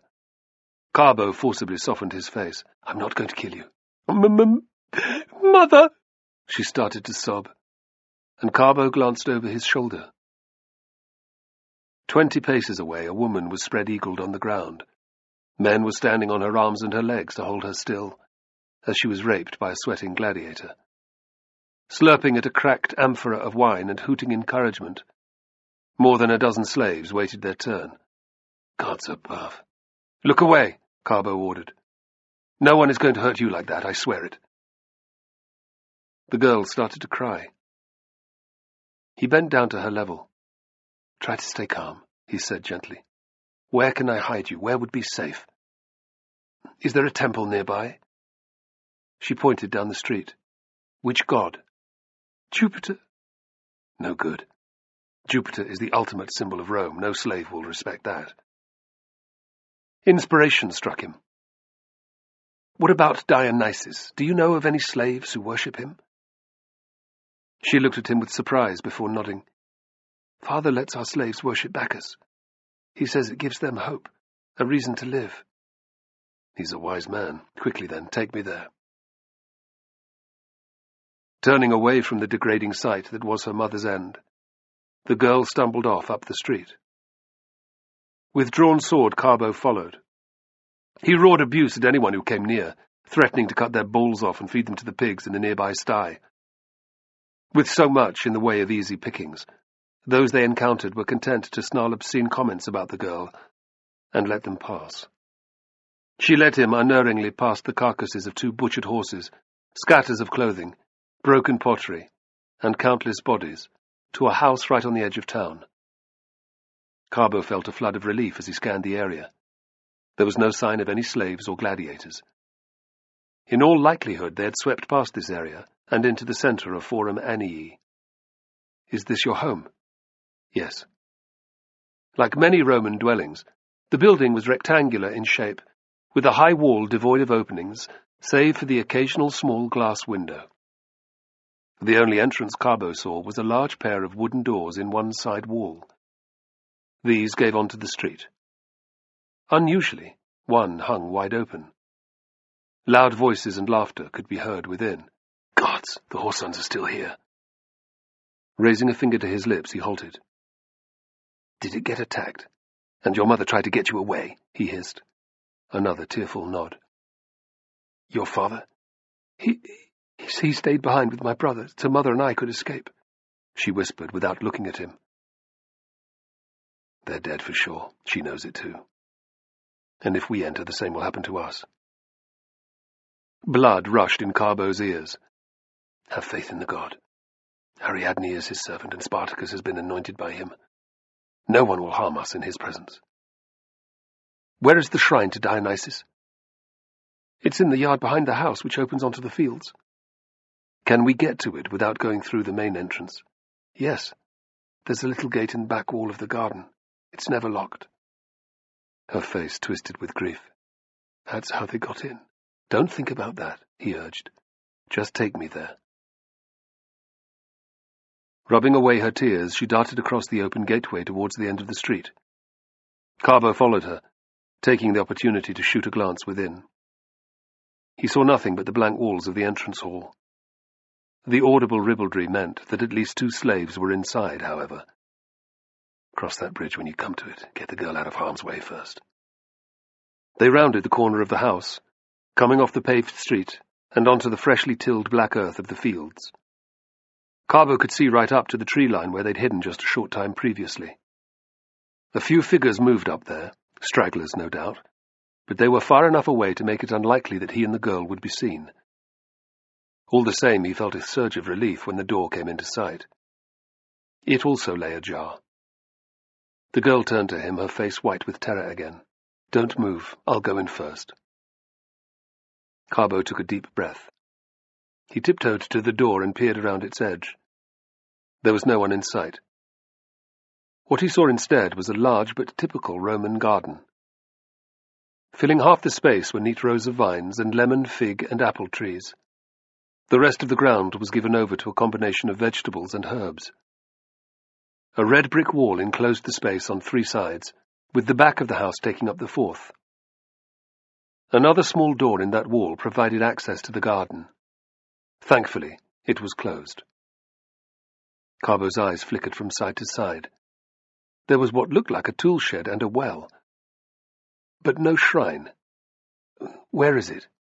"You can't see it. It's on this wall." The girl tapped the brickwork. Understanding flooded through him, and he led the way inside. The area dedicated to Dionysus was immediately apparent.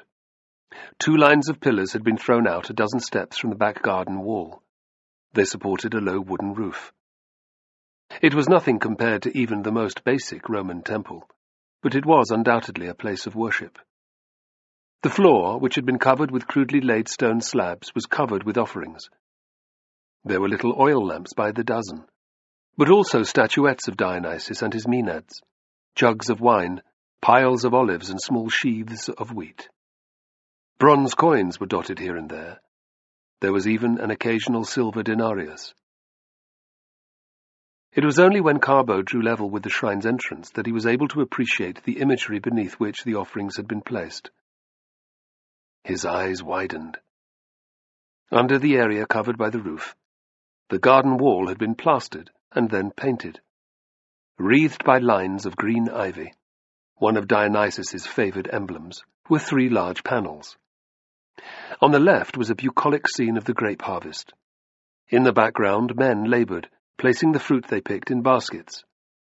Other workers carried loads of the purple fruit to a figure in the foreground, which was reclining on a couch, and flanked by attendants holding vine branches.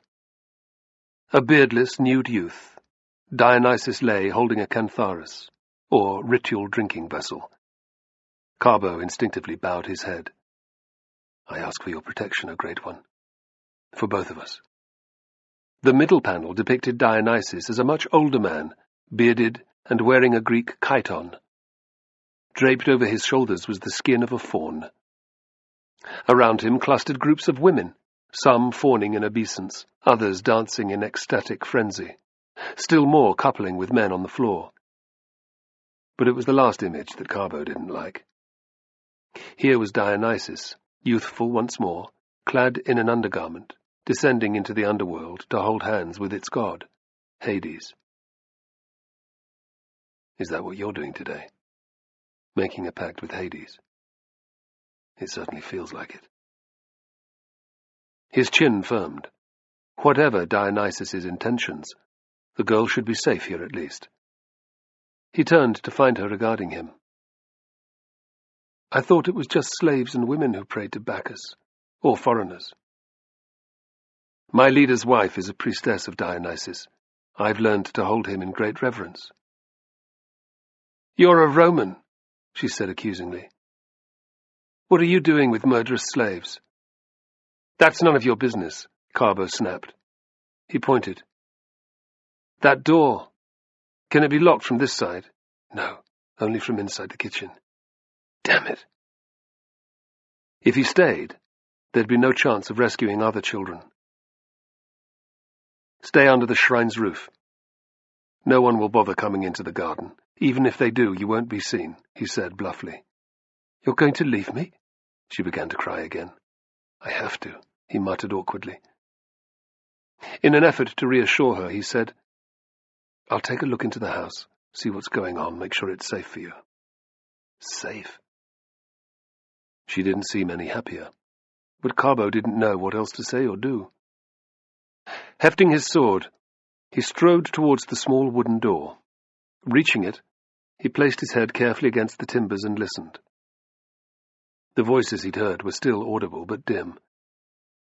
Carbo waited for the count of 50 heartbeats, but the noise level remained the same. Good. There's no one in the kitchen. He placed his thumb on the latch. With a metallic click, it lifted.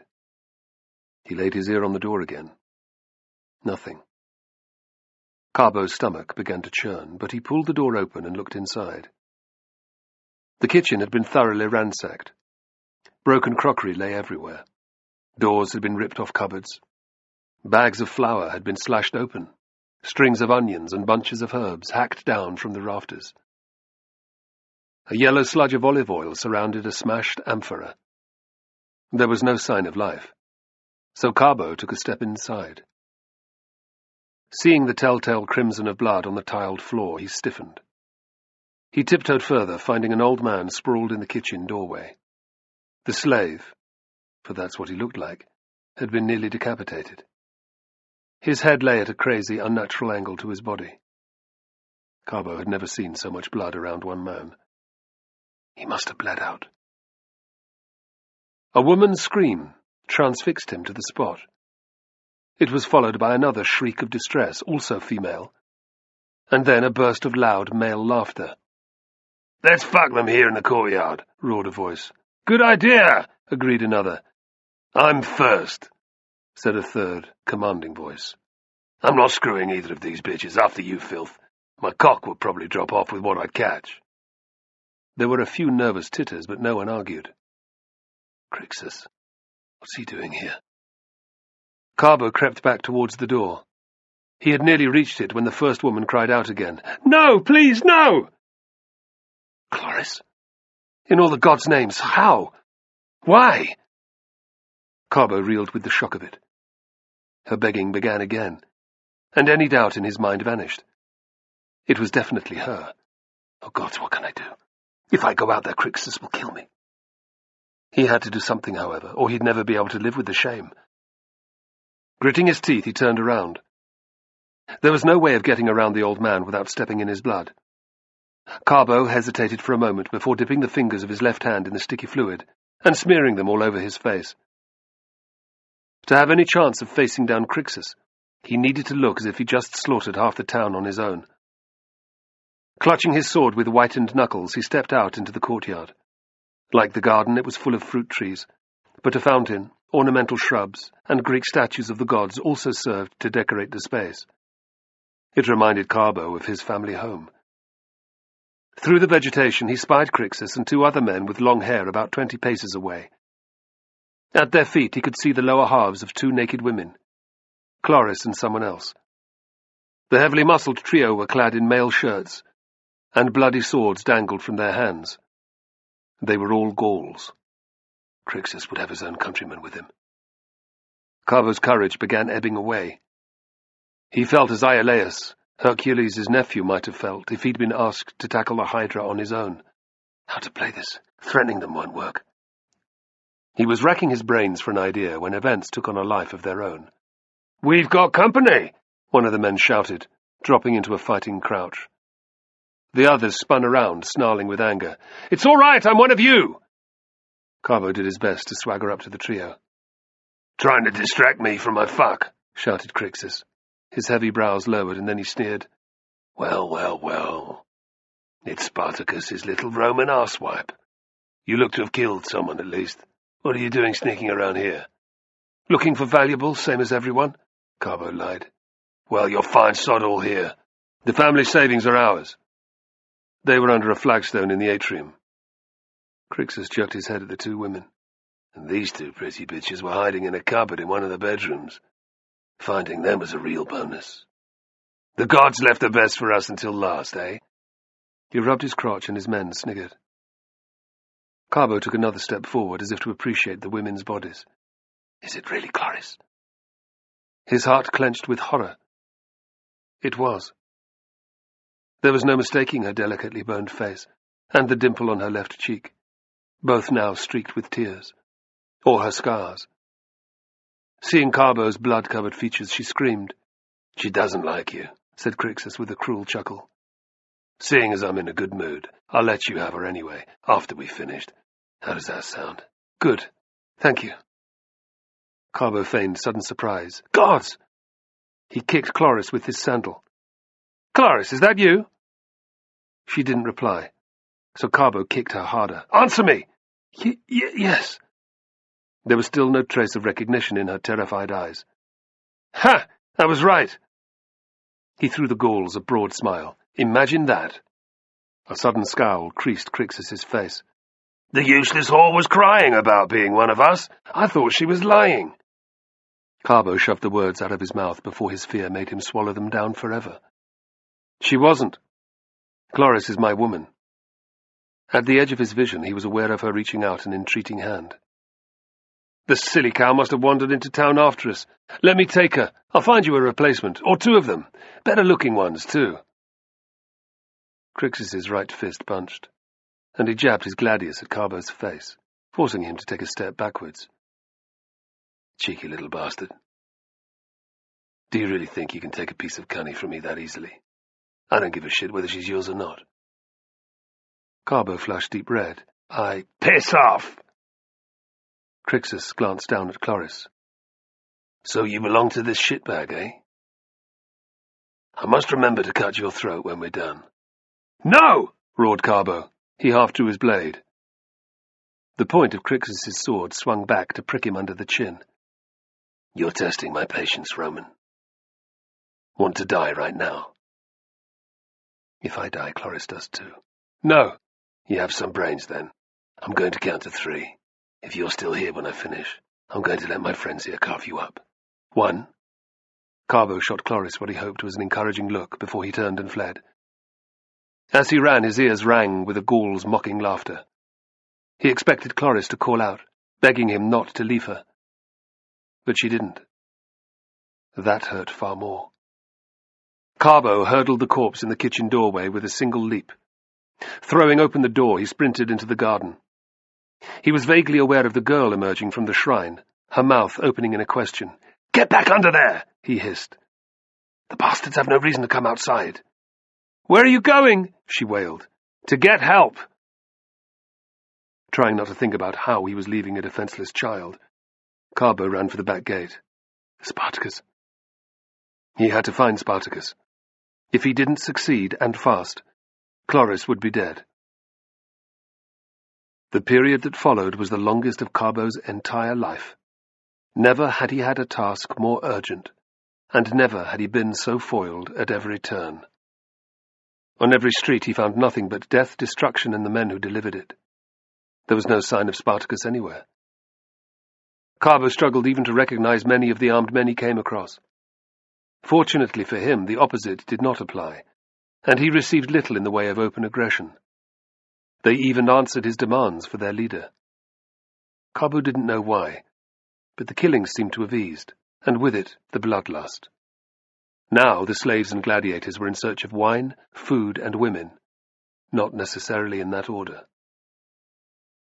Men sat on huge amphorae, bending to guzzle the wine that poured unchecked onto the stony ground. They passed around joints of meat, tearing off chunks with their teeth. Lumps were sliced from round wheels of cheese with knives still covered in blood. By some soldiers' feet, Carbo saw open-necked leather bags full of coins.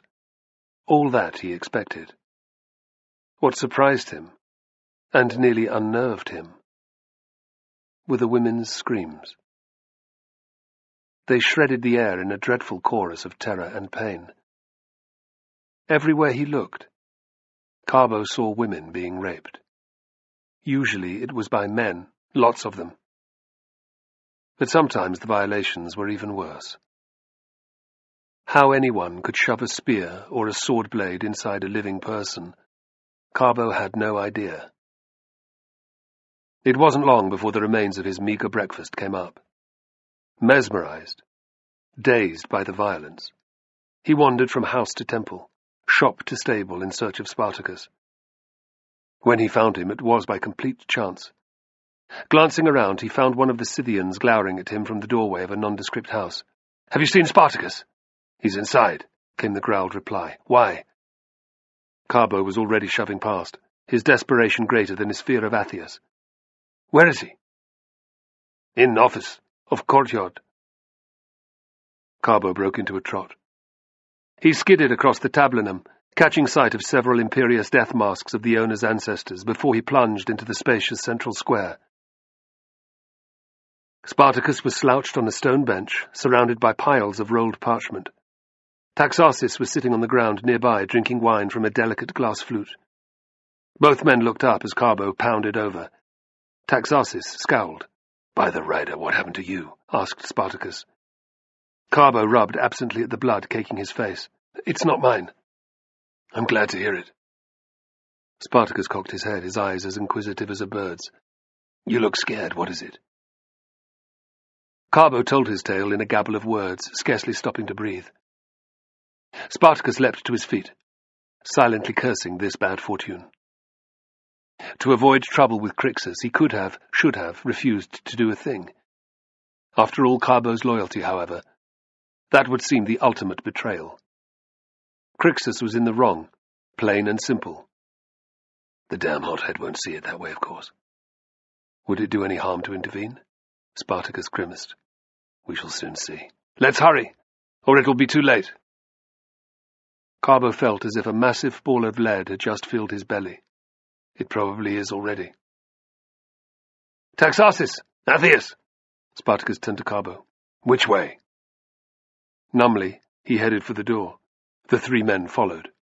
Let her be alive still, Dionysus, please. Her companion and the girl, too. It didn't take them long to reach the house. Carbo made to enter, but Spartacus pulled him back. Let us go first. Resentfully, Carbo stood aside. Where are they? In the courtyard, and there are three of them. That's all I saw. Spartacus's seeker came thrumming out of its scabbard. The long, curved blade was covered in telltale dark red stains. Whatever many others have done, I have killed no women today. He glanced at the Scythians who were fingering their weapons. I want no bloodshed unless it's absolutely necessary. They grinned evilly at him. Come on. Spartacus took a careful step into the atrium, then another. The Scythians went next, cat-soft on their feet. Carbo was last.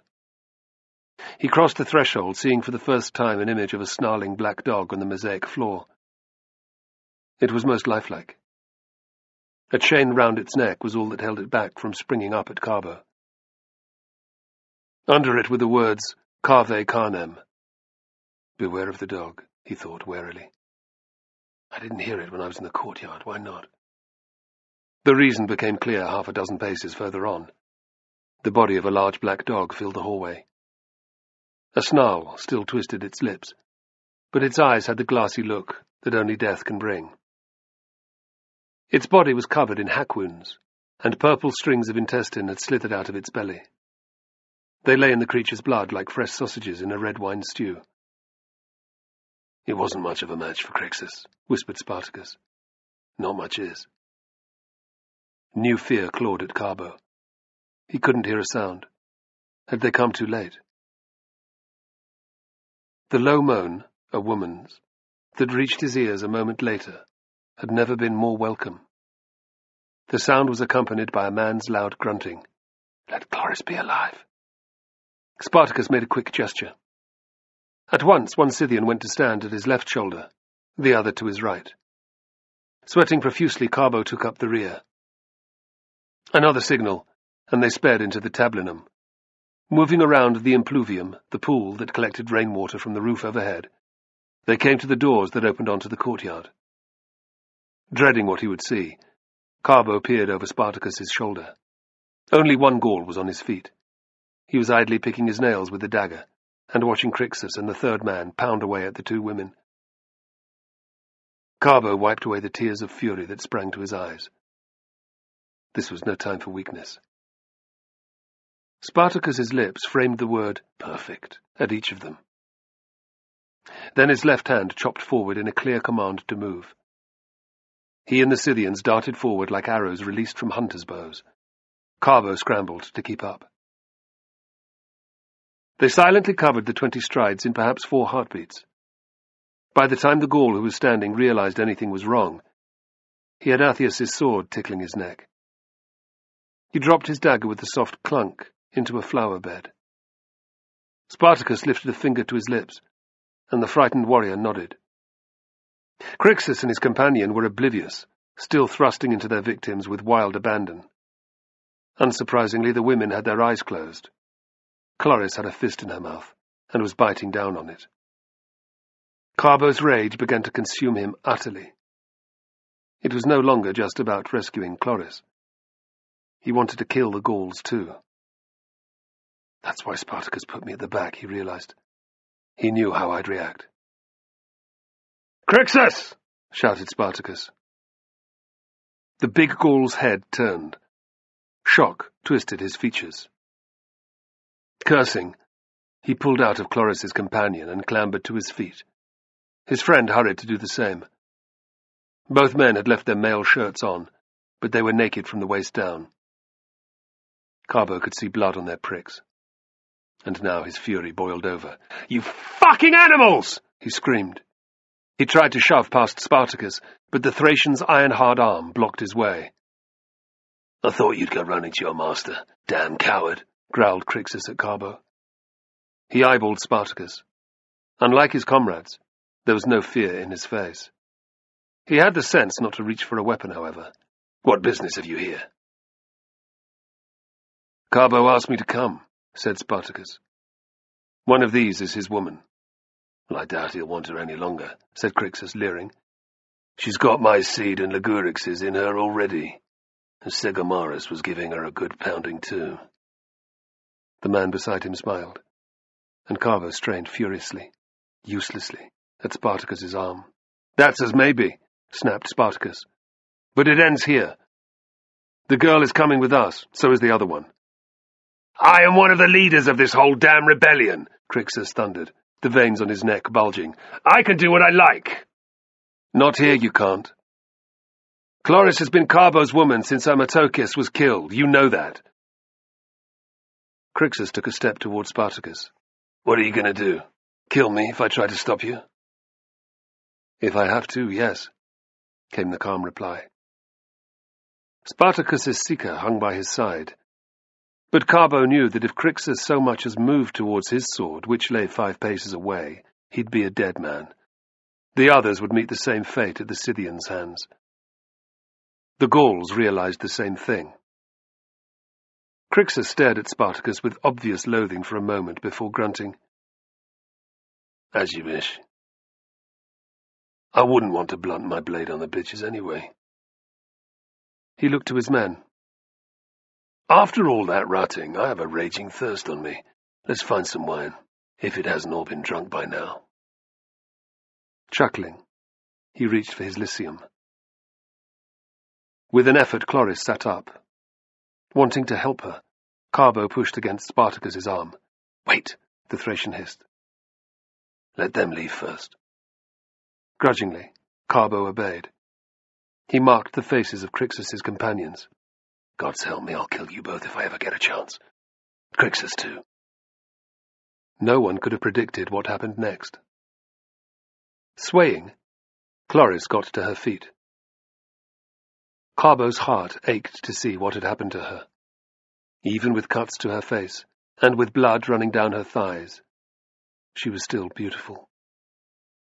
Chloris staggered forward a step, and her fingers grazed the plants that decorated the bed beside her. Then, suddenly, she was gripping a dagger. Segomarus, who was nearest to her, was busy shoving a leg into his undergarment. He didn't see Chloris rush forward. Too late, he felt the blade ramming through his mail and into the flesh of his back. An unearthly scream tore free of his lips, and he staggered with the force of her blow. Snarling like a dog, Chloris stabbed him several more times, punching through his armor with ease. With a loud groan, Segomarus sank to his knees. "The bitch has killed me, Crixus!" he said in surprise, before falling onto his face. He kicked once or twice and was still. A heartbeat later, Chloris toppled on top of him in a dead faint. "You whore!" roared Crixus, scooping up his sword. "I'll kill you!" "With me, Taxarsis!" Spartacus sprang forward, seeker at the ready. The Scythian bounded to his side, so did Carbo. Together they stood between Crixus and Chloris. Off to one side, Athias threatened Ligurix. "Get out of my fucking way!" shouted Crixus. "Leave now!" ordered Spartacus. "You're not having her!" Crixus's face went purple with fury. "The life of a stinking slave is worth more than one of my warriors," On this occasion, yes. Can the bitch fight, as Sir Gomarus could? No. What damn use is she, then? I demand her life. It's no less than she deserves for stabbing a man in the back. A man who had just raped her, said Spartacus acidly. I want her dead regardless. Carbo wishes her to live. Who cares about him? He's a filthy Roman. This is about what I want, bellowed Crixus. Carbo is one of my men. He's loyal, too, which is far more than I can say for you. So that's how it is. Crixus's slit eyes were like two piss-holes in the snow. That's right, said Spartacus coldly. It had to come out sooner or later. Crixus hawked and spat at Spartacus's feet. We're not wanted here, Ligurix, he growled. Let's go. Silence reigned as Crixus and Ligurix withdrew to the doors of the tablinum. This isn't over by a long shot, Spartacus. I won't forget whom you favour over me, the huge Gaul shouted. That whore should watch her back from now on. Your catamite's better be on his guard, too. It was only when Crixus was gone that Carbo realized he'd been holding his breath. Dropping his sword, he ran to where Chloris lay. He rolled her over gently. Chloris, you're safe now. Can you hear me? It's me, Carbo. She moaned and her eyelids fluttered. You came back. Thank you. Of course I did. I'm very tired. I think I'll sleep now. Her eyes closed. I'll find you a bed, said Carbo with new determination. His gaze scanned the rooms that surrounded the courtyard. Then he remembered Spartacus. Red-faced with embarrassment, he spun around. I cannot thank you enough. You saved her life. I'm glad we came in time. Do you understand why I wouldn't let you kill Crixus? Because he leads too many men. You need him still. That's right. For the moment I need him. The same way I need Castus and Gannicus and their men. A wry smile crooked his lips. Those two are a trifle easier to keep in line, however. They are. Curse Crixus to Hades and beyond, thought Carbo. Fortunately, the big bastard needs me too. It suits him to stay. Spartacus glanced around the courtyard. You can manage now? I'll leave Athias to help. And to protect you, was the unspoken meaning. Ariadne will come as soon as I can find her. Yes, thank you. It was a dangerous game that Spartacus had played, Carbo realized, watching him leave. Gratitude filled him that the Thracian should go so far for him. While Athias made the house secure, Carbo went in search of the girl. She could show him where the best bedroom and the baths were. He hoped, too, that Ariadne would arrive quickly. Chloris needed all the care that he could get for her. Spartacus's mood as he walked away from the house was a good deal darker than Carbo's. For all his menaces, Crixus had not threatened to leave, yet. But the cocksucker will. I'll wager my life on it. What he somehow had to do, thought Spartacus grimly, was bind Castus and Gannicus to him, so that when the split came, they would stay with him. Carbo was careful to cover up the dead bodies of the girl's father and brother before she saw them. He was relieved that giving her things to do seemed to take her mind off what had happened. She hurried to and fro, fetching water from the well, tearing strips of cloth into bandages and helping the second woman to a bedroom. The same could not be said of Chloris. She smiled vacantly at Carbo as he carried her into another room. But the moment he laid her down on the bed, she began to sob again. It hurts. It hurts so much. Carbo glanced down and had to bite back a curse. There were fresh scarlet stains below the waist of her dress. She was still bleeding. Feeling totally helpless, he sat on the edge of the bed, stroking back the strands of hair that had fallen over her face. Hold on. Ariadne will be here soon. She'll give you something for the pain. She'll know what to do. Her lips twitched, but instead of a smile, she grimaced. Aesculapius, please help her, Carbo begged silently. He didn't normally pray to the god of health, but this was no ordinary occasion. He tried to get Chloris to drink some wine, but she wouldn't. Even persuading her to swallow a mouthful of water was an effort. Much of the time she seemed unaware of his presence. He was grateful, therefore, that when he stopped caressing her head, her eyelids opened. "That's nice. Please continue." "Of course." His throat closed with emotion as he obeyed her request. "What were you doing here, Cloris?" Shame crept across her face. He waited. "I was looking for money. We both were." "Why? I'd give you money if you wanted it." Silence. The realization hit Carbo a moment later, making him feel numb. "It was so you could run away, wasn't it?" "Cloris?" Without opening her eyes, she nodded. "You could have said," he muttered. "I'd have just given it to you." "Really? I wanted to return to Greece." "I wouldn't have stopped you. I'm sorry. I misjudged you." Her lips twisted. "Tell me some stories, please. It will help me to forget the pain." Swallowing his grief and his shock at her revelation, Carbo began. Wanting to lift Cloris's spirits, he related every humorous episode he could think of.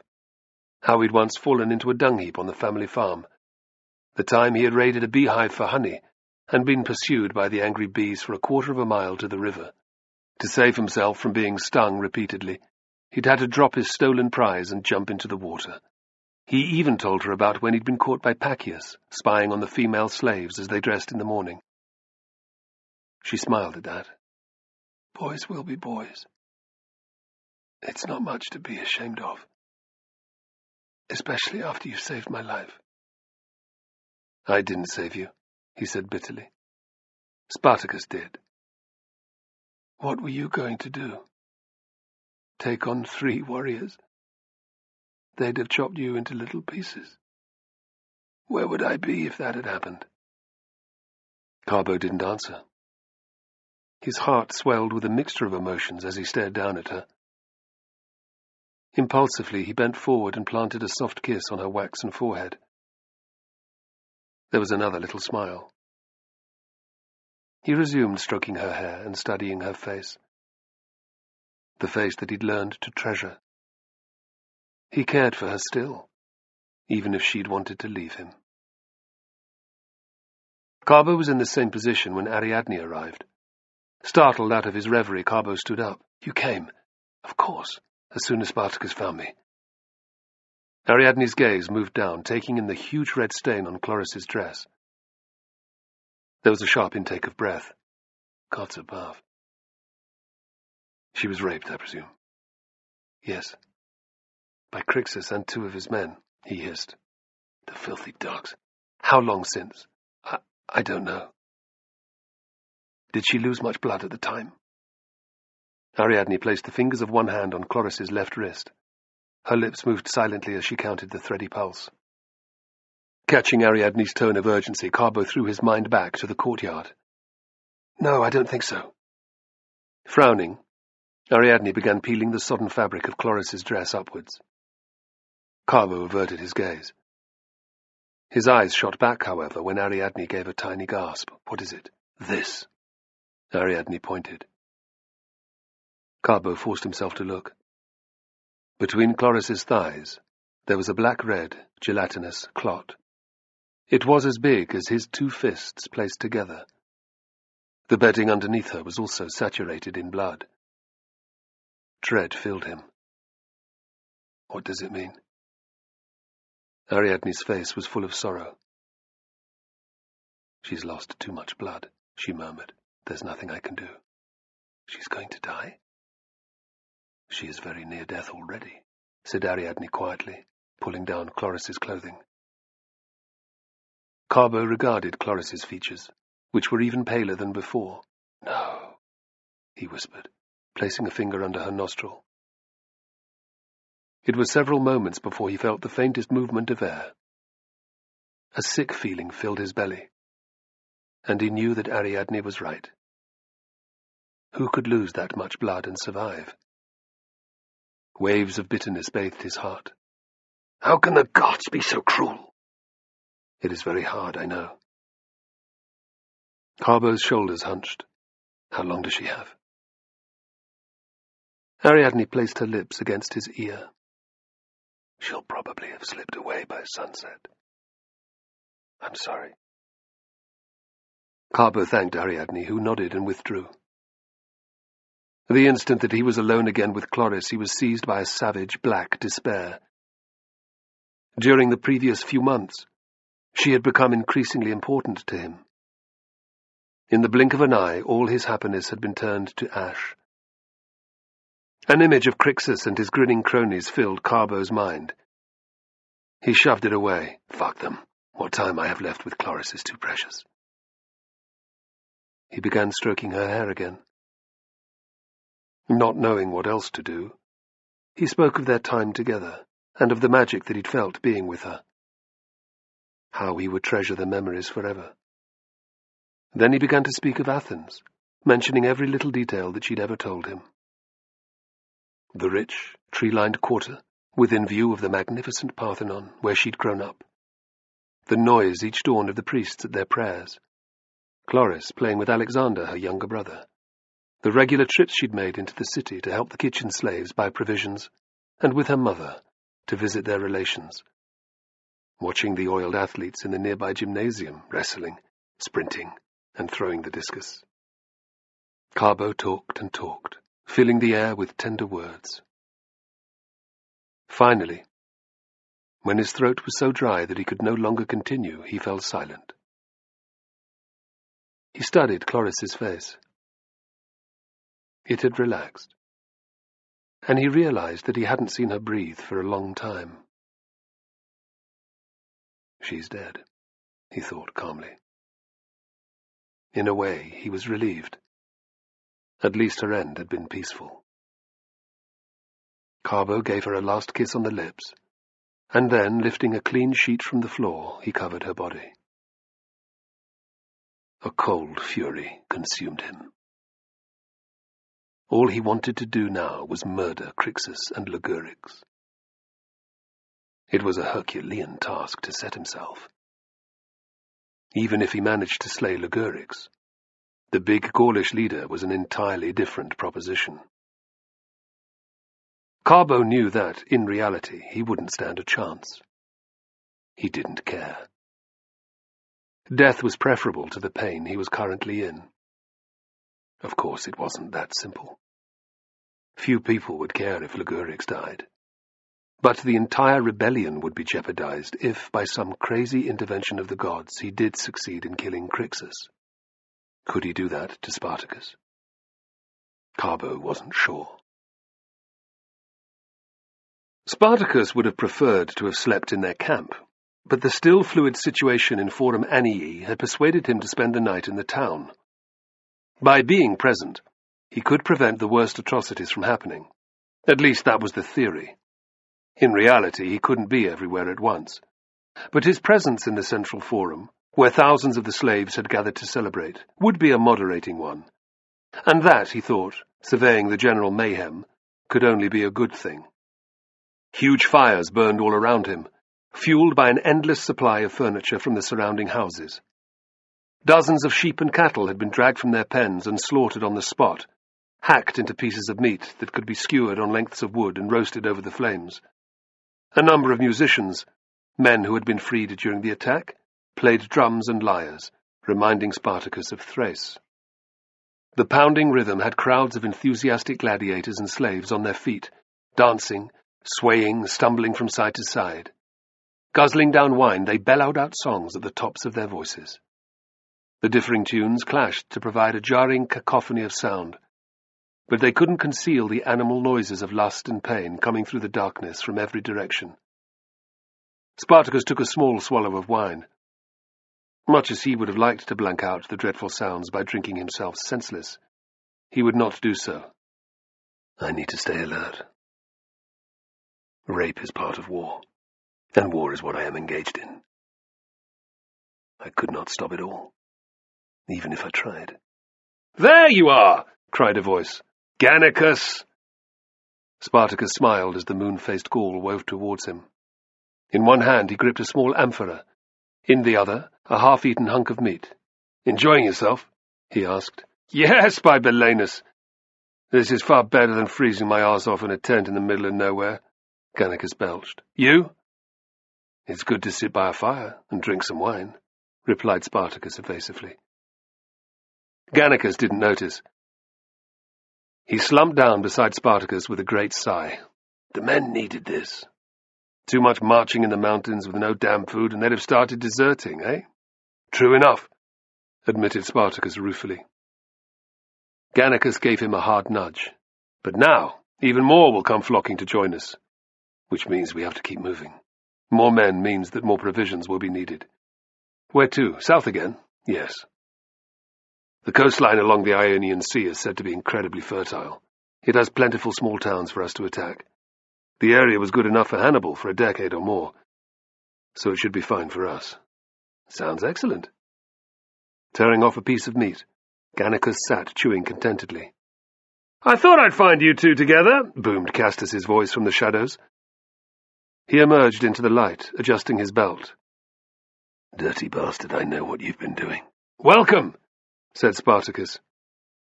Wordlessly, Gannicus held out his amphora.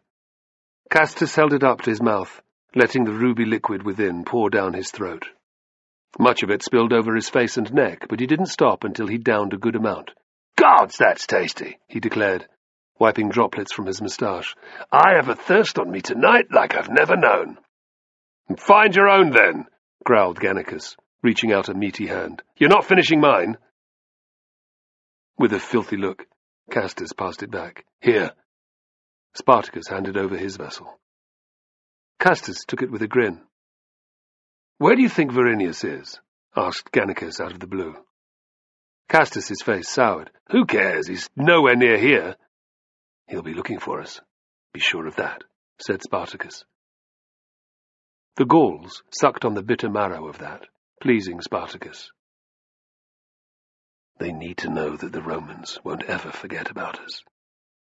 "Another secret meeting without me? This is becoming a habit," sneered Crixus, swaggering in from a side street. Castus and Gannicus bellowed with laughter. "Come and have a drink!" Grumbling and throwing sour looks at Spartacus, Crixus approached. "If I didn't know better, I'd say that you preferred to meet without me." Spartacus wanted to smash his amphora over the big Gaul's head, but he held his peace. "Shut up!" cried Castus. "You're the one who avoids our company." "Aye," growled Crixus. "Well, you know the reason for that." "Peace," said Gannicus. But Crixus was having none of it. "Not only does he tell us what to do all the time, but he interferes in business that isn't his. Isn't that right, Thracian?" Spartacus felt a throbbing anger in his chest. He noted that Crixus's tone was more belligerent than ever. The prick hasn't forgotten what happened earlier. This is no time to be sitting. He stood carefully, pretending to smooth his tunic down. "We all agree on our tactics and where we march, don't we?" Gannicus nodded, Castus grimaced, and Crixus spat with contempt. "As I expected. You talk of business that isn't mine." "Care to explain?" "You know exactly what I mean." "But the others don't." Crixus grunted angrily. "Me and a pair of my lads were searching a house earlier, and we chanced upon two fine bits of stuff, both slave girls. We were just starting to have fun with them when that little sewer rat arrived. What's his name?" "You know what he's called," said Spartacus icily. "Carbo. Carbo burst in telling some bullshit story about how one of the wars was his woman. I told him to piss off, so he scuttled off and came back with his master, Spartacus, with his two hunting dogs, the Scythians, in tow. They caught us hard at it with our trousers down and forced us to back off the women." Crixus glared as Castus chuckled. "Next thing, Carbo's bitch somehow picked up Segomarus' knife. She stabbed him to death with it. I wanted vengeance, but Spartacus was having none of it. This, when I'm one of the fucking leaders of the whole damn army!" Castus and Gannicus' expressions soured. "Is this true?" demanded Castus. "In a manner of speaking," said Spartacus calmly. Except Carbo wasn't telling lies. One of the girls was his woman. Chloris, her name was. She used to be Amatokus's lover before he was killed. Since then, she'd been with Carbo, which meant, after Carbo asked for help, that it was very much my business. He eyed them all. Crixus was the only one to look defiant. Prick. Gannicus frowned. Her name was Chloris. Yes, she's dead. The poor creature bled to death after what they'd done to her. Crixus laughed, and Spartacus felt his anger go white-hot. Gannicus blinked. Well, that's an end to it, surely. The bitch who killed your man is dead. Stop thinking about it. Have another drink, he said bluffly, offering Crixus his amphora. The big Gaul dashed it out of his hand. So what if the whore did belong to Carbo? I had every right to fuck her if I wanted to. Carbo is nothing! A speck of shit on the sole of my sandal! Carbo is my man, and he's loyal, which is more than you can say for me, hissed Crixus. That's right, said Spartacus. Screw you! Roared Crixus, tugging his sword from its scabbard. Discarding his wine, Spartacus drew his seeker. And so it comes to this, he thought. Fine. The whoreson has it coming to him. He's going to split from the army anyway. The two others scrambled out of the way. There's no need for this, cried Gannicus. Piss off, shouted Crixus, thrusting his blade at Spartacus. Spartacus parried the blow. The Gaul spun around, carried by the force of his swing, and Spartacus brought his sword back down. His intent was to slice open the back of Crixus's sword arm, but the seeker met only thin air. Think you can hit me with something that simple? Crixus danced away out of range. Instantly he was on the offensive again, his gladius probing back and forth like the tongue of a metal snake. They traded several massive blows, and Spartacus grew wary. The Gaul's iron blade was thicker than his weapon, and if he wasn't careful, the seeker could shatter. If that happened, he'd be dead meat. He slid his feet backwards, forcing Crixus to pursue him. Scared? Of you? Retorted Spartacus contemptuously. His needling worked. Crixus snarled with fury and darted forward, swinging his gladius overhead like a Gaulish longsword. If he'd had a shield to take the impact of Crixus's attack, Spartacus would have risked it and tried to run him through the armpit. But without protection, he risked losing his head. He shuffled back a few more steps, and Crixus followed, grinning with delight. Ready to die? Spartacus's answer was to pick up his amphora and hurl it underhand at Crixus. As the Gaul ducked, he was charging forward, hacking sideways with his seeker. He grinned with satisfaction as the blade sliced open Crixus's upper left arm. Bastard!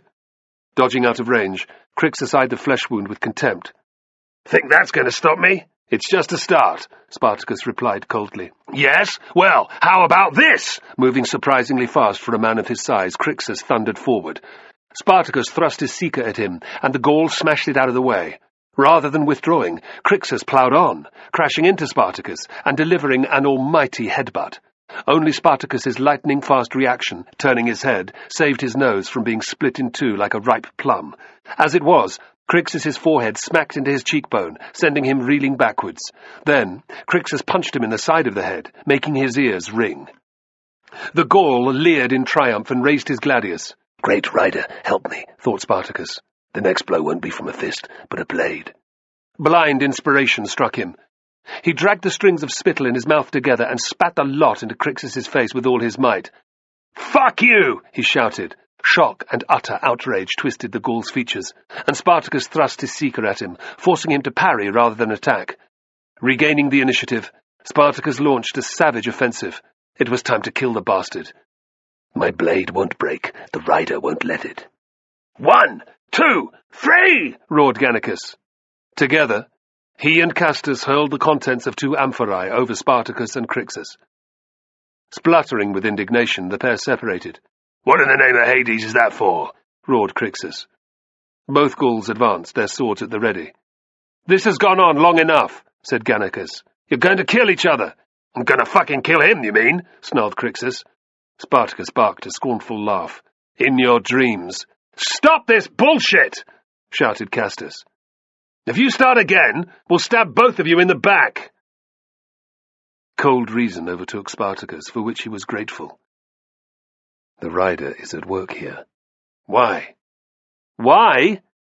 Because you're both too damn valuable to lose, said Gannicus.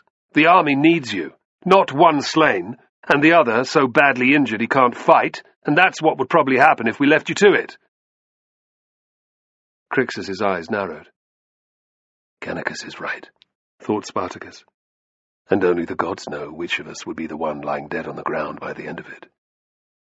Have a drink and forget about it. Castus produced another amphora and tossed it at Crixus. The big Gaul caught it one-handed. He looked at it for a moment, and Spartacus prepared to duck.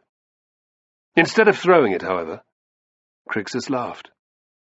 He eyed Spartacus balefully. We can do this another time, eh?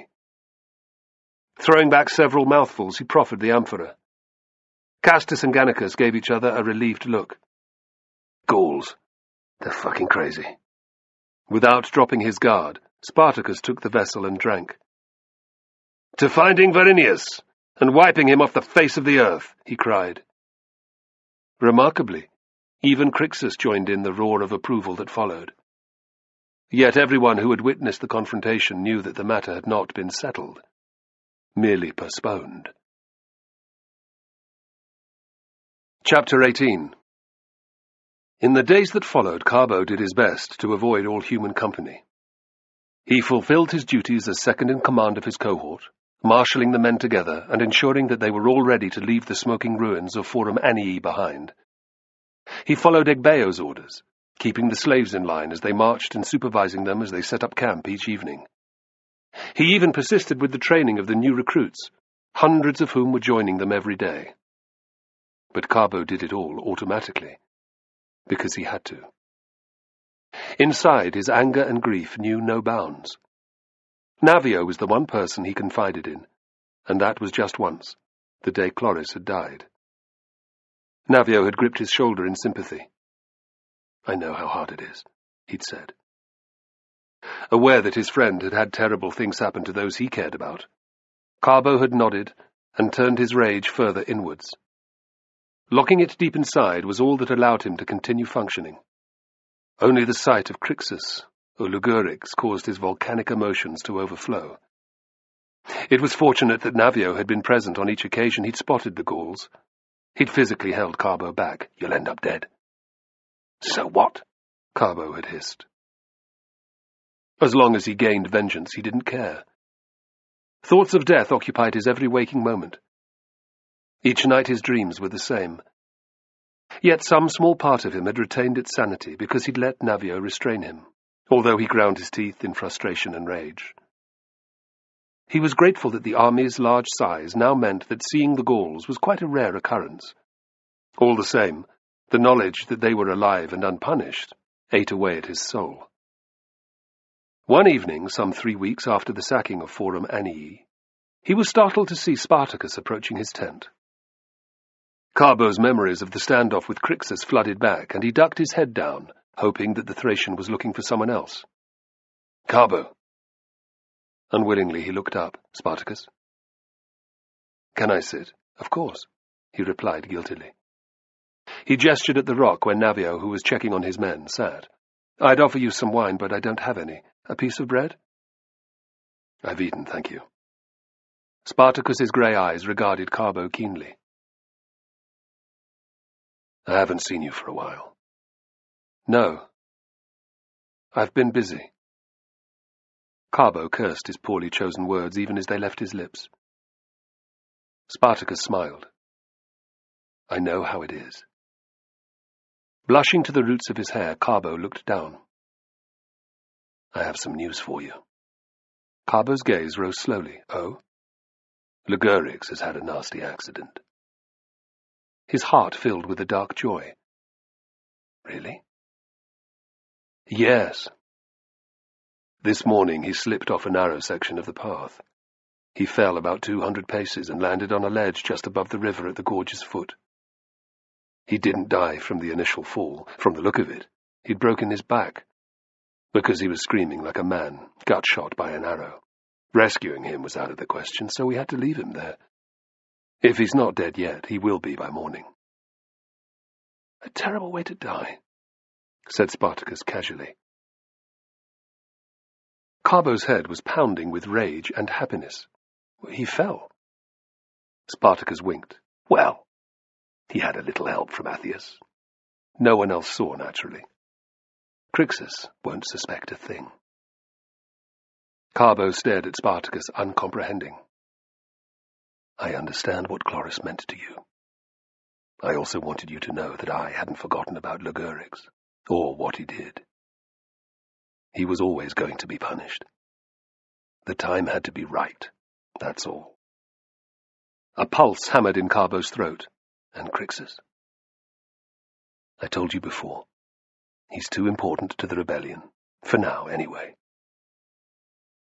Can you live with that? Carbo swallowed.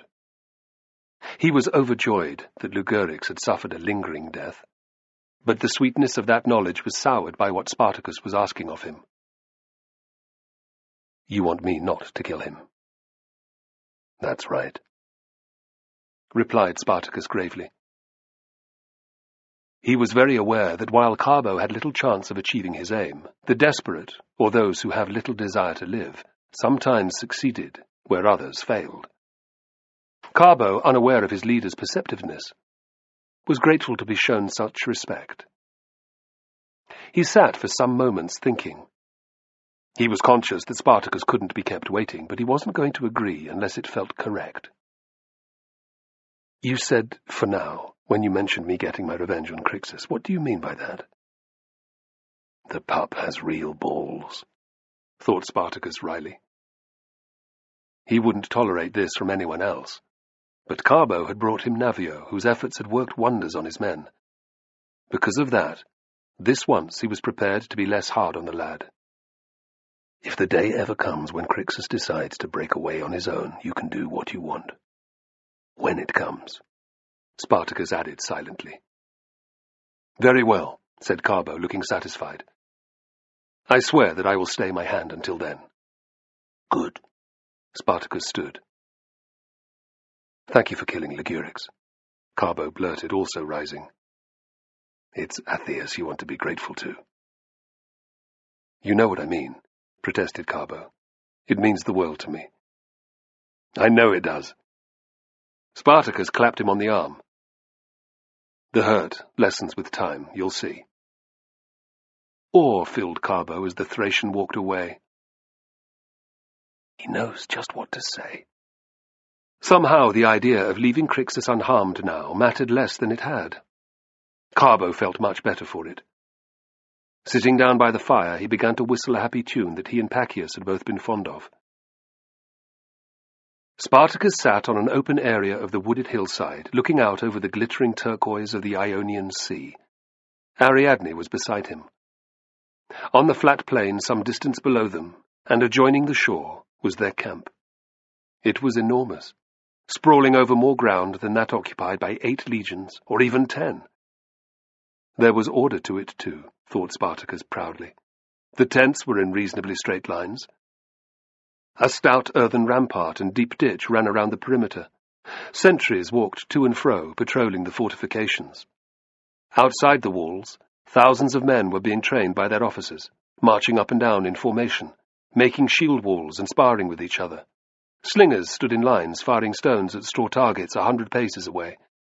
Squadrons of riders on shaggy mountain horses wheeled and turned together, their spears shining in the bright sun. It's an army now, he said with satisfaction. A damn big one. And nearly as good as any I might have raised in Thrace. It is, replied Ariadne. And all thanks to you. He pulled her to him. You've had a hand in it as well. Men flock to hear Dionysus's priestess speak. They long to hear the god's words. She smiled her thanks. Maybe. But the 40,000 men who've joined us in the month since Forum Manii didn't come to listen to me. They came to follow you. Spartacus the gladiator. The man who dares to defy Rome. The man who gives slaves hope. Hope can be a dangerous thing, said Spartacus with a frown. It had been clear that there was something on his mind since dawn. He's ready to talk. Why do you say that? On the surface, things couldn't be better. Our numbers have quadrupled. We've given Verinius the slip and found somewhere remote to live for the winter. It's fertile here, in the arch of Italy's boot, and the farms and towns to raid are plentiful. Metapontum alone provided us with 2 months' worth of grain. Heraclea was just as rich. 30 years asked for the taking if we want it. Hundreds of wild horses have been captured and broken to use as cavalry mounts. Pulcher has more than a score of smiths making weapons from dawn until dusk. Slaves are still coming in their hundreds to join us. He gave her a brittle smile. Even Crixus has been quiet of late. Ever since the fight at Foramanii, he's done his own thing, hasn't he? Well, the shitbag is probably recruiting supporters so that when the time comes, as many men as possible will follow him. But at least he's not constantly looking for a fight. Despite that bonus, we're still living in a dream world. Ariadne was no longer enjoying the warm sunshine. Rome hasn't forgotten us, you mean? That's right, he said, grimly. This might seem like paradise, but it won't last much longer than the snow on the mountains to the north. Sure as the melt comes in spring, the legions will come in search of us. His lips gave an ironic twist. Hannibal survived in this area for more than a decade. He was perhaps the finest general in history, and he outwitted Rome at every turn. But the stubborn bastards didn't ever admit that they'd been defeated by him, even after Cannae. They simply recruited more men and fought on. It took nearly a generation. Yet Hannibal was defeated in the end. Spartacus sighed. And he had professional soldiers. I have slaves. They are no longer slaves, said Ariadne sharply. They are free men. All of them. True enough, he admitted. But they are not legionaries. They have been trained mercilessly for months, as recruits to the legions are, she countered. Maybe so. Yet most of them didn't come into the world with the warlike attitude that is every Roman's birthright. They're not combat veterans either. When Rome sends its finest men against us, as it inevitably must, will my soldiers stand and fight? Or will they run? Weirdly, he felt relief at having voiced his greatest worry. Ariadne pointed at the myriad of figures on the plain below. Those men love you, she cried. They would follow you to the ends of the earth. Pride filled Spartacus's eyes. You're right. I do them a disservice. But the outcome will be the same. Even if we beat the Romans another time and another, they will not have been defeated. A man cannot kill all the ants in a colony. It's not possible. His expression grew calculating. Yet this is also the hard path that I would have chosen in Thrace. Ariadne felt her heart begin to race. They hadn't spoken about leaving Italy since their conversation months before, but it was filling her mind right now. His too, from the look of it. But she would not be the one to mention it first. Spartacus did not yet know that she was pregnant. He mustn't believe that she was trying to influence him. He cocked his head at her. What are you thinking? I was wondering what was in your mind to do, she said evasively. I do not fear dying in battle, he said thoughtfully. But if there was another path to take, a path that did not avoid confrontation with our enemies, then I would strongly consider it. Ariadne waited. Please guide him, Dionysus. It's not as if the Romans will stand by and let us march past to the Alps, Spartacus said with a harsh laugh. They'll place every damn legion they have in our way. That image made Ariadne feel physically sick. If our army can pass those tests, well... Spartacus hesitated before saying, outside Italy, we can truly be free. Ariadne wanted to cheer. Crixus will not follow me, of course. He was never going to anyway. But when they hear what I have to say, I think that Castus and Gannicus will. They have learned that I am a better general than their fellow countrymen. After the way you've organized the army, only a fool would think otherwise. He glanced at her quizzically. You've said little about my suggestion. Yet you were the one to mention it some time ago. Do you still think it's a good one? She smiled. I do. Rome is far too great a quarry for us to bring it down. I also think that you are destined to return to Thrace. That's why you were pointing east in your dream. That's what you wanted to think, chided her conscience. Ariadne harshly quelled the thought. He looked pleased. I must tell him now. Ariadne squeezed his hand. There is something else. He raised an eyebrow. I have missed my cycle for 2 months. She made a tutting noise at Spartacus's incomprehension. I'm pregnant. His face lit up. Pregnant? Ariadne smiled as she leaned over to kiss him. That's what I said. Oh, that's wonderful news. Praise the rider. I'd be more likely to commend your keeping me in bed each and every morning, Ariadne replied archly. Her dancing eyes belied her scolding tone. A man has his needs, he said with a lopsided grin. Is it to be a son, as you said? She caressed her belly. Yes, I think so. Your firstborn would have to be male, wouldn't he? I'd like that. Spartacus did a quick mental calculation. He'll be born around harvest time. That's my thinking. Good. It will be warm and sunny then. And he'll have grown strong by the winter, said Spartacus with satisfaction. It gives us time to head north as well. When will you speak to the other leaders? The sooner the better. Now, he said, getting to his feet. Spring is nearly here. I want to be ready to move the moment it arrives. A flicker of movement caught Ariadne's eye. She glanced down, seeing a horse and rider galloping towards the camp from the west. The frantic whip strokes being delivered by the horsemen told their own story. The gods always place something in the way. She tried not to worry. Your conversation might have to wait. Spartacus's gaze followed hers. His jaw tightened at the sight. Maybe so. I'll still be needing to talk to the others, though. What is it, you think? She asked softly, suspecting what he'd say. Verinius, grated Spartacus. He's found us. The prick has had a few months to lick his wounds and recruit more men, said Spartacus. The rider had been carrying just the news he'd expected. The man was standing off to one side now, sweat-stained and weary, and watching Spartacus confer with Castus, Gannicus, and Crixus. It's not that surprising that Verinius has been looking for us.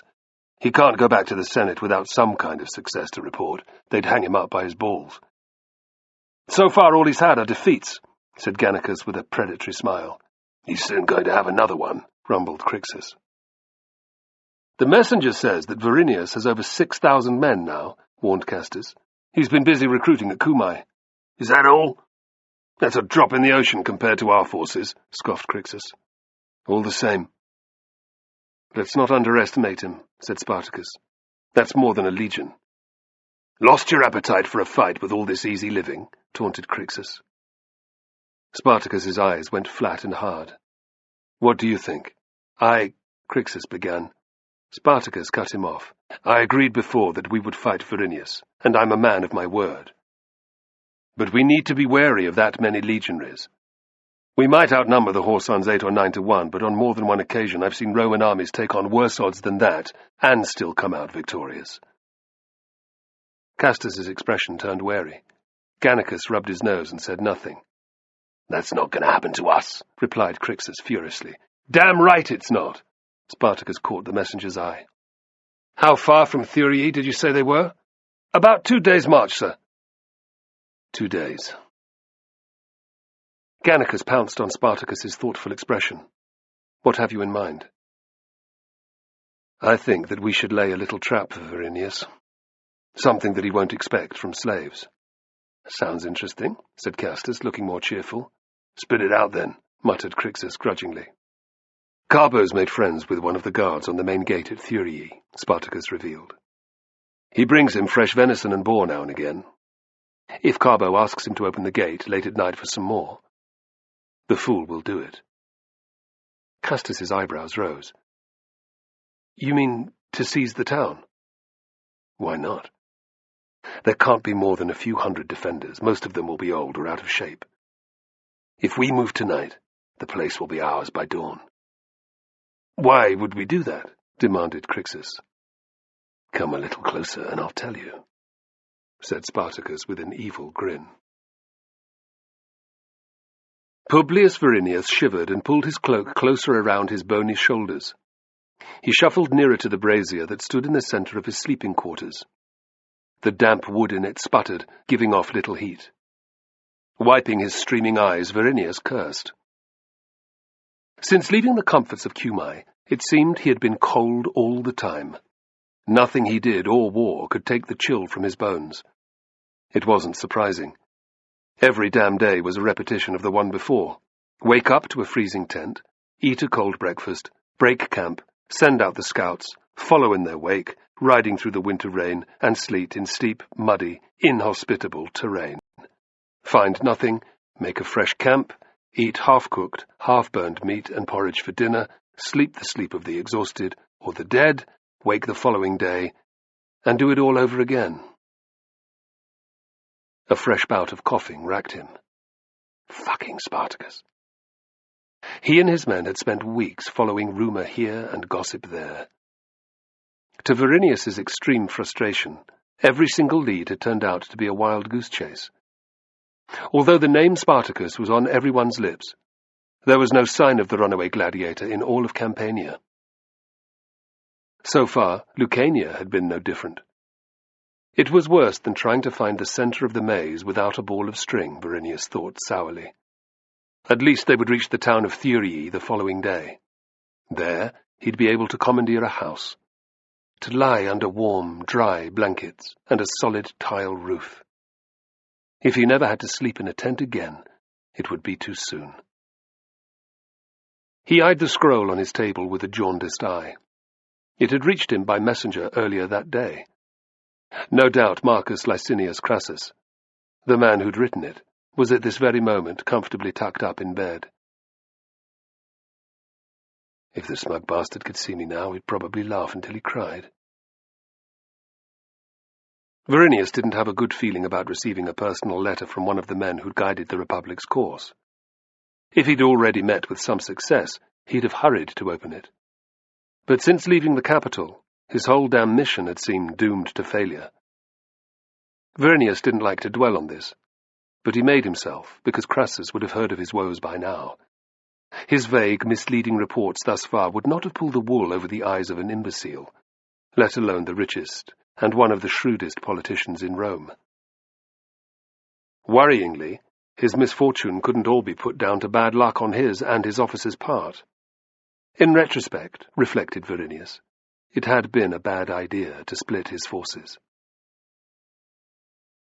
After their startling successes against first Lucius Furius and then Lucius Cassinius, Spartacus's men had had the effrontery to raid 2 of Verinius's encampments, inflicting numerous more casualties and stamping his soldiers' weakened morale into the glutinous Campanian mud. Disease had thinned his troops' ranks further. It was a miracle that more hadn't deserted, thought Verinius morosely. When word had come that the slaves had withdrawn from Glaber's former camp, there had been no question of leading an assault on it, or of pursuing Spartacus into the hinterland. It might have looked cowardly, but withdrawing to Cumae to regroup, and to bolster his force with new recruits, had been the only sensible option. Anything else, and he'd have had a mutiny on his hands. Of course, that's not how Crassus or the Senate would see it. Roman commanders did not withdraw beyond the enemy's reach, particularly when the enemy was nothing more than a rabble of escaped gladiators and slaves. With a muttered oath, Verinius snatched up the letter. Cracking the wax seal with a thumbnail, he unrolled the parchment. To Publius Verinius, Praetor of the Republic of Rome, greetings. I trust that this letter reaches you hale and hearty, and that the gods continue to show you favour. Verinius scowled. The sarcasm starts already, he thought. His eyes flickered across the neatly written words, the mark of a professional scribe. It has been some 4 months since you and your fellow officers set out from Rome on the glorious mission to which you were appointed by the Senate. That's right. Rub it in. The news that has reached me here in the capital has been troubling, to say the least. It was surprising enough to hear of the calamitous ambush on Lucius Furius, but the tragic death of Lucius Cassinius and so many of his men was truly shocking. I believe that the slaves also achieved further success with attacks on your camps. Aside from the troubles during the Civil War, the likes of these outrages have not been seen in Italy for generations. They cannot be allowed to continue. While I am personally in no doubt that your withdrawal to Cumae was made for the best of reasons, others in Rome do not look upon your actions in such a benign light. Such caution will not bring about the destruction of those who have dared to defy the Republic so flagrantly. It must not happen again. It pains me to do so, but I feel that I must remind you of the fate of Caius Claudius Glaber, your predecessor. I have every faith, however, that your future is a brighter one than his. The idea of having to fall on his sword made Verinius break out in a cold sweat. He forced himself to continue reading. May your resolve remain strong. I ask that Diana the Huntress guide your path as you hunt down Spartacus. Let Mars keep his shield over you and your men. Success will soon be yours, and peace will return once more to Campania. I look forward to greeting you upon your victorious return to Rome. With brotherly concern I remain your fellow praetor, Marcus Licinius Crassus. So there it was, as if he hadn't known it already. Verinius's shoulders bowed under the pressure. Succeed? Die in the attempt, or be ordered to commit suicide by the Senate. That's what Crassus's honeyed words told him. What have I done to deserve this fate? How has a straightforward task become so treacherous? Crumpling the parchment, he tossed it into the brazier, watching with some satisfaction as it blackened and then began to burn. Its message was engraved in his mind, though. A discreet cough distracted him from his misery. "Sir?" Verinius turned. "Ah, Galba!" He made a show of being pleased to see his most senior centurion, a balding veteran with bandy legs and a mean aspect. "What is it? Some good news, sir." He had Verinius's attention now. "Really? Well, come in. It's blowing a gale out there." Galba entered, letting the tent flap fall behind him. "I sent a rider ahead to Thurii this morning, as you asked, sir. He's just returned." Disappointed, Verinius frowned. He'd known that there would be a warm welcome for him and his men in the town. What use was there in reminding him now, when he was cold and miserable? "Is that all you've come to tell me?" "You don't understand, sir. He didn't manage to enter the town. It's under siege, from Spartacus's men." Verinius could hardly believe his ears. Vulcan's balls, really? "So he says, sir. He's a good lad, too, served more than 5 years in the army." "Is Thurii still ours?" "Apparently, sir. There are plenty of defenders on the walls." "Ha! A band of sewer rats could never take a town." "What are the fools thinking?" cried Verinius, his confidence soaring. "How many of them were there?" "Hard to say, sir. He couldn't exactly hang about. Upwards of a legion, he said. 6,000-7,000, maybe more." "Spartacus has been busy, then," mused Verinius, his eyes narrowing. "But they're only slaves, eh?" "There'll be no match for our lads, sir," said Galba, stolidly. "Any catapults or siege engines?" "No, sir." "Of course not," said Verinius, dismissively. "What's the lie of the land around Thurii?" "It's mostly flat, sir. As you know, the sea is some miles to the east of the town. A large area of woods lies to the north, which is probably where Spartacus attacked from. The main road approaches from the west, through heavily cultivated farmland, more of which lies to the south." "So they can only retreat the way they came?" "That's right, sir." "Excellent." Verinius punched his right hand into his left. "If we leave at dawn, we should arrive there when?" "Well, the messenger says it's about 15 miles, sir." "Early afternoon, then. Plenty of time for a battle." "I will lead the troops in a frontal assault to relieve the town, and our cavalry can cut off their escape route. We'll slaughter the Horsons." "They won't know what's hit them, sir," agreed Galba, leering. "The trumpets are to sound an hour before dawn. I want every man ready to leave by the time the sun hits the horizon. Weapons and 1 day's food only," said Verinius crisply. "The catapults and ballistae, sir?" "We won't need them. And the baggage train, sir?" Leave it one cohort as protection. It's to follow on behind us. One other thing, Galba. Spread the word about how easy it's going to be tomorrow. Very good, sir. Grinning, Galba saluted and turned on his heel. Verinius' spirits hadn't been so high for many weeks. He reached for the jug and poured himself a large cupful. The wine tasted far better than it had done just a short time before. That prick Crassus will have his doubts quashed in royal style. He'll fall over himself to be my friend. Verinius began imagining exactly how he would phrase the letter informing the Senate of his victory. Spartacus is dead, he mused. That would be a good start. Verinius slept like a baby. His day also began well. Even as the horizon tinged rosy pink, his soothsayer, a buck-toothed ancient from Latium, had slit a chicken's throat and read its entrails. To Verinius's delight, the omens had been pronounced extremely auspicious. The day would end with a resounding victory for Rome. The slaves would be driven from the field with huge losses. Spartacus himself would be captured or killed, and the citizens of Thurii would shower Verinius and his men with rewards. Most importantly, his continuing journey along the Cursus Honorum would be secured. To the eager Verinius, the 15 miles to Thurii seemed no more than 5. Pleasingly, the mood among his men was also good. Over the previous months of misery, he had grown used to their sullen expressions and mouthed curses whenever they saw him. Desertions had soared. So too had the numbers of malingerers. Now, for the first time in an age, Verinius heard his legionaries singing instead of complaining. It couldn't just be because their heavy yokes had been left behind, he thought. They were marching with real enthusiasm. They looked like men who actually wanted to fight. Verinius made a mental note to thank Galba. This was but the latest example.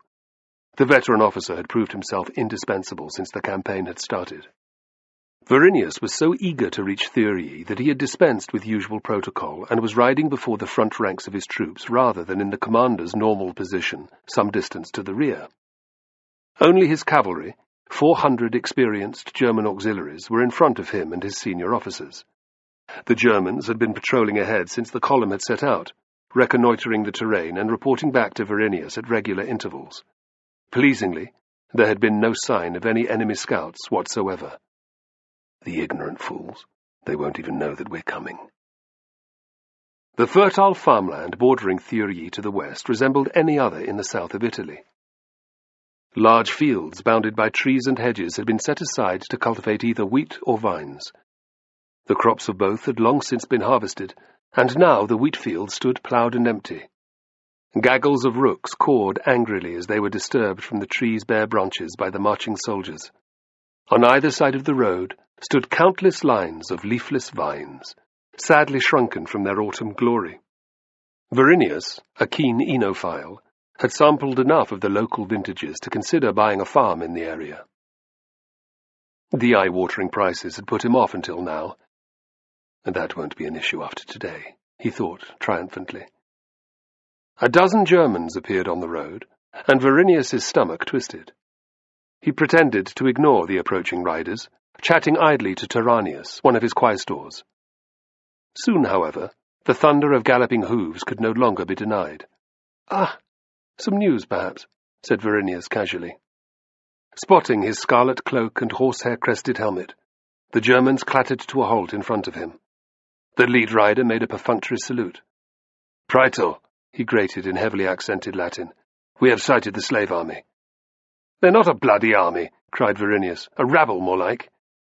The German inclined his head in recognition. "Indeed, sir." "Where are they?"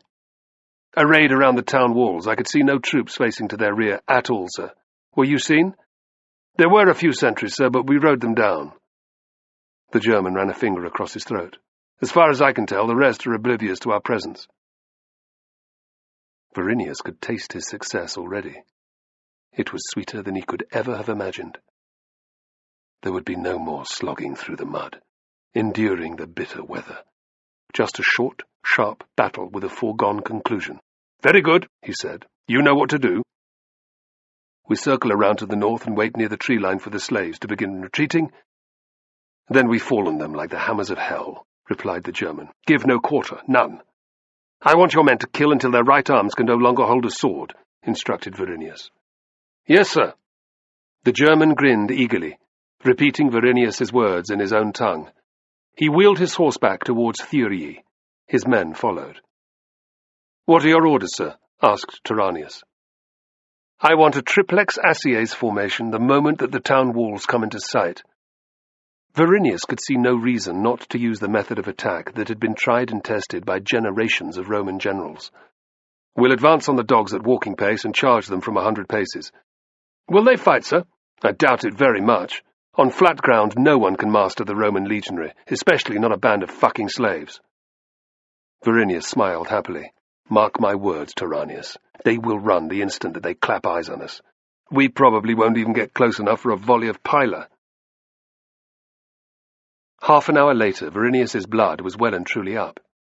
He'd finally withdrawn behind his men. After all, there was no need to be stupid. But from the back of his horse, he had an excellent and central view of the battlefield. Tyrannius and the 4 tribunes stayed close by, ready to relay his orders during the fighting. Running off to Verinius's left and right were the neat ranks of his 12 full-strength cohorts. 5 were arrayed in the front line, 4 in the second, and 3 in the rear. Short gaps separated the 3 maneuvering lines. Trumpets blared as the men assumed their final position. Pride filled Verinius. "Gods, but they look good." The centurions were blowing their whistles and bellowing orders from the front rank of each cohort. Near every officer, the unit's gilded standard was being held aloft for everyone to see. The Optiones stood behind the last rows of soldiers, their vine staffs at the ready. Their job was to beat any man who tried to back away or retreat. "That won't happen today." Content that his forces were ready, Verinius looked towards Thurii, which lay perhaps half a mile away. The messenger had been correct in his estimation. The black stain around the walls told him that the slaves had surrounded the entire town. Just to do that meant that they outnumbered his legionaries by a considerable margin. What of it? He thought scornfully. There was no visible order to the seething mass of men before him. Far from it. Instead of battle cries, the sound of frightened shouts wafted through the air from Thurii. Excellent. "They've seen us! Sound the advance!" Verinius shouted. The musician beside him raised his instrument to his lips and blew a short series of notes. This was taken up at once by the other trumpeters. Then, with measured tread, the lines of legionaries began to march forwards, tramp, tramp, tramp. With his excitement growing, Verinius walked his horse some 20 steps to the rear. "Hold the line, men!" bellowed a centurion. "Have your first pylon ready!" "Steady!" ordered Galba. "We want to hit the bastards all at the same time." "Revenge for Lucius Furius and his lads!" roared a voice. "And for Lucius Cassinius!" added another. "Revenge!" The cry began echoing up and down the line, drowning out the slaves' noises of distress. "Silence!" screamed Galba, clattering the flat of his blade on the helmets of the men around him. "We close in on the fuckers in silence!" It took some time, but the centurions and junior officers regained control eventually. An odd quiet fell over the legionaries. Verinius had not fought many battles, but he recognized the atmosphere well. The air was laced with the smell of leather and men's sweat. The dominant sound once more was the heavy tread of his soldiers' studded caligae on the muddy ground. Interspersed with this was the clash of pilar shafts off the sides of shields and the metallic jingle of mail. Everywhere, men were hawking and spitting. They muttered prayers to their favorite gods and surreptitiously rubbed at the amulets hanging from their necks. Verinius felt his own stomach tighten with anxiety. He took a deep breath and let it out again. Think of the effect this will have. It's absolutely terrifying to have an enemy advance in complete silence. That's why we do it. The distance between them and the slaves closed to perhaps 250 paces. Verinius's anticipation grew. They were still well beyond javelin range, but close enough to mean that battle was likely. Sensing the slaves' fear, his men were growing keener by the moment, but the seasoned centurions stayed calm, ensuring that no one broke ranks. At 200 paces, the legionaries were ordered to begin smacking their piler rhythmically off the metal rims on the tops of their scooter. Clack, clack, clack. It was an unnerving sound. A sound designed to send fear darting into men's hearts, to promise the kiss of death from javelin tip or gladius blade, to ensure a trip to the River Styx, there to meet the ferryman. Few enemies could take the terror of its approach. A wall of incoherent shouts rose up from Spartacus's men, and then, before Verinius's very eyes, the main body of slaves broke in two. Half began running to the south, and the rest broke and fled for the trees to the north. Verinius stifled a cheer. 2 cohorts, wheel to the left, 3 to the right. He waited while the trumpeter sounded his commands before directing the 4 cohorts in the second line to split equally and follow their comrades, and the final line of 3 to halt and hold the centre. Tyrannius, I want you to lead the chase to the south. It's open farmland, so the sheep-fuckers will have nowhere to go but face down in the mud. Chase them hard. Kill them all if you can. Yes, sir. Tyrannius's teeth flashed white in his swarthy face. You stay here, said Verinius, glancing at 2 of his tribunes. The rest of you, follow the cohorts to the left. I want you to run them right onto the Germans. They'll charge when it's time and smash the horsons against your shield wall. To his trumpeter, sound the charge. Javelins at will. He watched with great satisfaction as his orders were rapidly obeyed. The charging legionaries began to roar battle cries, and this time the centurions did nothing to stop them. Kill! Kill! Kill! The air to Verinius's left darkened as hundreds of piler were thrown after the retreating slaves. They soared up in graceful, lethal arcs, and he counted his heartbeat. 1, 2, 3, 4, 5. The missile's tips turned to point earthwards. 6, 7, 8. The screaming began, and Verinius stopped his count with a smile. There's nothing like javelins to create panic in a fleeing mob. Verinius glanced to his right, seeing the same scenario unfold. Tyrannius would do a good job. He was young, but steady. His gaze casually returned to the front. The town's main gate was opening. The defenders are making a sally, he thought with some amusement. The sluggards best hurry if they want a piece of the action. Or maybe they've come to thank me for saving their miserable hides.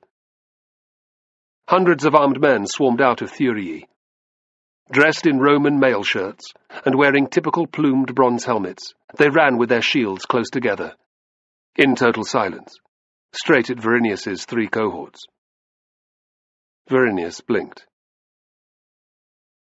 What in Jupiter's name are they doing? He glanced around, but Tyrannius and the tribunes were all long gone. When he looked back, the men were 20 paces nearer. Verinius was startled to see that some of them had long hair and moustaches. His eyes flickered across their lines, and his heart nearly stopped. There was a Nubian in the front rank too, and a man with facial tattoos who could only be a Scythian or similar. They're not Romans! It's a trap! He screamed, with an anxious look. His trumpeter half raised his instrument. What are your orders, sir? Close order! Bawled Verinius. A volley of javelins at 50 paces! Tun-ta-da! Tun-ta-da! Ta-da! The legionaries' shields slammed together almost as one. Right arms back! Yelled the centurions. Piler! Ready! Dismounting, Verinius threw his reins to his orderly, who began to lead his horse out of harm's way. He took up his shield and drew his sword. Verinius had wielded the weapon in battle just once before, but he took comfort from the firmness of its carved ivory hilt. All right, men! Let's show the scumbags the meaning of courage! For Rome! For Rome! They roared back. For Rome! Verinius's courage rallied. Is this all you can throw at me, Spartacus? It wasn't. His eyes widened in horror. The tide of men issuing from the town gate had not stopped. Instead, it had grown even denser. Now his 3 cohorts were outnumbered, and the balance was fast tipping further in the slaves' favour. Moreover, the men running at his legionaries looked every bit as determined as the most hard-bitten Roman veteran. They still hadn't uttered a word either. 50 paces separated the 2 sides now, no more. Right on cue, orders rang out from the centurions, and a tide of Roman javelins flew up. The slaves slowed in response, and sent a volley soaring in the opposite direction. Then, to Verinius's complete amazement, They raised their scooter to protect themselves. "Raise shields!" went the cry from the centurions. Foolishly, Verinius looked up. Seeing something flashing towards him, he ducked down behind his scutum. The movement saved his life. There was a sharp whistling sound, and a pilum flew through the space where his head had been. It sank more than a handspan into the dirt. 2 more thrummed down to his left, and a sickening scream behind him told Verinius that his orderly had been hit. He shook his head like a drunken man trying to find his way home. This can't be happening. But it was. Chapter 19. Another shower of javelins was exchanged, and then the 2 sides struck each other with a sound like a giant thunderclap. Verinius's legionaries reeled with the impact, the sheer fury of it. At least 2 score soldiers went down, or were knocked from their feet. They never got a chance to stand up. Gladii lanced down, thrusting into their flesh with a terrible hunger. Normally, the gaps left by such casualties would be filled immediately. Not this time. With froth spraying from their lips, the Gauls that Verinius had spotted thrust themselves, uncaring, screaming into the breaches. Punching with their shield bosses and stabbing with their swords like men possessed, they drove the legionaries of the second rank back several steps. A centurion who jumped into their path was hacked to pieces in a storm of vicious blows. A signifer was killed, and his standard raised into the air by a triumphant Scythian.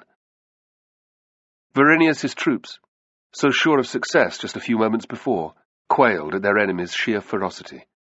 This was a world away from what they'd been told to expect. These were no frightened, easy-to-kill slaves. They were more like ravenous, indestructible beasts. The legionaries fell back another step. Baying for blood, Spartacus's men pressed forward with renewed strength. "Hold the line!" roared Galba. "Hold the line, you fucking dogs!" With contemptible ease, the veteran centurion lopped the sword arm off a short slave with a rusty helmet. Smashing him aside with his scutum, Galba ran the next man through the chest. He pulled out the blade, laughing as blood spattered all over his face. "Is this all you can do, you miserable sacks of shit?" There was a momentary pause, and the nearest legionaries glanced at each other. "Listen to him," prayed Verinius. "Listen to him." "Come on, you scumbags!" screamed Galba. He leapt forward, using his shield to drive a big Gaul backwards into the arms of his fellows. Galba slipped his gladius around his scutum, running it deep into the man's belly. An agonizing scream split the air, and the legionaries took heart. Locking shields, they advanced towards Galba, whose heroic attack had left him alone. "Forward!" shouted Verinius. "Forward!" But someone else had also realized that Galba's position was vulnerable. A figure emerged from the enemy ranks. Those around him held back, and Verinius's breath caught in his chest. The man was of average height, but his magnificent Phrygian helmet marked him out at once as someone to be reckoned with. He was clad similarly to his comrades in a mail shirt, and he carried a scutum. Instead of a gladius, however, he bore a sica. A Thracian. He has to be. Without a word, the newcomer pointed the bloodied weapon at the senior centurion. Galba's lip curled. "Think you can take me on? Come on, then!" He glanced over his shoulder. "Stay where you are, lads. I want to carve this piece of dirt a new arsehole." Grinning with newfound confidence, the legionaries did as they were told. Snap! The Thracian's sword clicked into its scabbard. He stretched out his right arm. "Javelin." Stepping forward, a fierce-looking Scythian slapped one into his palm. "Scared of sword work?" Galba sneered. "Slave scum." "Not at all," replied the Thracian in accented Latin. Hefting the weapon, he drew back and hurled it with all his might. It covered the distance to Galba in less than a heartbeat. Punching through his scutum, the pilum ripped a hole in his mail shirt and sank deep into his chest. Galba's eyes bulged with the agony of it. His mouth opened in shock. Froth poured from his lips in a bloody spume. He staggered and fell onto his back, his shield still pinned to his body.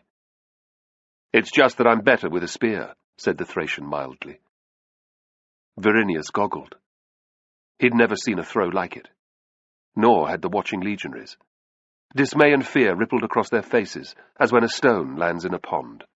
With a savage grin, the Thracian drew his sica and aimed it at the Romans. "Spartacus!" roared his men. "Spartacus! Spartacus!" Acid-tipped claws of fear ripped at Verinius. "Gods above, this is no half-wit rabble-rouser." By now the nearest legionaries were looking terrified. Their heads began to turn, seeking a way to retreat. The men in the front rank pushed back against those behind them. There was little resistance. With a maniacal yell, Spartacus threw himself forward. In a devastating surge, the slaves followed. Verinius was struck dumb with shock. Mesmerized, he watched as the structure of his central cohort disintegrated before his eyes. Some legionaries fought desperately against the wave of attackers, but theirs was a hopeless cause. Once the line of shields was broken, and men presented their backs on the enemy, there was no way back. The soldiers at the front, the first to have turned to run, were also quickest to die. They were hacked down like rotten branches torn off a tree by a gale.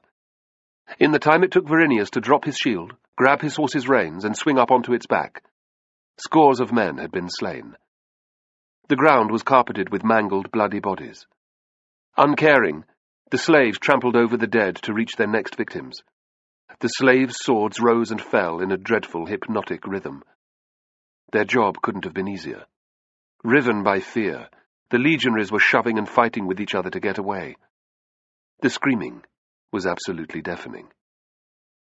Despite himself, Verinius quailed. This cohort is finished. Then he glanced to either side, and his desperation reached new levels. Seeing, hearing, sensing that their comrades had broken, the legionaries of the other two cohorts were also in full retreat. A hand pulled at his leg, and Verinius glanced down in horror at a blood-spattered legionary. He had neither sword nor shield. "Help me, sir!" Without thinking, Verinius smashed the hilt of his sword into the man's face. He heard the crunch as the soldier's nose broke, and then he was dragging his horse's head around and drumming his heels into its sides. Not liking the chaos, it took off willingly. What of the other cohorts? Verinius wondered. To the south, he could see Tyrannius's units engaging with the slaves, who looked to have turned and formed up. Tyrannius wouldn't be coming back to help any time soon.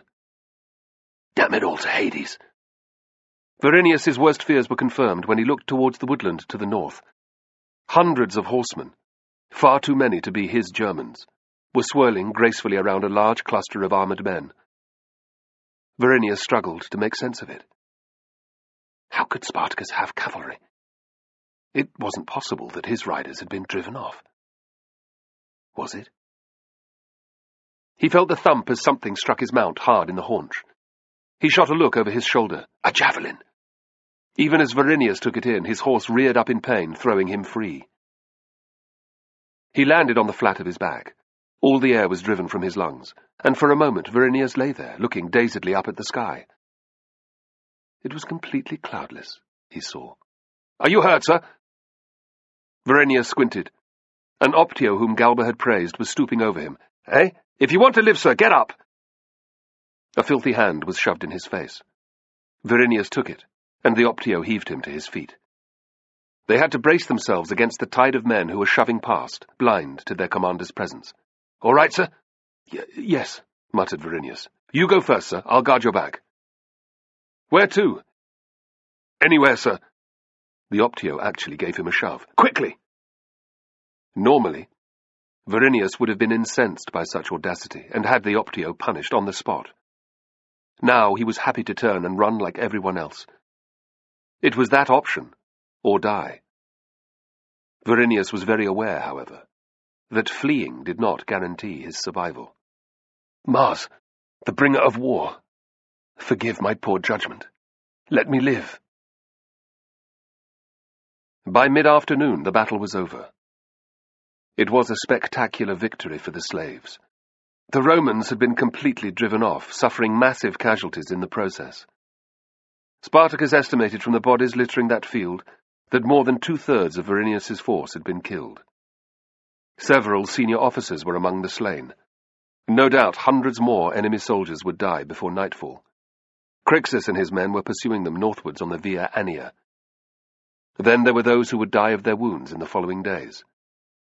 Serves the bastards right. Grim satisfaction filled Spartacus as he surveyed the field from one of the wall towers. Grinning with exhilaration, his men descended on the town like a cloud of locusts.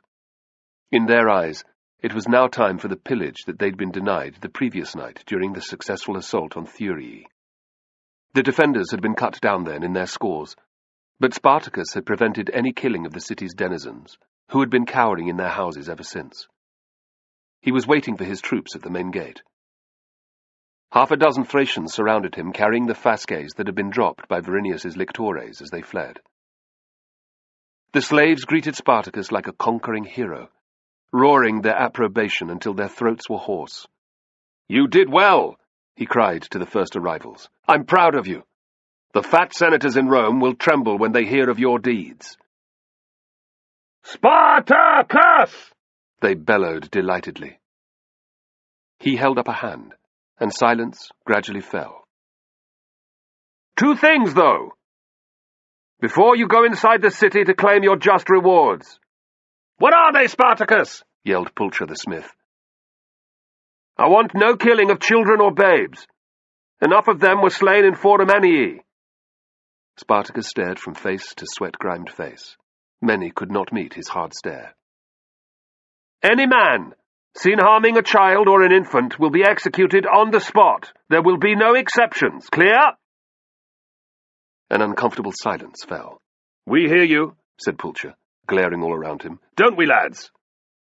Men grunted in assent, or shook their heads. Spartacus nodded, satisfied.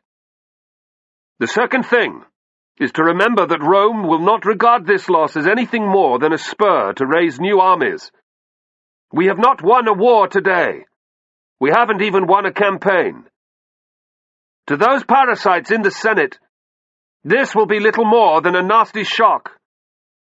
They will send far more soldiers next time, and not under the command of a mere praetor. I'd say it would be fair to expect a consul at the head of an entire army." "What are you saying?" asked Pulcher with a scowl. "We can't stay in this area forever. Think on that as you celebrate tonight." Spartacus was glad to see that many men bore sober expressions as they passed by into Thurii. They might forget his words in the haze of wine that would undoubtedly follow, but the seed would have been planted. He stood by the gate, receiving the adulation of his men and repeating his words until night fell and Crixus returned. Like his men, the Gaul was spattered in blood from head to foot. Seeing Spartacus, he raised a fist. "You should have come with us. The hunting was good, eh?" Several of his men howled like dogs. "The Romans won't forget Crixus in a hurry." "Why is that?" asked Spartacus. "The last 20 legionaries that we captured had their eyes gouged out and their right hands amputated," revealed Crixus with a cruel smile. "I ordered them to carry my name to Rome, and to warn the Senate that the same fate would befall every soldier they sent against us." A loud cheer went up from his men, and Crixus glared at Spartacus. "So now he makes his move to take control." Spartacus was even more glad that he'd spoken with the slaves as they entered the city. A powerful message, he conceded. Crixus grinned triumphantly. "I've done similar things myself in Thrace. What it does is to make the Romans come back in even greater numbers." Crixus' brows lowered. "Is that right? Always bloody know better, don't you?" "He's never going to agree to my plan." This final stark realization unleashed Spartacus's anger. "Not all the time, no," he replied sharply. "But when it comes to fighting the Romans, I've forgotten more than you'll ever learn." "We'll see about that," bellowed Crixus, the veins on his neck bulging dangerously. "Won't we, boys?" His voice was lost in the torrent of shouts that followed. Spartacus waited until the noise died down. "I'm going to assemble the army tomorrow. Make an announcement." "Which will be?" demanded Crixus. "I'm going to head north, to the Alps, leave Italy." Crixus's eyes widened. "Do Castus and Gannicus know about this?" "Not yet." "I think they'll stay with me rather than go with you, the hothead." "So you're going to ask the men if they want to follow me, or you?" "That's right," replied Spartacus. "Unless, of course, you want to come with me." "Eh?" Crixus threw him an incredulous look. "Why would I want to leave behind the riches that can be plundered here? Why would anyone? Everything in this land is ripe for the plucking." "Not everything," warned Spartacus. 2 full-strength consular armies will stop you in your tracks. But his words were drowned by Crixus's men's jeers and catcalls. Spartacus shrugged and stood aside. He watched as the Gaul led his followers into Thurii. Each man chooses his own fate. It's not for me to try and change their destiny. Yet a trace of unease tickled the back of his mind. Who would listen to him tomorrow? How many would cleave to Crixus? What would Castus and Gannicus do? Maybe it had been premature to bring the matter to a head. Spartacus clenched his jaw. His words could not be unsaid. Now is as good a time as any. He glanced up at the darkening sky. Great rider, you have my thanks for what happened here today. I ask for your help again tomorrow. Spartacus waited until late the following morning before having his order to assemble on the ground outside Thurii put about. Thanks to the amount of wine that had been consumed during the night, it took several hours to rouse everyone from their stupor and force them outside the walls. Egbeo, Carbo, and their troops were the unlucky ones to be given this duty, and it won them no friends as they scoured the city's houses and alleyways for their sleeping comrades. Curses rained down on their heads, as well as helmets, cups, and plates. Even the occasional amphora was lobbed at them. The former slaves had changed markedly over the previous months, Carbo decided. They had discovered their bark, and with it, their bite. Before, he would have been frightened of such a sea change. Now it thrilled him. Spartacus had really forged an army. No one actually put up a fight, and gradually the bleary-eyed, filthy men were chivied onto the open area before the main gate. Few had bothered to wash the previous day's blood from their arms and faces. The reek of sweat and stale wine hung everywhere. Mixed with it was the first faint smell of decay from the hundreds of Roman bodies that lay among the slaves. High above, on the battlements, Spartacus's nostrils were filled with the sickening miasma. It was fortunate that spring was only starting, he thought. If it had been summer, the stench would already have been unbearable. He had picked the position because it meant that everyone could see him. Crixus was there too, of course, glowering like an angry bull. Castus and Gannicus stood alongside, looking irritated. Spartacus cursed silently. He had gone to tell them about his plan the previous evening, but Crixus had already got to the pair. I could have managed that far better, he reflected, giving them a confident grin anyway. He was heartened somewhat by Gannicus's nod, but Castus looked away rather than respond. Spartacus's doubt grew. Great rider, help me. Do not let them turn from me now. Carbo came clattering up the nearest set of stairs. That's just about everyone. There are probably a few stragglers sleeping it off somewhere, but we couldn't find them. He threw a hate-filled glance at Crixus, but the Gaul didn't notice. Well done. Giving a signal to the trumpeter beside him, Spartacus turned to face the thousands of men below. Pride filled him at the magnificent sight. May the gods let them follow me, he prayed. Tan-ta-ra! Ta-ra! Ta-ra! An expectant hush fell over the assembled troops. Friends! Comrades! I salute you! Spartacus shouted. He waited as his words spread through the watching host. Spartacus! It began as a low, rumbling cheer, but soon grew in volume until the very walls of the city rang with it. Spartacus! Spartacus ignored Crixus, who was glowering at him. He began to speak, and men quickly fell silent. Yesterday, we won a famous victory, our first in open battle against the Romans. Much of it was thanks to Castus, Gannicus, and Crixus. He indicated the Gauls beside him. Castus and Gannicus were quick to raise their arms in acknowledgement. Crixus looked furious as he did so, however. Nonetheless, a huge cheer went up from the slaves. Directly below the leaders, Pulcher stood forth from the crowd. "But we owe most of our thanks to you, Spartacus!" he shouted. "Spartacus! Spartacus!" A sea of weapons was borne aloft. Men hammered their swords off their shields, making an unbelievable din. Crixus's face grew even more sour, while Gannicus's grin grew a little strained. Castus didn't bother to hide his scowl. Spartacus nodded and smiled, waving in acknowledgement. This augurs well. Eventually the racket died down. I asked you to be here today because we have a choice to make. Staying in this area is not an option. Why not? Yelled a voice. Look at the cities we've sacked. Metapontum, Heraclea, and now Thurii. Why give up on a good thing? Many men shouted in agreement. Good point, shouted Crixus. 3 reasons, answered Spartacus. The first is that here we have our backs to the sea. If the Romans block off the way to the north, we would be trapped. At this, there were unhappy grumbles. Trapped? Ha! Growled Crixus. And the second? Asked Pulcher. At the last count, the army numbered more than 50,000 men. After yesterday's victory, thousands more slaves will come to join us. Soon, there will not be enough grain to feed us all. That is serious enough. But the last reason is the most important. Spartacus paused. Rome does not suffer defeat lightly. When those who rule in Rome receive word of what happened to Verinius and his men, they will be furious.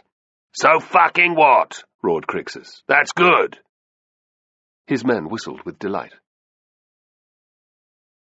The soldiers who have been sent against us are but a drop in the ocean that is Rome's manpower. When the consuls take to the field, as will surely happen now, they will lead 4 legions. That's 20,000 legionaries. The Republic's best units may be abroad, but that many men in armor, and carrying good weapons, cannot be discounted.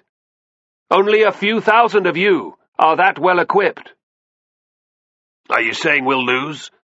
Challenged Crixus belligerently, waving his arms to encourage the jeering that had started. No. What I'm saying is that after those soldiers, more will come. The veterans in Iberia and Asia Minor will be recalled. 6, 8, 10 legions of solid men who have fought together for years. Will we be able to defeat those too? The taunts died down, and Spartacus could see doubt writ everywhere on faces now. Good. Carbo's heart was heavy. He'd heard this dozens of times. This was Navio's favourite topic when he'd been drinking. Who's to say we won't win? Blustered Crixus. And even if we fail, we fall in battle, winning a glorious death for ourselves. A muted cheer rose up from his men, but many more of the slaves looked unhappy. Every man who has seen me fight knows that I am not scared of dying, said Spartacus. But there is another way. A way with honor. A ray of hope lit up Carbo's heart. What are you suggesting? Pulcher called up. That we march north. The Romans will try their damnedest to deny us the passage. But I tell you that if we stick to the mountains, we can reach the Alps by late spring. Never fear. If we have to fight, we'll fight. After any battles, I would lead you out of Italy, away from the land that enslaved you, to a freedom that can never be taken away. Pleased muttering broke out. Faces lit with expectation. Where would that be? In Gaul? Asked Gannicus loudly. If that's where you want to go, I'm sure that your ancestral people would welcome you, answered Spartacus with a smile.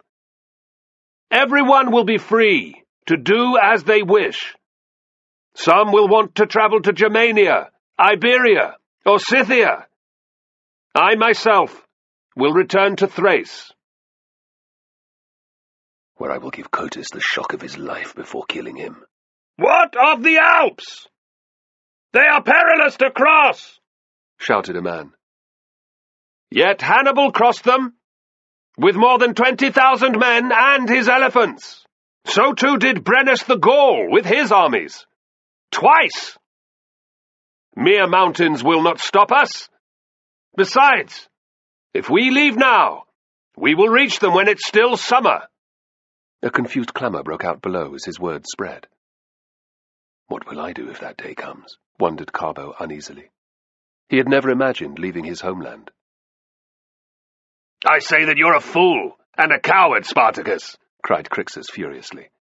"Italy has everything we need. Grain, money, women, and countless slaves to swell our numbers. Why in all the gods' name would we leave it? Why run away?" "Crixus!" yelled a Gaul. His voice was quickly joined by others. More men took up the cry. Motherless cur, thought Carbo angrily. He longed to draw his sword and attack Crixus, but he couldn't. He'd given his word. Spartacus's supporters began shouting his name in reply. I knew it would come to this. Spartacus was saddened by the numbers who appeared to support Crixus. It was more than a third of the army. Can they not see further than the riches he offers them? Clearly not. He glanced at the Gaul again.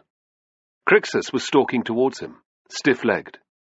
Castus and Gannicus shuffled backwards out of the way. Spartacus tensed, and let his fingers trail across the hilt of his seeker. So it comes to this again. Great rider, stay with me now, as you always have. I'm sick of this shit. I ought to stop pissing about and kill you now, snarled Crixus.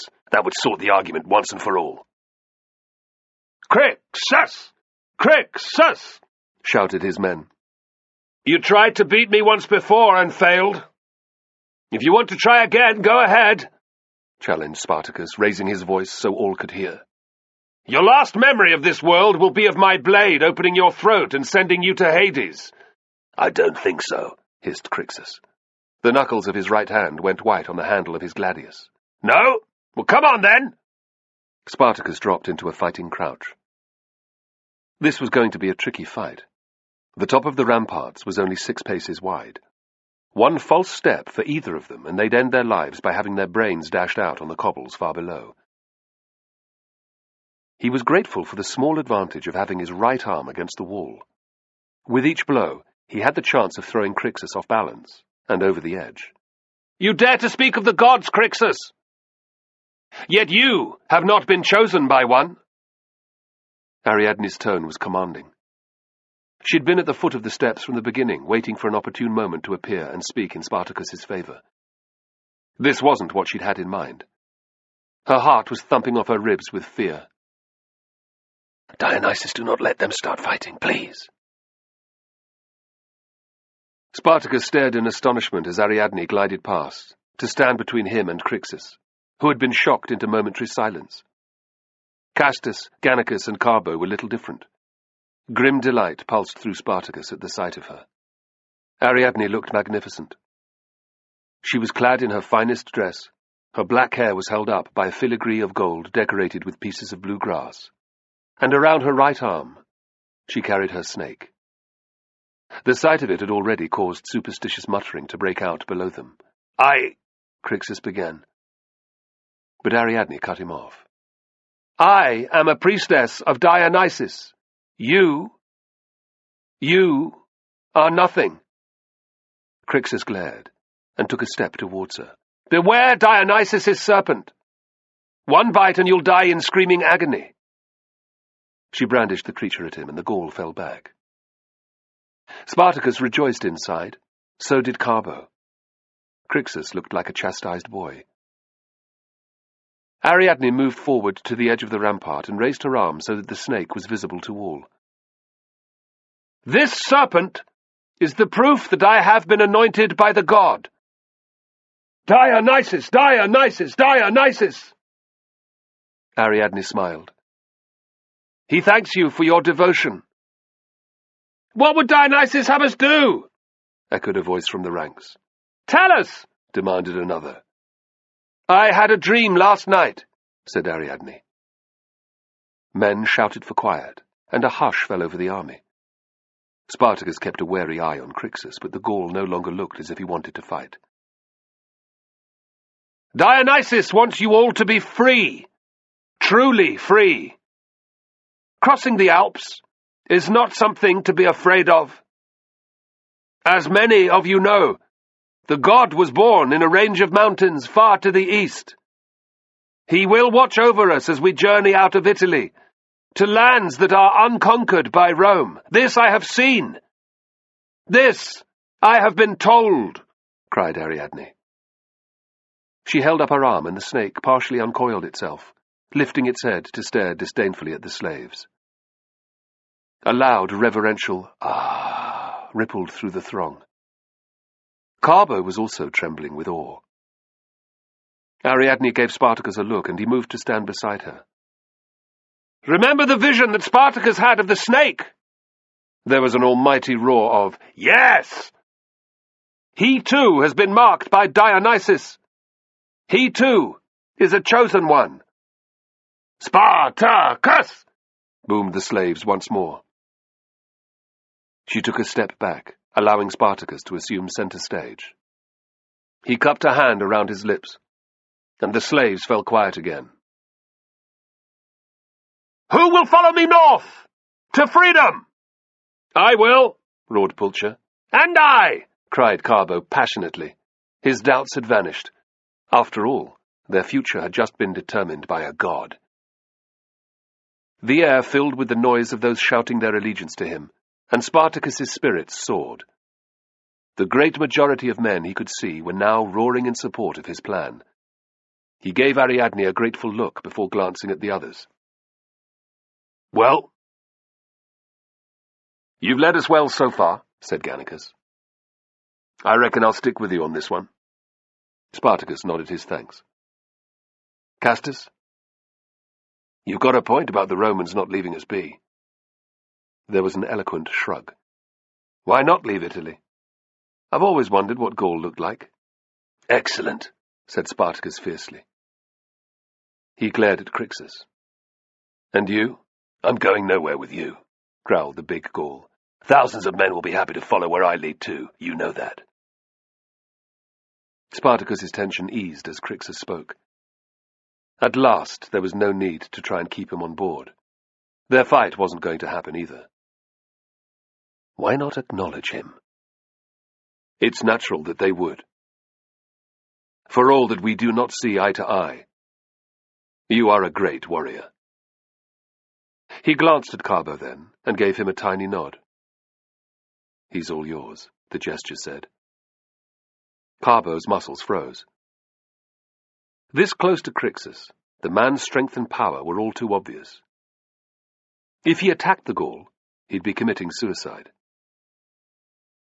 "Is that what I want? Is that what Chloris would have wanted?" "No," his heart answered. "She'd have wanted me to live. I want to live." Spartacus saw his indecision. I gave him his chance. "May the gods make your road easy," he said to Crixus, "and grant you victory over every Roman army in your path." Crixus's eyes widened with surprise. A half-smile tugged its way under his face. "Fuck me. I never thought I'd say something like this.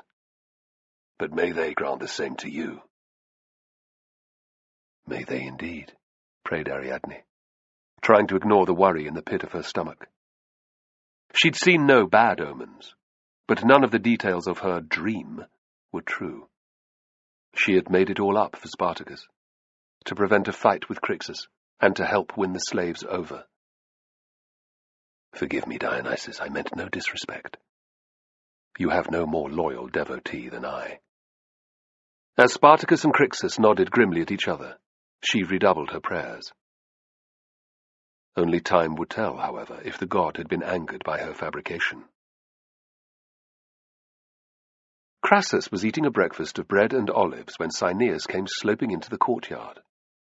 Wiping his lips fastidiously, Crassus waited for the other to approach his table. "What is it?" "Publius Varinius is here." "Before he has even explained himself to the Senate?" This I had not expected. Crassus hid his surprise by dabbing at his mouth again. "What does he want?" he asked offhandedly. Seeing through his master's charade, Cineas chuckled. "Well, he's here to see if you can save him." "The man needs help, all right." News of the disaster that had overcome Verinius's troops had taken barely 3 days to reach the capital.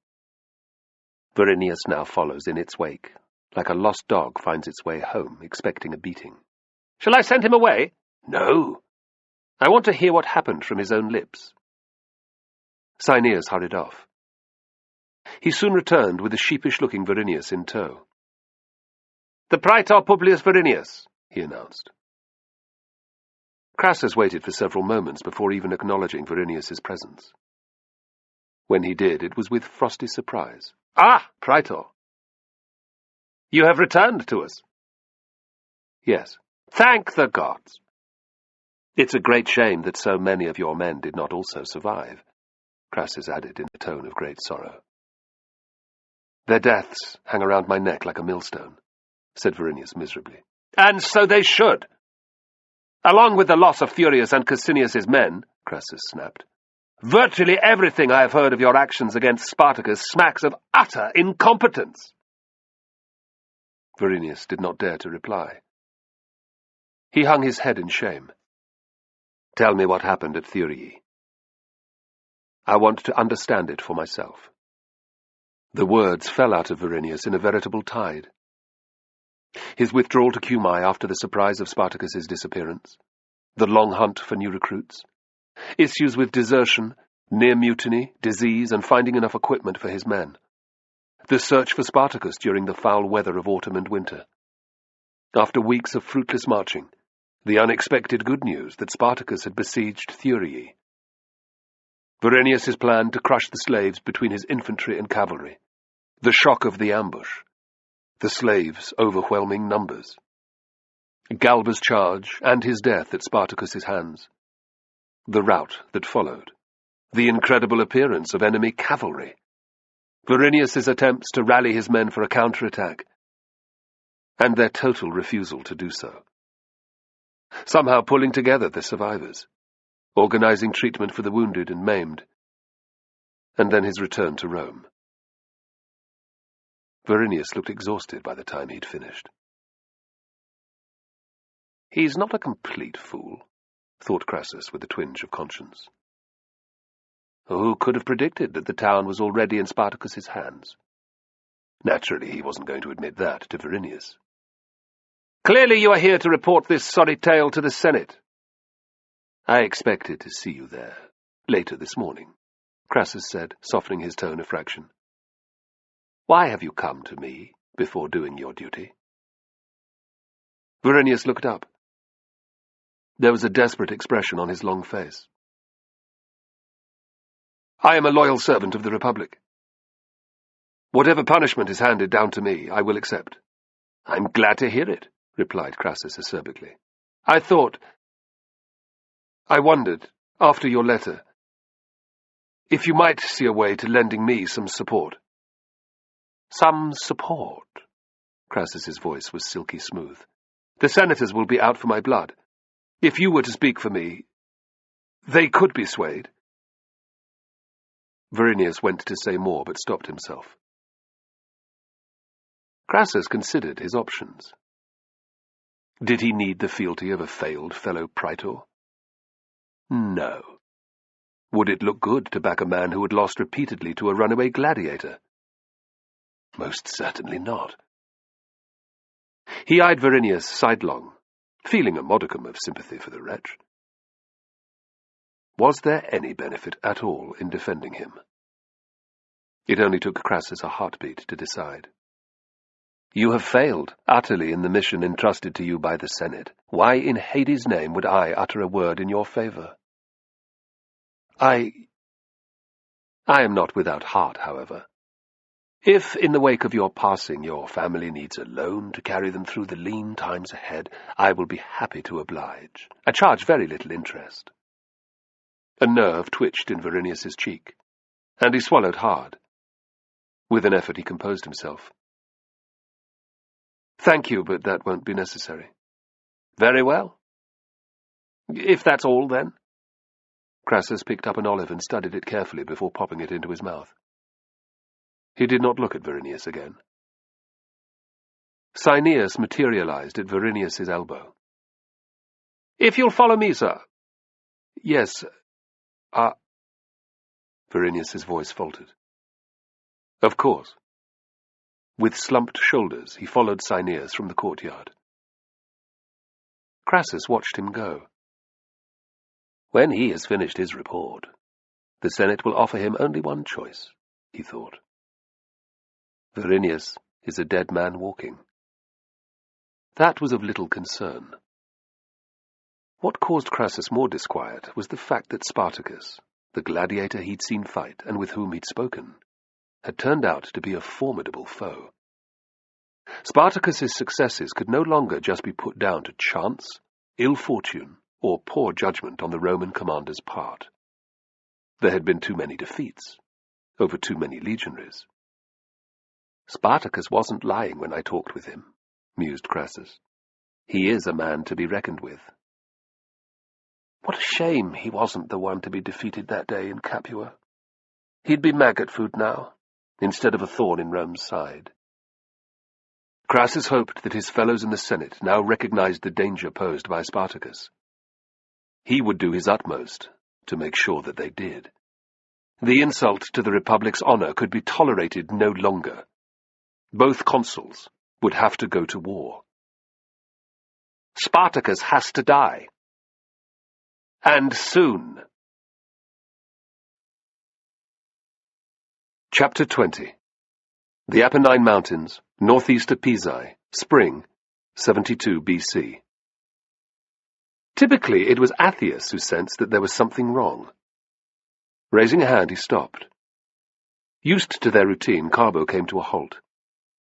He was some 20 steps behind the bearded Scythian on a narrow game track that led northwards through the foothills of the Apennines, the mountains that formed Italy's spine. Since the army had left the ruined city of Thurii behind them, they had followed similar paths.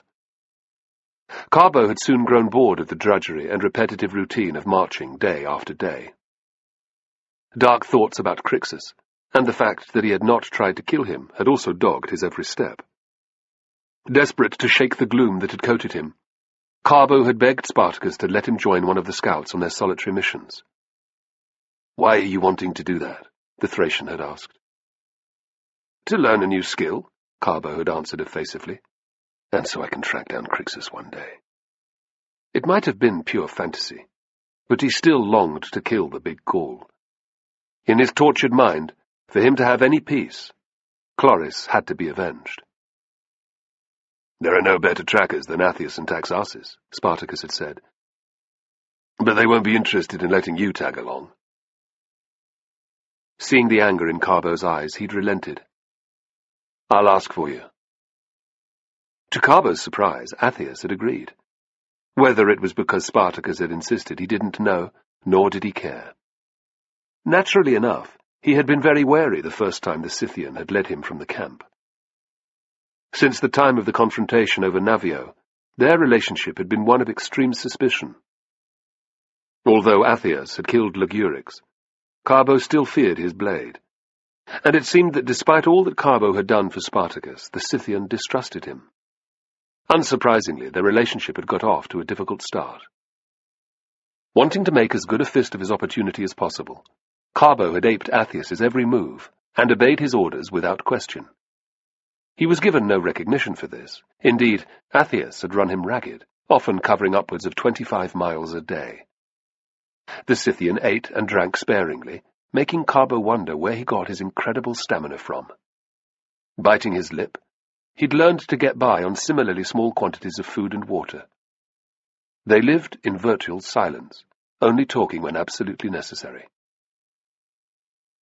Time passed, and Carbo became skillful at lighting campfires and gutting game. He could even bring down a deer with an arrow more times than he missed. To his surprise, he also gained some proficiency at the difficult art of tracking. Carbo wasn't sure how or why, but he had eventually won Atheus's approval. A nod here, a proffered piece of meat there, were the little indications he'd had, but those gestures had meant the world to him. Athias's tiny smile when Carbo had thanked him for killing Ligurix had meant even more. Fortunately, the hard scouting life had also lessened his grief over Chloris. Now it was just a dull ache, rather than the stabbing pain it had been before. Psst! He blinked, and came back to reality. Athias was beckoning him closer. Sliding his feet over the ground as he'd been taught, Carbo advanced until he was at the Scythian's shoulder. Athias pointed through a gap in the trees that lined the side of the track. Carbo peered between the leaves, down the steep slope that led to the bottom of the wooded valley, which ran in a north-south direction. At its floor was a small road, which led to Mutina, some 20 miles away. It was the flash of sunlight on metal that caught his eye. Adrenaline pumped through Carbo's veins as he focused in on a large group of horsemen in bronze helmets, barely visible through the forest canopy. "Cavalry," he whispered. "Yes," hissed Athias. "They looking for us." Since word had come a month before that G. Cornelius Lentulus Clodianus, one of the consuls, was pursuing them with his 2 legions, Carbo had been expecting this moment. That didn't stop a tide of bile washing up his throat. He'd hoped against hope that Spartacus would lead them straight to the Alps without encountering another Roman army. Of course, that had been nothing but a foolish dream, he thought. The horseman's presence was proof that Lentulus's legionaries must have caught up with and overtaken them. It wouldn't have been hard. The progress of the 50,000 slaves had been painfully slow. "What do we do?" "Can't fight." Athias glanced at Carbo with an evil grin. "Unless you want die still." He hadn't hidden his misery that well, then. Carbo grimaced. "No, it would be a complete waste. Spartacus needs to hear about this." "He does. But first, we head north, search for main force." "There could be enemy scouts on these paths." "Yes, we must be ghosts or we end up." Making a low guttural sound, Athias drew a finger across his throat. Carbo's eyes flashed in the direction of their camp. Athias pounced on his reaction. "You want? Go back, tell Spartacus about cavalry." "No." They'd seen nothing for weeks. He wasn't going to miss out on this. "Sure." Athias's voice had gone hard. "Yes," replied Carbo firmly. A curt nod. The Scythian unslung his bow from his back. Bending his knee, he slipped the gut string into place. Carbo copied him at once. When he'd knocked an arrow to his own string, he looked up. "Follow me," whispered Athias. "We go quick." Then they were off, trotting down the path, passing through the strips of sunlight like 2 dancing shadows. The game path looped and twisted its way along the side of the valley for some 4 or 5 miles, and they followed its undulations as fast as was humanly possible. The pair travelled in silence, maintaining a key eye out for enemy scouts. Through great fortune, they did not come across anything for upwards of an hour. When they finally did, it was not another human, but a wild boar. Startled by their rapid approach, the creature squealed and fled in the opposite direction, its tail raised high with indignation. Carbo smiled at its reaction, but Athias frowned and came to a halt. "We move slow now." Carbo's lips began to frame the word "why" when he realized. "If someone is on the track, they'll wonder what scared the pig." "Yes." Athias pulled back his bow to half-draw and jabbed the arrow tip around him. "Look everywhere. If you see something, don't ask, just loose." "All right." Suddenly Carbo's mouth was as dry as tinder. He wasn't going anywhere, though, except forward. Spartacus had placed his trust in him, and he could not betray that. They crept along the path, around a bend, and then another, without seeing a thing. Athias paused, and Carbo readied himself to let fly. But the Scythian indicated a freshly trampled way off into the scrubby vegetation that lined the forest floor. Boar went. This way, good. Carbo nodded. A few moments later, Athias suddenly stopped dead again. Before them, the track burst out of the cover of the trees onto a huge area filled with blackened stumps and charred branches. This in itself was not unusual. Fires commonly swept through the forest in summertime. The aftermath scarred the landscape for years until the vegetation grew back and concealed the evidence. They moved carefully to the edge of the living trees. It wasn't the vista provided by the gaping hole in the forest that set Carbo's heart thumping in his chest, but what he could see because of it. The valley broadened at this, its northern end, revealing an area of flatter farmland that spilled down towards Mutina. The road here was wider, and it was filled, as far as the eye could see, with legionaries. Thousands of them, marching in line like so many ants. Here and there in the column, Carbo could also see groups of horsemen. The consular army, it can't be anything else.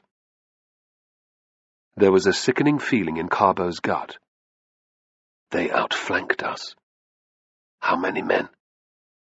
Athias's gaze was flickering to and fro like that of a hawk on its prey. 10,000 legionaries? 600 cavalry, maybe more. You're sure? Yes. Each consul commands 2 legions. That force isn't big enough for Gellius, the second consul, to be here as well. A black mood took Carbo. He's probably on our arse. Athias threw him a rebuking look. Taxas has seen nothing. With God's help. Other whoreson, hunting Crixus. Let it be so, breathed Carbo. May Gellius find him and shred the bastard into little pieces. What of the rest? His conscience screamed. Fuck them, his rage shouted back. Their fate is their own. They followed Crixus, not Spartacus. Athias touched Carbo's arm, bringing him back to the present. No need, see more. We go back fast. With that, he'd pushed past and was off down the track as if Cerberus were after him. Carbo followed, a surge of adrenaline giving him extra speed. The sooner Spartacus knew about this, the better. What will he do? Carbo wasn't sure. One thing was for certain, though. They couldn't march around Lentulus and escape. The legions were capable of covering up to 20 miles a day. A battle was inevitable now, and when it came, it would put all their previous clashes in the shade. Carbo felt traitorous for again asking Jupiter to support Spartacus against his own kind. But he did so anyway. Even with their superiority in numbers, they would need all the help they could get. Facing a full-strength consular army was a very different proposition to every other force they'd come up against.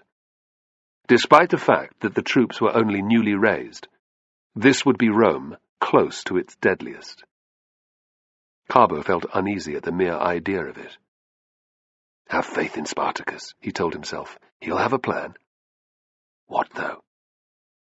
Most of our men won't stand up to a line of armoured soldiers 2 legions wide. They will turn and run.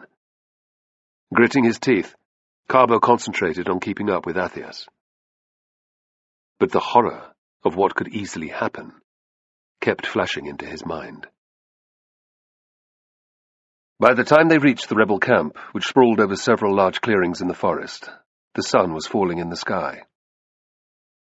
When they were spotted, questions flew at the pair thick and fast. Athias pretended not to understand. Carbo just ducked his head and kept walking. There was no way he was saying a word to anyone but Spartacus. News like this could cause panic. They found their leader sitting with Ariadne and Taxarsis by a small fire in front of his tent. An iron tripod suspended a pot over the flames, and a delicious smell laced the air. Carbo's stomach grumbled. He hadn't eaten since the morning. Forget about it, there'll be time for food later. Spartacus smiled as he saw them approach. Perfect timing, the stew is ready. We bring urgent news, Athias began. It can wait, surely? Protested Carbo. When was the last time you ate? Interjected Spartacus. Dawn, admitted Carbo. Then your stomach must be clapped to your backbone, said Ariadne. Come, sit. She produced a blanket. Shrugging, Athias sat down opposite Spartacus. Still worried, but silenced by Spartacus's insistence, Carbo joined him. Spoons, bowls of steaming stew and lumps of flat bread were handed out, and a silence fell that was broken only by the sound of chewing and appreciative grunts. Ariadne watched Carbo and Athias with a keen eye and tried hard not to let her worries consume her. It's got to be bad news. Why else would Carbo have a face like thunder? Athias was harder to read, but the tension in his shoulders was unmistakable. Ariadne wanted to shake Spartacus and tell him to ask them what they'd seen, but she held back, instead smiling and offering more stew. He'll have his reasons. When Carbo and Athias were finished, Spartacus lifted a small amphora that had been lying by his side. Some wine? Yes, Athias growled happily. Carbo nodded. He was burning to reveal their news, but he had to wait until Spartacus ordered them to speak. He swilled the wine around his mouth, enjoying it, despite himself. "So it's true, they're back," cried Gannicus, closing in on the fire. Castus was 2 steps behind him. Both men's faces were set with worry. "What news?" He threw the question at Spartacus, not Carbo or Athias. "I don't know yet," came the reply. "Eh?" barked Castus. "Why ever not?" "Look at them. They're filthy. Tired, they haven't eaten for 12 hours or more. I fed them first. Looking after my men comes before anything else." Respect and a little awe flared in both Gaul's eyes. "Of course," muttered Castus. Ariadne nearly laughed out loud at the beauty and simplicity of it. Spartacus had known all along that the other leaders would hear of the scouts' return and come hurrying to hear what they'd seen. No doubt he wanted to know just as much as they did, but waiting was real proof that he was cool under pressure, that he was not frightened of what was to come. She glanced at Carbo, seeing he had come to the same realization. Spartacus carefully poured wine for Castus and Gannicus, and refilled Carbo and Athias's cups, Ariadne's and his own. He raised it in the air, and waited until everyone else had done the same. "To the victories we have won. To the bonds of comradeship we have forged. To Dionysus and the great rider." "Dionysus and the great rider." They all drank deeply. "Now," Spartacus fixed Athias with a gimlet stare. "Tell me everything." There was a reverent silence as the Scythian began to speak. He threw an occasional glance at Carbo for confirmation, which pleased the young Roman greatly. Despite Athias's accented words and poor Latin, he drew a vivid picture of the legions blocking their path. When he was done, he simply folded his hands in his lap and waited for Spartacus to speak. "So, there can be no doubt," said the Thracian, raising an eyebrow at Carbo. "No." "What of the other consular army?" asked Gannicus at once. Athias shrugged. "We did not see it." "Maybe it's already behind us," said Castus uneasily, "and they're planning on squeezing us between them." "No. Our mounted scouts are always some 20 miles behind the main force. Taxarsis has been busy, too. We would have had word by now if we were being followed. Who knows where Gellius is, but he's not immediately to the south of here." Spartacus eyed Carbo again. "The legions are how far ahead of us?" "It's as Athias says, 4 or 5 miles." "We'll come upon them tomorrow, then," said Castus with a curse. "I knew we wouldn't reach the Alps." "It was always going to be a long shot for us to do that," reproved Spartacus. "We've done well to get here without having to fight." He did not voice the dark joy that had fled within him. All his life he had dreamed of taking on a consular army, of avenging his dead brother while teaching Rome a bloody lesson. Now the gods had granted him that opportunity. "So near, and yet so far," moaned Castus. "The damn mountains might as well be 1,000 miles away." "Peace," said Gannicus. "Things aren't that bad. We have nearly 5 men for every Roman, and these legions are brand new. They're untested in battle." "Aye, but our soldiers aren't Roman citizens who are weaned on stories of war and conquest. They're not all wearing a mail coat. Barely half of them have decent swords, and even fewer than that possess a shield." There was a discernible note of fear in Castus's voice. Do you really think they'll stand against a legionary shield wall? Of course they will, Gannicus grumbled. But he couldn't hide his uncertainty. Ariadne wanted to speak, but she held her tongue. This was down to the men, to Spartacus. Carbo tried to ignore Castus's unsettling words, yet the Gaul had a point. He worried that the slaves' newfound confidence would not be enough. We can't get away, and we can't fight them in open battle. He glanced at Athius, but got no reassurance there. The Scythian's face was a cold, unreadable mask. Taxarchus's features were a mirror image of this. Carbo wished that he could be so inscrutable. The men might not have the martial background you describe, Castus. They aren't as well equipped as the Romans either, but what they do have, Spartacus looked at each of them in turn, is the burning desire to be free. They won't suffer the ignominy of being enslaved again. Am I not right? You are, said Gannicus. Yes, cried Taxarchus. Anything better than ludus, growled Athius. I die before go back that shithole. I suppose you could be right, Castus admitted. That is our secret weapon, said Spartacus, feeling encouraged. That is what will win the day for us. But we can't take on 2 legions in open battle, can we? Cried Carbo, desperate to believe. No one asked you to speak. Spartacus's tone was stern. Carbo coloured. For myself, I think that we could fight the Horsons face to face. However, I've got a far better idea than that. Tell us, urged Gannicus. Do you want to know, Castus? By Tyrannus, I do. While Athius and Carbo were making their way back, I was checking out the lie of the land around the camp. Spartacus winked. It's a little habit that my father taught me. What did you find? Asked Carbo eagerly. A spot where the road narrows as it passes between 2 sheer rock faces. At the southern end of the defile is a flattish area that is large enough to hold at least 10,000 troops. I'm going to position our best men there. Another 15,000 under Egbeo and Pulcher will be hidden in a pair of side valleys. When the enemy scouts arrive in the morning, as surely they must, they'll go herring back to tell Lentulus the good news that their forces equal ours. When the Romans return, we'll let their cavalry and 1 legion pass through, but then the men who are waiting on the cliff tops will roll down boulders, killing as many of the scumbags as they can. Their main purpose, however, will be to split Lentulus's forces in 2. And once that happens, the remainder of the army and all of our cavalry will fall on the 2nd Legion from behind. A feral grin creased Spartacus's face. Where will they hide? Asked Gannicus. In the broken ground, on either side of the road, there are hundreds of places to stay out of sight. By all the gods, that sounds good, bellowed Gannicus. We'll give those bastards a surprise they'll never forget. Carbo was thrilled. Spartacus always has a plan. Even Castus looked slightly less dubious. Ariadne's smile was bright, but her nerves were in tatters.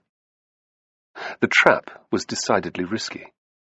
What if the Roman cavalry got wind of the hidden slaves, or spotted those lying in wait above the defile?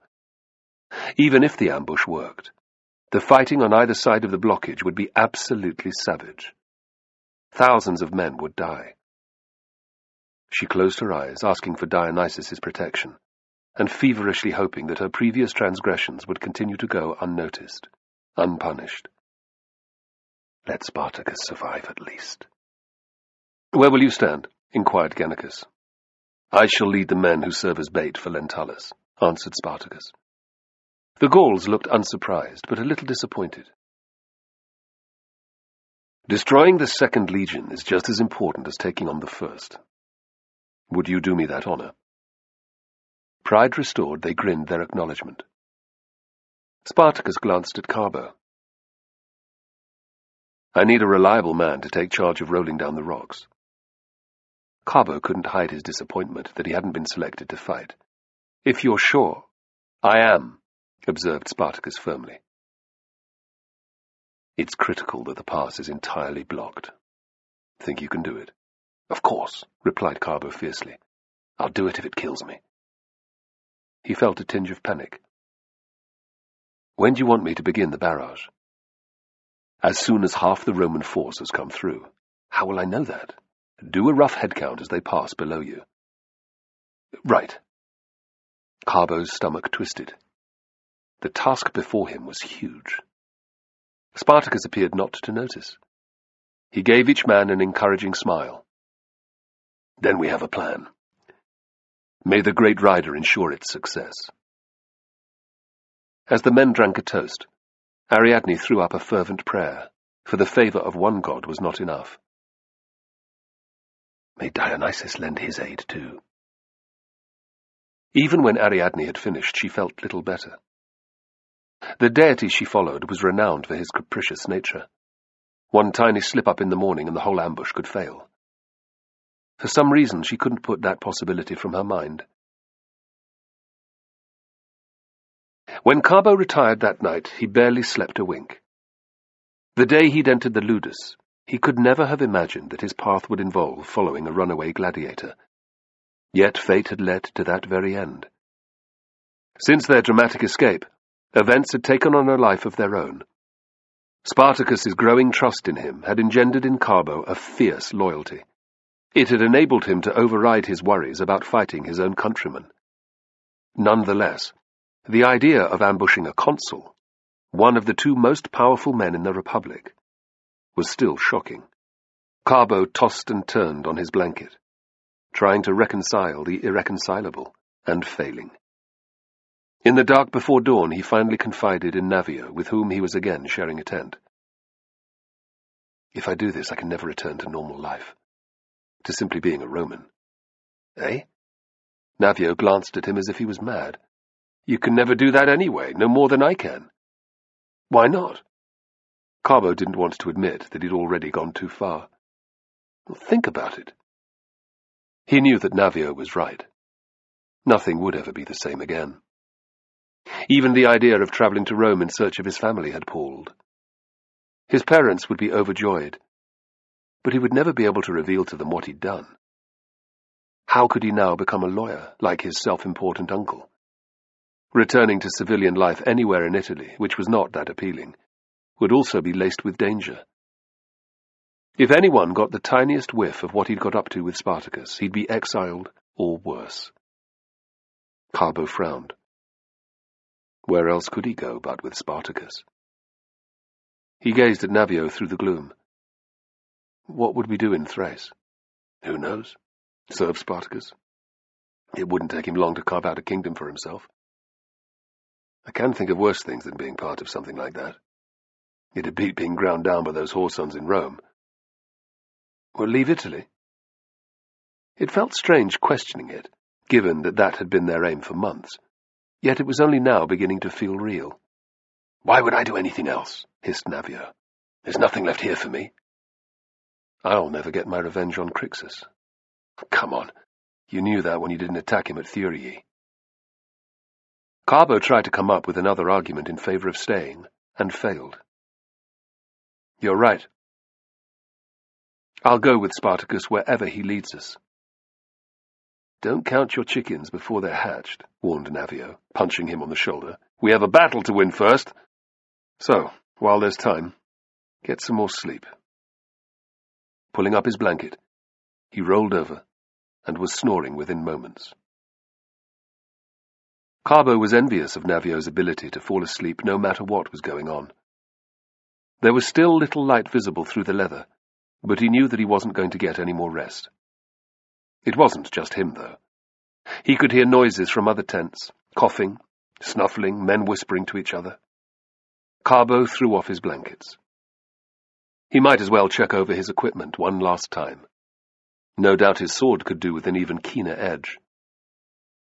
Tugging up the flap, he was startled to see a figure standing by the remains of their fire. He blinked in surprise. It was Spartacus. He raised a finger to his lips, and so Carbo approached without saying a word. Can't sleep? Neither can I, said Spartacus in a low voice. What brings you here? I wanted to talk to you. Carbo smiled as if it were the most normal thing in the world for his leader to come to his tent in secret. About what? I need to ask you a favor. A favor? Carbo's heart began to pound. There was a reason that I picked you to be in charge of the stones. You think I'm a coward, accused Carbo hotly, that I won't stand and fight. No. Spartacus gripped his shoulder. That is so far from the truth. I've seen your courage enough times not to doubt it. And I trust you as I do few others. Yet he's a Roman. The irony was not lost on him. Really? Carbo's eyes searched his leader's. Yes. I want you to do something for me. A thing that I would ask no one else. Will you do it? Of course, replied Carbo instantly. If we lose today... We won't, Carbo burst in. Your faith in me is encouraging. Yet my plan is full of risk. So many things have to fall into place. If just one detail goes wrong, everything will fall apart. If that happens, defeat will lie around the corner. I know this. The truth of Spartacus's words hung in the air like the stink of a rotting carcass. Carbo couldn't bring himself to argue, so he just nodded. If the worst happens, it will be very clear. The moment that you're sure the battle is lost, I want you to leave your men and return to the camp. Go to my tent and find Ariadne. Athias will be there guarding her.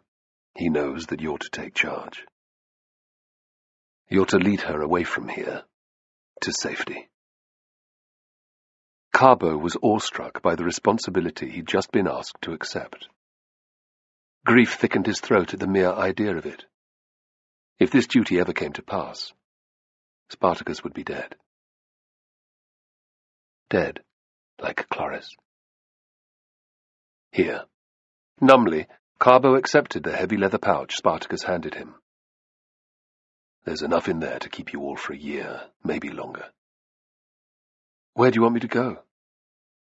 Spartacus gave a bitter chuckle. Anywhere, as long as it's safe. Find a little town on the coast of Illyria, or maybe in Greece. Live a quiet life. I want to know that my son grew up under your guidance and Athias's protection. Your son? Ariadne is... Yes. She's with child. Do you understand now why your task is so important? Yes, Carbo whispered. So, will you do it? Carbo was staggered by the tone of humility in Spartacus's voice. This was no order, but a heartfelt request from one man to another. Of course. If the worst happens, Ariadne will be saved. I swear it. Thank you. That makes my load lighter. Spartacus squeezed his shoulder once, hard. Tell no one of this, obviously. I won't. Good. His teeth flashed in the darkness. Now, we'd best get ready, eh? There'll be many thousands of Romans to kill. I'll see you when it's all over. Yes. With that, Spartacus was gone, slipping off into the gloom like a wraith. Gods, let us meet again. Who was that? Nabio's head popped out of the tent. Egbeo, Carbo lied. He wanted to know how many men I was taking to the cliffs. Rather you than me, grunted Nabio. It's more bloody, but I'd rather stick a sword in a man's guts than crush him like a beetle underfoot. Carbo smiled. But all his thoughts were on his secret mission. By choosing him, Spartacus had shown him great honor. Yet it was a duty that he did not want, because if it came to pass, the man he idolized would be dead. Jupiter, greatest and best, he prayed desperately. Whatever happens, let us win. Grant us victory. Carbo was used to the silence that met his requests of the gods, but this time it resounded in his head like the emptiness of a stone dropped into a bottomless well. They moved out soon after. while the sun was still below the horizon.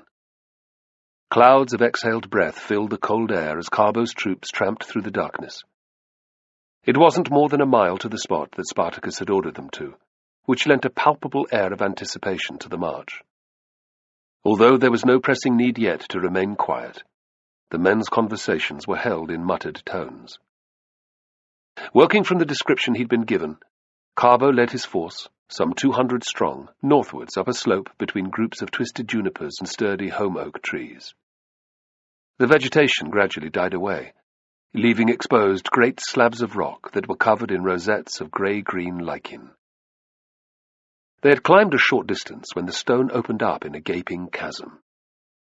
It stretched from left to right for some distance, and was about 20 score paces across. Carbo walked up to the edge and looked down. The drop was precipitous. Cursing, he took a step backwards. The wind that gusted to and fro here could easily sweep a man to his death. Lying down, he crawled to the lip with a great deal more caution. The view was breathtaking. At least 500 paces below, the thin ribbon that was the road threaded its way along the valley floor. The only sign of life was a pair of ravens that were chattering noisily to each other as they banked and turned on the early morning air currents. Carbo's gaze flickered from side to side, assessing the best spot for the ambush. Unsurprisingly, his eyes focused on the narrowest part of the gorge. There, the two sides were little more than a good spear's throw apart. He made his mind up at once. Anything that was dropped from that point could not fail to strike anyone on the road.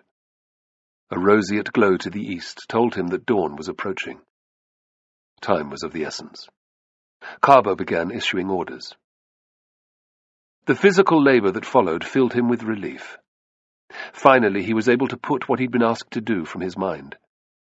Even the thought of killing hundreds of his fellow countrymen was better than thinking about Spartacus lying blooded and still on the field below. If he died, Carbo did not know how he would bear it. Chapter 21. Spartacus eyed the sky, which was filled with dark, lowering thunderclouds. It wouldn't be long until the heavens opened. At this altitude, it wouldn't be surprising if the precipitation fell as hail or even snow. He wasn't the only one to have noticed. Men were casting nervous eyes upwards and whispering unhappily to each other. Damn it all, the weather's been fine for weeks. Why does it have to change now?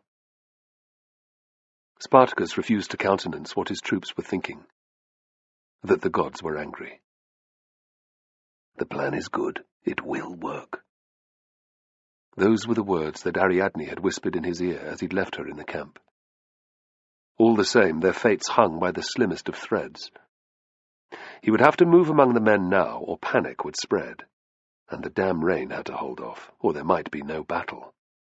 The enemy scouts had been and gone some time before. By now, Lentulus knew where they were. Yet if the ground was going to be reduced to a mud-soaked swamp, he'd probably choose not to advance. Only a fool chose to fight in such treacherous conditions, and Spartacus doubted that a man who'd become consul fell into that category. Well, let's hope that Lentulus is possessed of the same arrogance that I saw in Crassus.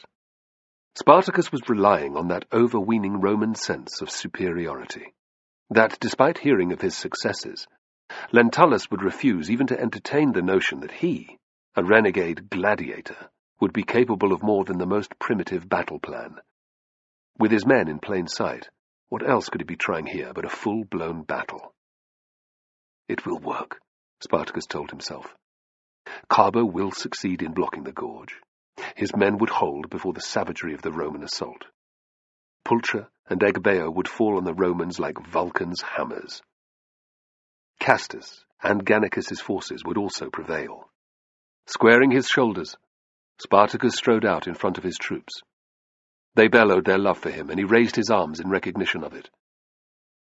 As the noise abated, he told them of their bravery in following him from the ludus, or in running away from their masters. He praised their efforts during the arduous training, the sweat they'd shed, and the hardships they had endured beneath Navio's iron discipline. For a Roman, he's not bad, Spartacus shouted, and they roared with laughter. The tension eased a little, and he paced to and fro, reminding them of each incredible victory that they'd won. How, despite being betrayed, he and 70-odd men had broken out of the ludus. How the impossible task of defeating 3,000 soldiers had been achieved by climbing down a cliff and causing panic in Glaber's camp. How they'd repeated their success against first Furius and then Cassinius. As if that wasn't remarkable enough, they had given Verinius the slip, and when he had finally found them at Thurii, they had virtually annihilated his entire command. Although the fool had survived, the Senate had ordered him to fall on his sword when he brought the news of his disgrace to Rome. The yells of delight grew louder and louder with every detail. Spartacus encouraged his men with fierce waves of his arms. They'd need every scrap of self-belief possible in the fight to come. The clamour abated gradually, and he glanced up. Miraculously, the black clouds had moved on without drenching them. The rain or hail would now fall on the peaks to the south, he judged. Thank you, great rider. He drew his sword and pointed it at the sky. Look! The gods' favour is still with us. The storm is passing. Is there anything you can't do? Cried a voice. I try my best, Aventianus, Spartacus replied with a wink. Hoots of amusement rose from his men. What perfect timing. I must thank Aventianus afterwards. Instantly, doubt flared up in his mind. Don't tempt fate.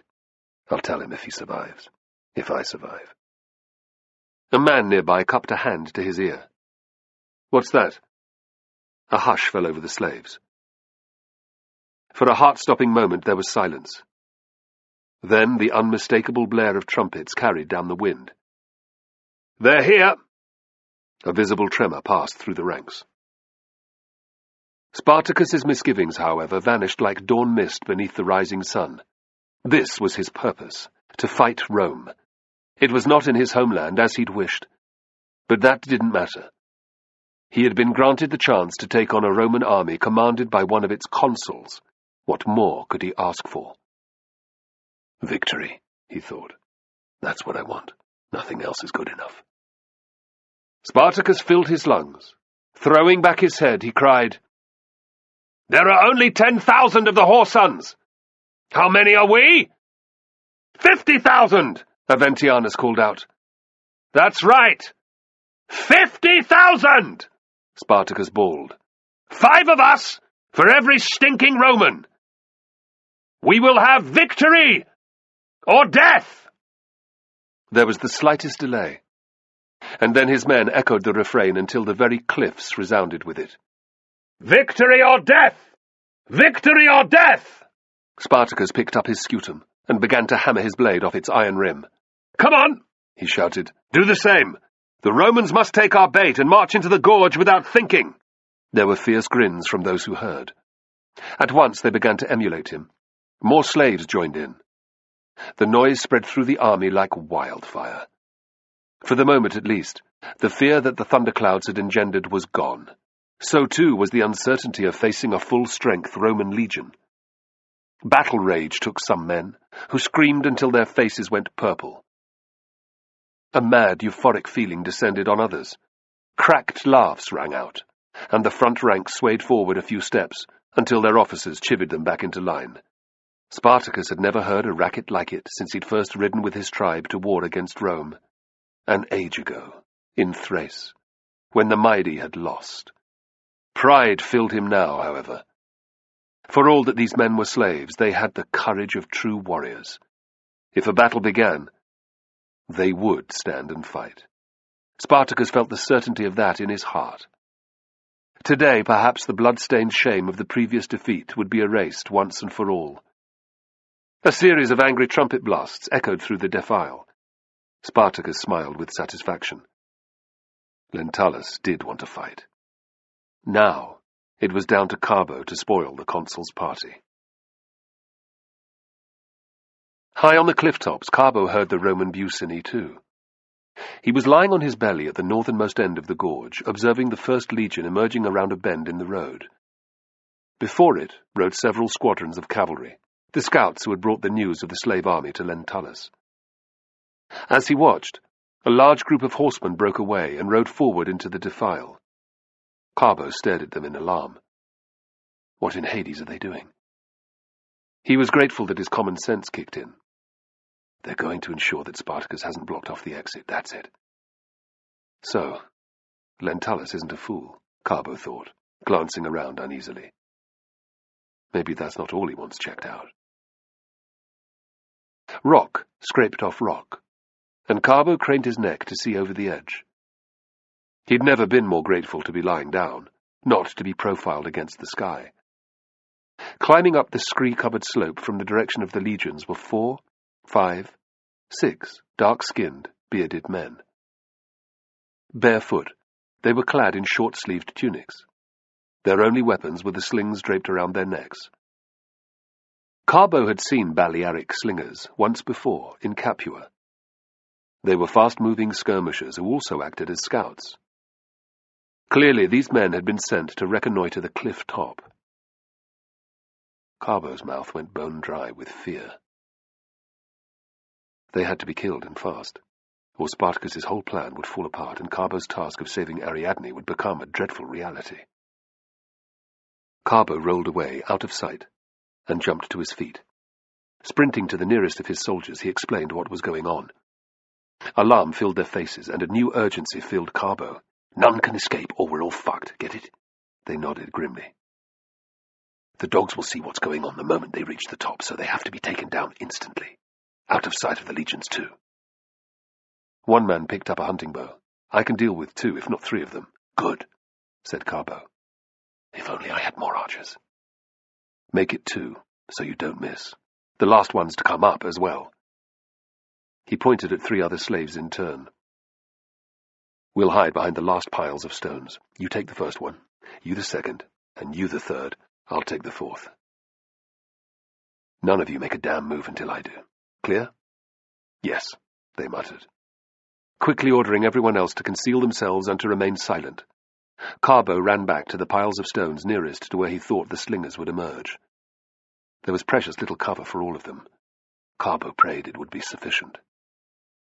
A heartbeat later, the next shortcoming of his plan hit him like a hammer blow.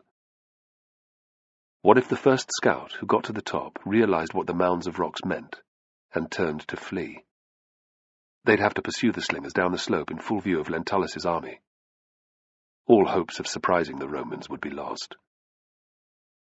Acid washed the back of Carbo's throat, and he had to swallow it to prevent himself from retching. The only way his spur-of-the-moment ambush would work was if the enemy scouts decided to investigate the cliff top properly. His entreaties to Jupiter grew frantic. I will build an altar in your honor. In front of it I'll slaughter a bull, the best I can find. I will do the same every year, as long as I am able. Guttural whispers set Carbo's pulse racing to new heights. Steadying his nerves, he squeezed the hilt of his sword as hard as he could. With great care, he peered around the rocks. Nothing. Where the fuck are they? Carbo waited. And waited. Every moment lasted an eternity. But he could not move even a step from his position. The slightest sound would alert the scouts to their presence. When he finally saw a mop of black curly hair emerging not 15 paces from where he stood, Carbo blinked with shock. He watched with bated breath as a tanned face poked over the edge and glanced carefully from side to side. There was a short delay, and then the slinger scrambled up and on to the cliff top. He was soon followed by 2 more. Crouching low, they began padding towards Carbo's hiding place. Where in Hades are the rest? Waiting until their comrades give them the all-clear. Carbo was afforded no chance to give thanks as the remaining scouts climbed into view. The first 3 were almost upon him. Now! He roared, and threw himself around the mound of stones. He had a brief impression of startled faces and shouted curses before, miraculously, he was past, charging for the top of the slope and the trio of slingers there. They took one look at him and turned to run. Zip! An arrow flashed past Carbo, burying itself deep in one man's back. He went down with a loud groan. "Take the one on the right!" Carbo bellowed. Praying that the archer had heard him, he aimed for the figure to his left, a short man with prominent cheekbones. Luck was on his side. The slinger was so desperate to escape that as he spun he tripped and went sprawling to the ground. Carbo was on him like a wild beast on its prey. He hacked down with his gladius, slicing open the man's back from his shoulder to his waist. Blood flew up in great gouts, and a bubbling scream of agony left his victim's lips. It was cut brutally short as Carbo plunged his blade between the slinger's ribs, shredding one lung and piercing his heart. Instantly the man slumped down. His arms and legs kicked manically and then relaxed. Frantically dragging free his sword, Carbo whipped around to see what was happening. The bowman had not been exaggerating about his ability. Another corpse lay on its back beside the first, an arrow jutting from its open mouth. Carbo's gaze flickered to the rocks where he'd hidden. 2 slingers were down, but the last had killed one of his men, and was now armed with a sword. Spinning on his heels, he pounded straight towards Carbo, shrieking at the top of his lungs. Carbo's vision narrowed. If he didn't stop this man, he would be to blame for everything. Zip! An arrow shot over the slinger's shoulder. It nearly took Carbo's eye out. "Stop shooting!" he cried, stepping into the other's path. He raised his sword. But the scout had no interest in fighting him. Skidding to one side, he angled around Carbo, aiming for the top of the slope. He'd misjudged, thought Carbo, cursing silently. "Take him down, quickly!" Ducking and praying that the archer didn't hit him instead, he sprinted forward. There was a rush of air over his shoulder, and an arrow struck the slinger in the back. He staggered, but then righted himself. Dropping his sword, the man tugged free one of the 2 strips of cloth that was draped around his neck. He wove closer to the edge, waving the black fabric over his head. The grim realization of what the scout was trying to do hit Carbo at once. The banner meant, "Enemy sighted," and if anyone in Lentulus' army saw it, he would have failed. Carbo covered the last few steps at breakneck speed. Ramming his gladius into the man's back, he reached up and grabbed the cloth with his left hand. Somehow he threw his arm around his moaning victim's neck and dragged him backwards, all the while shoving his blade deeper. The slinger's cries quickly dropped to a low whimpering. A heartbeat later, he'd become a dead weight, so Carbo let him fall. Pulling out his sword, he thrust down, twice adding another blood-spattered corpse to the others lying nearby. Carbo scanned the area. All the scouts were down, dying or dead. His men gave him victorious grins, but he did not return the smile. They had not necessarily succeeded. Someone might have seen the fighting. He dropped to his belly and wormed over to the edge. With churning guts, he studied the massive Roman column, his eyes roving to and fro for any indications of alarm or disquiet. To Carbo's immense relief, he saw nothing. "Were we seen?" It was the bowman's voice. Carbo moved back a little. "No, I don't think so." "Thank you, Jupiter." The bowman let out a long sigh. "Good work," said Carbo. "I should have taken the last bastard down with one arrow." "He was strong and desperate," replied Carbo. "Anyway, he's dead now." His eyes strayed to the slinger's body, and took in the second strip of cloth around his neck. It was red, the same colour as the vexilla flags used by the legions. A new wave of panic swamped him. The banner could have only one purpose. It was to signal that there was no danger on the cliff tops. If it wasn't seen, more Roman troops would be sent to investigate. Carbo glanced down and cursed. His tunic was saturated in blood. Unbuckling his belt, he pulled the sodden fabric over his head and threw it down. "Quick! I need the tunic with the least blood on it." The bowman gaped at him. "So I can wave the red cloth at the Romans and not arouse suspicion." At last the bowman understood. Together they checked the dead. It didn't take long to see that the cleanest tunic was the one belonging to the slinger who'd been struck in the mouth. They stripped the corpse, and Carbo shrugged on the sweaty garment. Then, grabbing the red strip of cloth from the last man's neck, he strode to the top of the slope.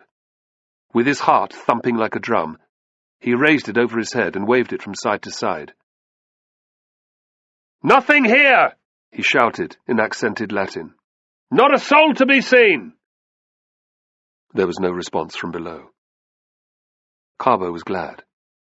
It made it more likely that the slinger's fight for survival hadn't been spotted. He redoubled his efforts, cupping a hand to his lips so that his voice carried further. At last, his efforts paid off. Followed by a signifer, an officer in a cohort near the front shoved his way out of the ranks. A moment later, the standard was raised and lowered a number of times. Without even waiting to see how he responded, the officer returned to his position. Sheer exultation seized Carbo. "We did it," he hissed to the bowman. "Well done, sir." Unused to being addressed in such a manner, Carbo blinked. Then he squared his shoulders proudly. "We'd best keep a good watch in case any more of the bastards come poking around. You stay here with the others. If you see as much as a rock fall, I want to know about it." There was a fierce grin of acknowledgement. Carbo inclined his head and began calling his men together. They'd need strict orders not to move until he told them to.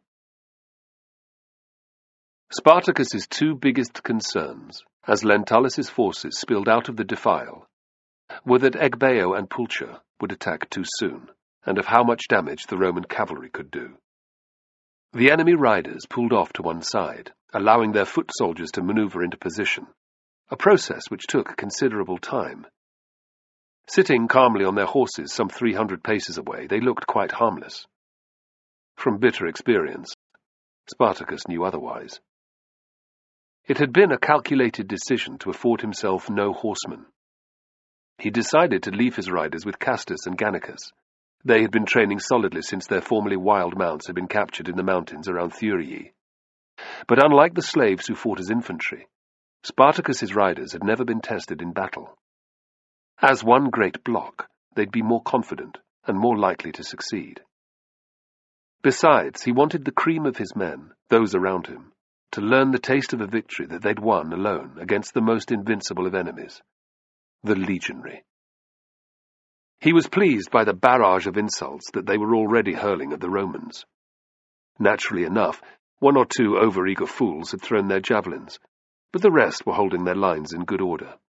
It was proof that the training he'd started, and which Navio had continued, had paid off. Proof that they'd shed their slave mentality. He had a calm confidence that Carbo would play his part well. The young Roman was as loyal as any of his men, even Athius and Taxarsis. "Great rider, I ask that Carbo never has to do what I asked of him." With that request, Spartacus closed his heart. It was time to ready himself for battle. He deliberately filled his mind with the graphic images of Thracian villages that had been overrun by the Romans. The mounds of mutilated bodies, the sheets of gore and hacked-off limbs that had coated the ground, the grinning, empty-eyed heads on pila that had been stabbed into the mud, old men who had been crucified on the gable ends of their own houses, countless women who'd lain motionless, like dolls discarded by children. The pools of blood spreading from between their thighs that had given the lie to any such innocent notion. The tiny crumpled forms that turned his stomach still. Babies who'd had their brains dashed out against walls. And his brother, Maron, wasted to little more than a skeleton, dying in screaming agony. A swelling rage began pulsing through Spartacus. His very eyeballs throbbed. His chest felt as if iron bands were strapped tightly around it. He felt angrier than he'd done in years. This was the moment he'd dreamed of, longed for. Vengeance will be mine. All he wanted to do was kill, slash, hack, chop into little pieces every motherfucking Roman who came within reach of his sword. He called for his trumpeters. "Remember the arranged signal. Act the instant I give you the command. Mess it up and I'll cut your balls off. Understand?" The trio nodded dumbly, fearfully. Spartacus waved them away to the safety of the ground behind his men. He surveyed his troops for the final time. He'd ordered 3 lines, and arrayed them in cohorts as the Romans did. Nearly all the soldiers were armed with pilar. Most were armed with a gladius and a scutum, and wearing a bronze-crested helmet, as the legionaries did. They were a magnificent sight. "I see you!" Spartacus shouted. "I see you, my soldiers! And my heart is filled with pride! Do you hear me? Pride! They cheered him for that until their throats were hoarse. Today you are going to fight a full-strength Roman legion for the first time. It is an occasion to be grateful for, to rejoice in, to thank the gods. Why, I hear you ask? Because we are going to take on the legionaries and tear them into bloody shreds. Spartacus barked a triumphant laugh. The moment that Carbo blocks the defile, the battle will begin. When the bastards hit our lines, our trumpets will summon 10,000 of our comrades from their hiding places. They will fall on the Romans' left flank and sweep all before them. We shall do the same from our position. By the end of the day, I swear to you that this field will be littered with the enemy's dead. Every man of you will have slain until his sword arm is shaking with weakness.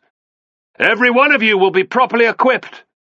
There will be more grain and wine in the Roman camp than we can eat. Enough silver to fill all your purses. But best of all," and Spartacus pointed his seeker at the silver eagle that stood proudly above the center of the Roman line, "we will have 2 of those in our possession. What more proof of the gods' favor can there be?" "Spartacus!" they roared. "Spartacus!" Keeping rhythm, Spartacus began to hammer his blade off his scutum. Clash, clash, clash. Roman soldiers advanced in complete silence, a tactic that intimidated most opponents. "Fuck that," thought Spartacus, and redoubled his efforts. "Let Lentulus hear my name, and the thunder of my men's anger, and tremble in his breeches. Let his troops soil themselves with fear."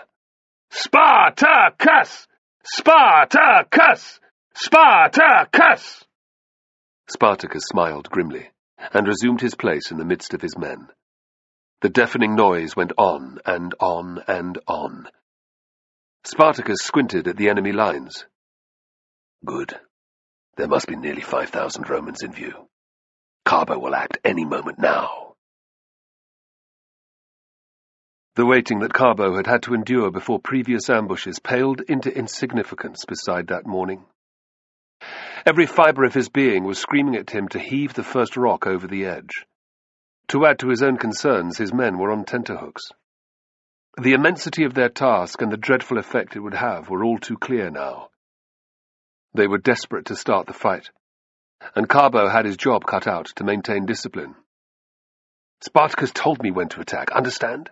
he growled over and over. "We must split the legions in 2. Too soon, and we'll leave Castus and Gannicus with all the work to do. It's all down to us, and we have to get it right." Eventually his message seemed to sink home, and the men relaxed a fraction. However, the knot in Carbo's belly did not go away. For upwards of half an hour he watched the legionaries marching steadily through the defile. Although they were the enemy, it was a magnificent sight, and a tiny part of his heart ached that he had never been able to join the legions. The pricks wouldn't accept me, he thought savagely. Only Spartacus was able to see something in me. He glanced at the piles of boulders, some of which were larger than ox carts. Those will be their punishment. The sound of shouting and metallic clashing rang out, and Carbo's head went up. He couldn't discern any words, but it had to be Spartacus's men who were making such an immense amount of noise. The gods be with them. When he looked down again, Carbo saw a break in the Roman column. Deep in the ranks of the next units he also saw the glint of an eagle standard. This was the second of Lentulus's legions, and it was about to pass directly below his position. "All right," he said in a low tone. Abruptly he grinned. There was no need for silence now. "At the count of 3, he shouted. "Spread the word." He waited as his order passed down the lines of men. A moment later, the men at the far end lifted their hands in acknowledgement. Carbo licked his lips and placed his palms against a rock nearly the same size as himself. Then he cried, 1, 2, 3! With a great heave he pushed it over the cliff. Awestruck by the speed it instantly gained, Carbo glanced to either side, watching as his men did the same with scores of other stones, slabs, and chunks of rock. Dust sheeted the air as the missiles bounced and pounded off the sheer faces, setting off mini landslides. The earth shook with a terrible ravening thunder. Carbo didn't look to see what effect their barrage was having. He didn't need to. It could only result in utter devastation. Great swathes of legionaries were a heartbeat from being wiped out of existence. Unsurprisingly, his men were peering down with macabre interest. "Don't stop!" he shouted. "More! I want more rocks going over. We have to block the defile completely." "Kill them all!" roared the bowman. "Every last pox-ridden whoreson! Kill! Kill! Kill!" answered the slaves, renewing their attack with a savage, disquieting glee. Carbo closed his eyes briefly. "The gods have mercy on the poor bastards down there. Let them die quickly." Then he got back to work like everyone else. When the rocks started rolling from the cliffs, virtually all sound was blocked out on the flat ground beyond. The slaves' mouths opened and closed in silent mime. Their javelins and swords moved innocently up and down off their shields. What would follow, however, thought Spartacus grimly, would be far from innocent. A huge dust cloud rose into the air above the defile. Romans and slaves alike stared in either horror or delight. A fierce glee gripped Spartacus. The almighty din meant that Carbo was doing exactly as he'd been asked. "Steady!" he roared. "Let fear tear at the enemy. The dogs know now that they're on their own." He glanced at the mouth of the side valley where Egbeo and Pulcher lay in wait with their troops, but could see nothing. Good. Their discipline is holding. The rumbling of the rockfall died down. It was replaced by a terrible new sound, that of the men who had been mashed or trapped beneath the stones but not killed. The gorge rang with their screams and wails. Most were begging for death, an end to the agony of crushed limbs, pelvises, or broken backs. Spartacus's soldiers whooped with elation and clattered their weapons off their shields with renewed vigour. Lentulus acted fast. Aware that the noise would soon spread panic among his legionaries, he had the Busini sound. His soldiers marched forward in good order, and his cavalry cantered off to the right, no doubt charged with wheeling around to fall on the slaves' rear. Although he'd expected this, Spartacus cursed silently. He hoped that the men at the back remembered their orders. They'd been trained to thrust their javelins out together, forming a network of iron points that most horses wouldn't approach. Of course, being shown how to do it, and having to do it when being charged by the enemy were two very different things.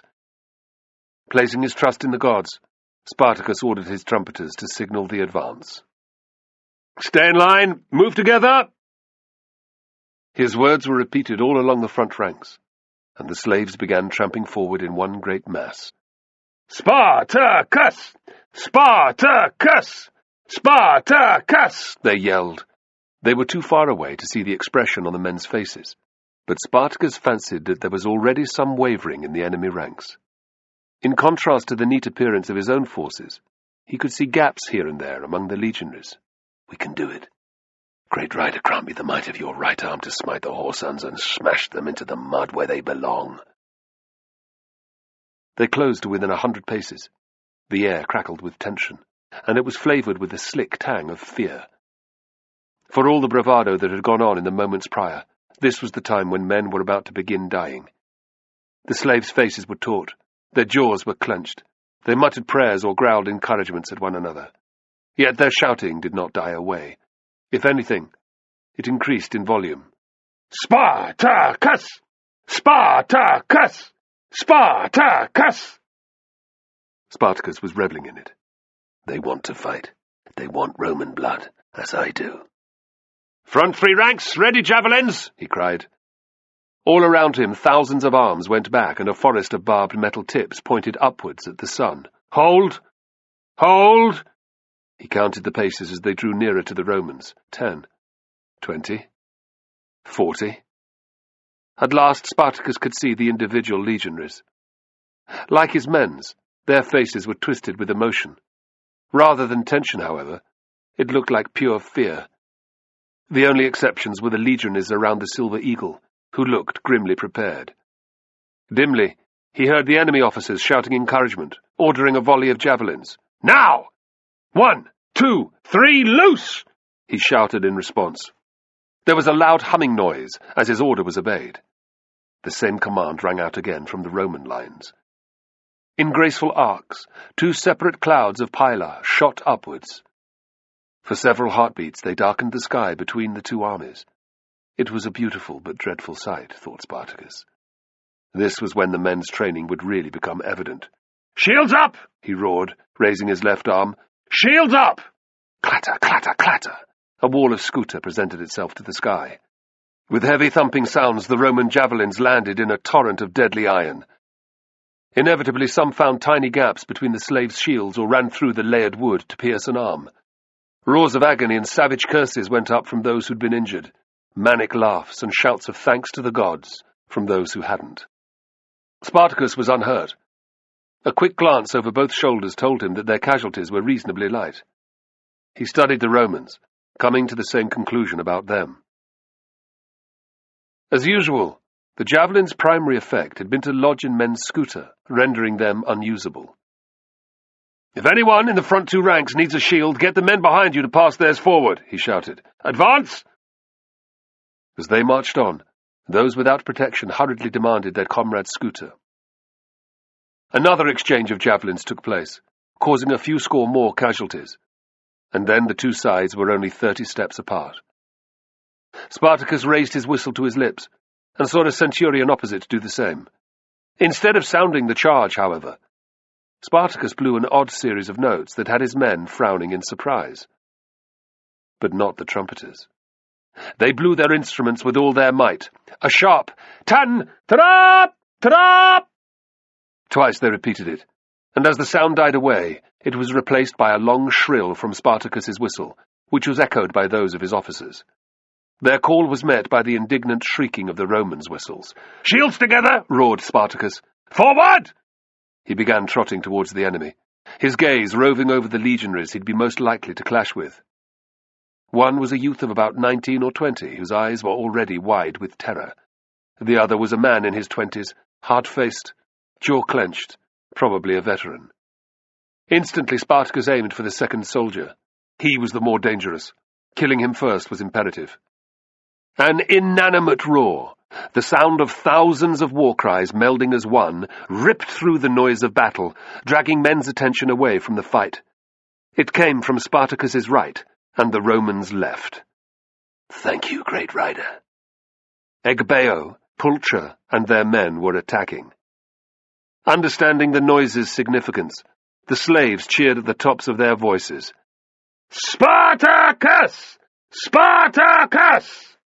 "Stay close," cried Spartacus. "Watch out for each other." They were the last commands he gave. From now on, no one would be able to hear. The world closed in around him as Spartacus rushed the last few steps to the Roman front rank. All he was aware of was the close proximity of a man on either side, and the wild eyes of the enemy soldiers over the tops of their scooter. His heart pounded in his chest. Sweat stung his eyes, and he blinked it away.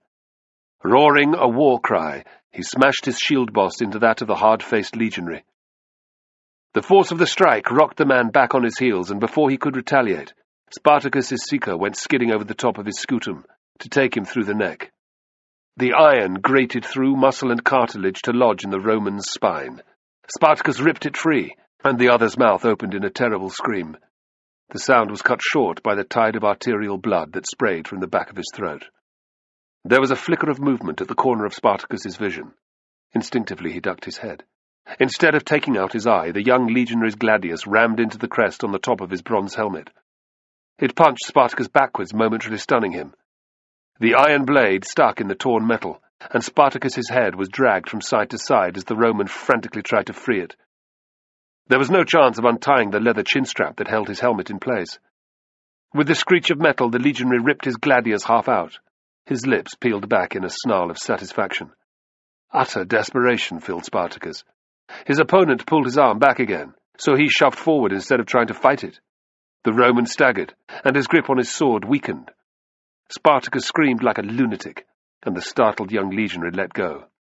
Spartacus brought up his seeker and thrust it into the other's left eye socket.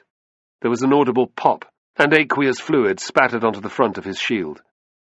The legionary jerked with agony as the blade sliced through bone and into his brain. He juddered and shook, a dead weight on the weapon's tip. Spartacus tugged it free, letting the corpse drop to the ground. It was immediately stamped underfoot in the press. There was a heartbeat's pause in the fighting. Quickly, Spartacus undid his chin strap and let his ruined helmet fall. "Come on!" he roared at the legionaries in the next rank. "Hades is waiting for you!" "Spartacus! Spartacus!" boomed the men around him. With dragging feet, the Romans shuffled closer. A few rows back, Spartacus spotted an officer using his vine cane to beat men forward. He exulted in the sight. It was an ominous sign so early in a battle. "The cocksuckers are scared!" he shouted. "They're fucking terrified!" Then his eyes fixed on a standard some 30 paces off to his left. He levelled his seeker at it. "Take the eagle!" With loud cries, the nearest slaves shoved onward, slamming their scooter into those of the legionaries and driving them back a step. Shield bosses smacked off each other, and gladius blades sank deep into flesh. Men got close enough to headbutt their enemies or ram a dagger home into their necks. They spat in the Romans' faces, screamed insults, and called down the fury of the gods on their heads. Stunned by the slaves' sheer fury, the legionaries withdrew another pace. In that instant, the world changed. There was a noise like a striking thunderbolt, and the Roman lines shook with a massive impact. It was Egbeo and Pulcher, thought Spartacus. "Now, push them!" he roared. Bareheaded, spittle flying from his lips, he threw himself at the nearest Romans. Like a pack of baying hounds, his men followed. "Spartacus! Spartacus!" The legionaries could take it no more, their faces pinched with overwhelming terror. Desperate to flee from the madmen who were bearing down on them, they shoved at each other like trapped animals. In the space of a dozen heartbeats, the centre of Lentulus' line turned about and engaged in a full-scale retreat.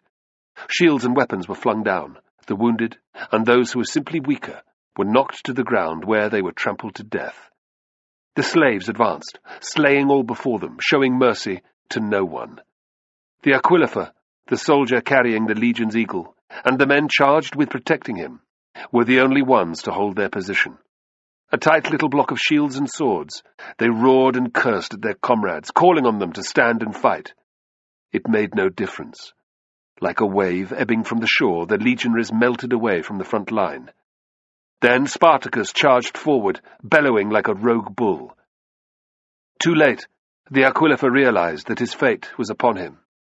Too late, he saw that the precious eagle was about to fall into enemy hands. "Retreat!" he cried. But Spartacus and a score of slaves surged in, and they had to fight. The standard-bearer and his comrades went down in a vicious blur of hacks and slashes. The standard fell from his slack fingers, but before it could hit the ground, Spartacus snatched it up. "Look, you shitbags!" he bellowed in Latin. Amidst the melee, a few terrified Roman faces turned around. "The eagle is ours! The gods are on our side!" Spartacus shook the standard defiantly at them. "Cowards!" No one answered him, and his men yelled with delight. He took a quick look around. The legionaries on the left flank were also in full retreat. Those on the right, who until that point had held their position, were wavering. It wouldn't be long until they also broke, thought Spartacus with certainty. He had no idea where the Roman cavalry were, but they couldn't have made much of an impression, because the ranks to his rear were still solid. The battle on this side of the defile was as good as won. He had a hunch that with the advantage of all their horsemen, Castus and Gannicus would be achieving the same on the other side. Let it be so, great rider. Ariadne's worries about Spartacus had consumed her from the moment he'd left.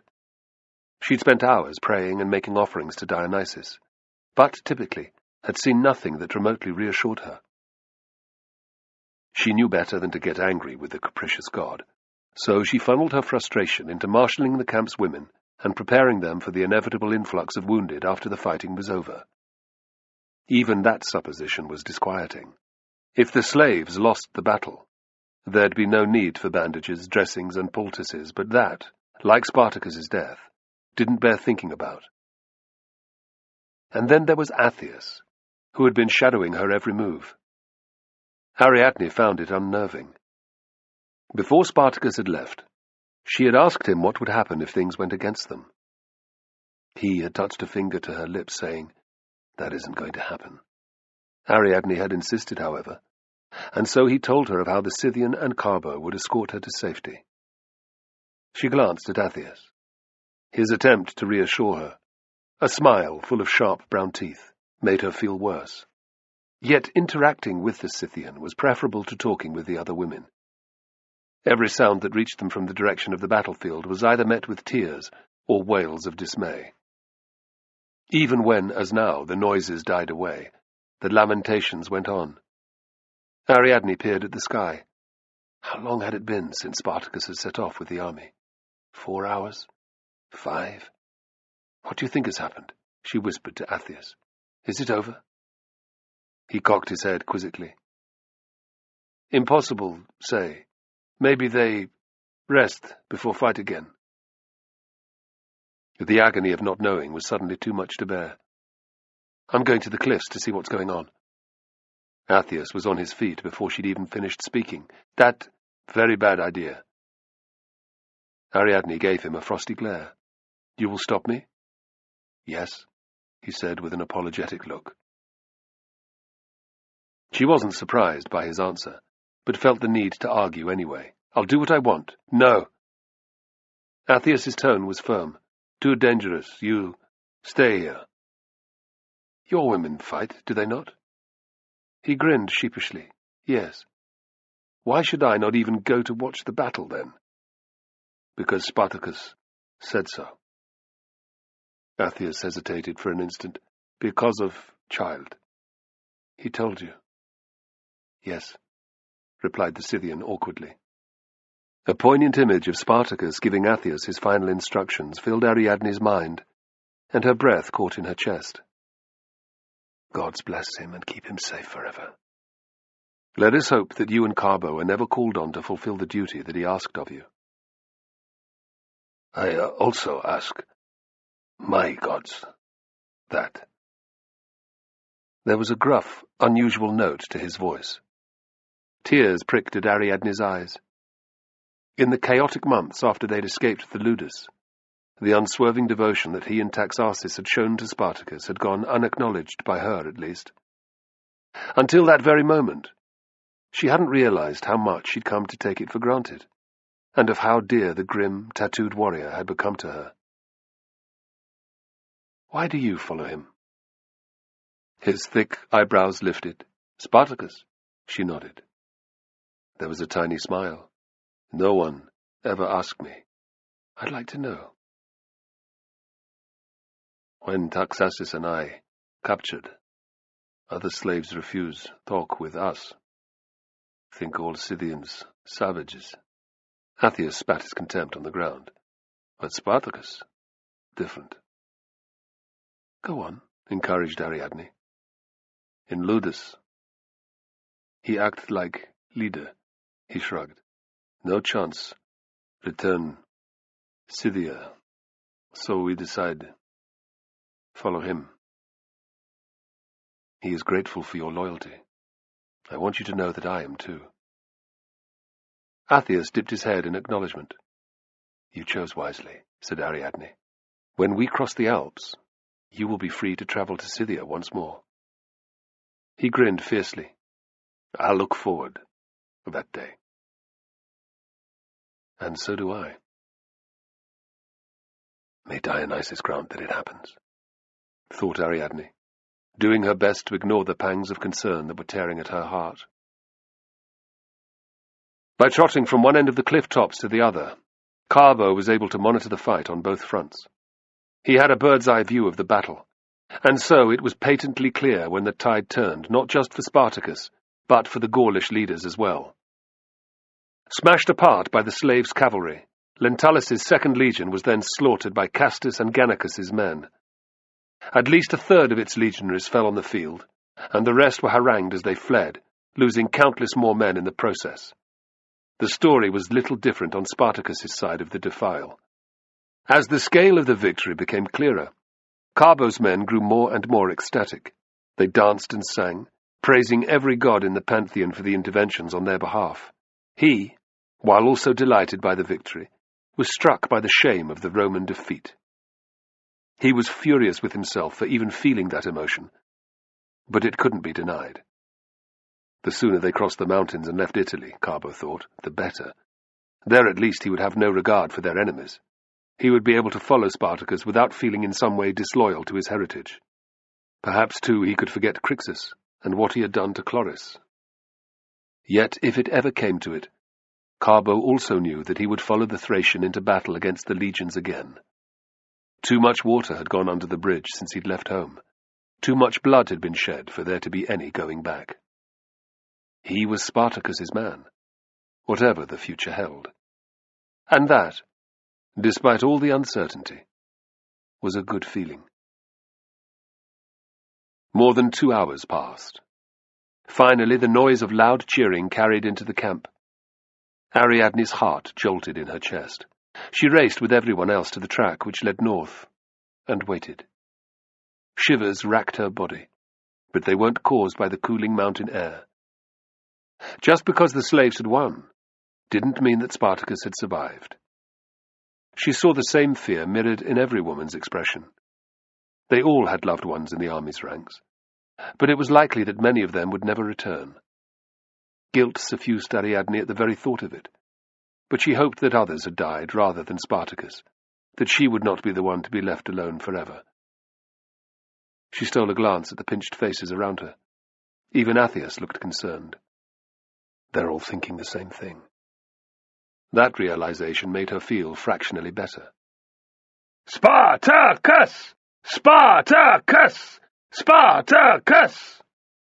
The loud cry filled Ariadne with an unquenchable joy. She was running before she knew it, her feet pounding along the track. A disorganized mass of slaves rounded the bend, and she scanned them frantically. It was impossible not to notice the dozen standards that were being brandished aloft. Despite her worries, Ariadne's eyes widened at the sight of 2 silver eagles amongst them. Then, recognizing Spartacus bloodied from head to foot, without a helmet, but walking without help, she let out a yelp of happiness. A moment later she had reached him and thrown herself into his arms. His men's cheering redoubled. Spartacus! You're alive, she murmured. Of course I am, he replied, squeezing her tight. Were you worried about me? Shocked, Ariadne pulled back to stare at him and saw that he was joking. She didn't know whether to laugh, to cry, or to kiss him. In the event, she did all 3, in that order. She didn't care that he stank of sweat and other men's blood, that everyone was watching, that a priestess of Dionysus was not supposed to act in such a manner. All Ariadne cared about was that the man she loved had not died that day on the battlefield, that the child growing in her belly still had a father. Those 2 things were enough. There were shouts of delight as the other women arrived and were seen by their men. The slaves streamed forward to be reunited with their loved ones, leaving Spartacus and Ariadne like an island in a river, oblivious, locked in each other's arms. You won, she said at last. We did, he declared. Everything went according to plan, thank the gods. Lentulus took the bait and advanced into the gorge. Carbo split the legions apart and shook their confidence. The moment the battle began, Egbeo and Pulcher emerged with their men to take them in the left flank. The bastards never knew what had happened. They broke and ran like a flock of sheep with a wolf amongst them. And Castus and Gannicus? They fared just as well. Where are they? Pursuing the Romans. Butchering every man they find and making sure that they can't regroup. Not that there's much chance of that. The rest of the men are stripping the Roman dead of their weapons and equipment, or ransacking their camp for supplies. Was Lentulus captured or slain? Unfortunately not. When he saw that the battle was lost, he fled on horseback. Not that it matters. His scowl was replaced by a smile. He can carry the news of this defeat to the Senate himself. You've seen the eagles we took. The shame of that disgrace will be a far greater sting to Rome's pride than the men who were killed today. Lentulus will be lucky to survive with his head.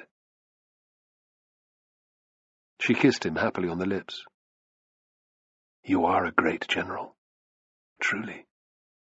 Dionysus favors you. The great rider was here today, too. He lent me his strength, he said reverently. Joy filled him. Maron has finally been avenged. Silence fell between them as they both offered up thanks to the gods. "What next?" asked Ariadne, her pulse quickened with new fear. "You're not tempted to go in search of the second consular army?" "Tempted? Of course I am. Crixus might even welcome the help." He saw her concern, and his fierce expression gentled. "No, the Romans are like locusts. There's no end to their armies. If Gellius appears, we will fight him. But my plan is still to head north, to the Alps. They are not far now." Ariadne let her mind wander. Our son could be born in Gaul. "Maybe," said Spartacus, wary of tempting the gods. Wary because life had previously handed him so many harsh lessons. "Let us reach the mountains first, and cross them before making any assumptions." He grinned at her, keen to dispel his worries. "Today, though, let us rejoice in our victory, and the knowledge that Rome has learned a lesson." "What's that?" she asked, smiling. "That slaves can also be soldiers. That they can take on the might of a consular army and win. I knew it could be done, and today I proved it. A man could die happy knowing he'd accomplished that." Author's note. I know that I am not alone in finding Spartacus's life compelling. Along with Hannibal Barca, he is one of the most iconic figures I can think of. What's not to love? His is the story of a man who was wronged and sold into slavery, who was forced to fight for his life for the amusement of the mob. Escaping captivity with a few supporters, he won incredible victories against totally overwhelming odds, gained the support of tens of thousands of escaped slaves, won more amazing battles, and planned to escape from Italy completely. As most of you know, things for Spartacus started to unwind after that, but the tragedy of his tale only adds to the drama. Capturing people's imagination in the 1950s, Howard Fast's book, Spartacus, sold 5 million copies. It spawned a blockbusting film starring Kirk Douglas, which just about everyone in possession of a television has seen. Consequently, Spartacus has become a name recognized by all. The man's renown may have dimmed of recent years, but in the last 18 months he has been portrayed anew. I was delighted when the series Spartacus, Blood and Sand screened on TV here in the UK. From the 2 episodes I've allowed myself to watch, it seems to play fast and loose with historical detail, but few can deny that it makes for dramatic and exciting viewing. In September 2011, few people were left untouched by the tragic death from cancer of Andy Whitfield, who brought Spartacus so vividly to life in the series.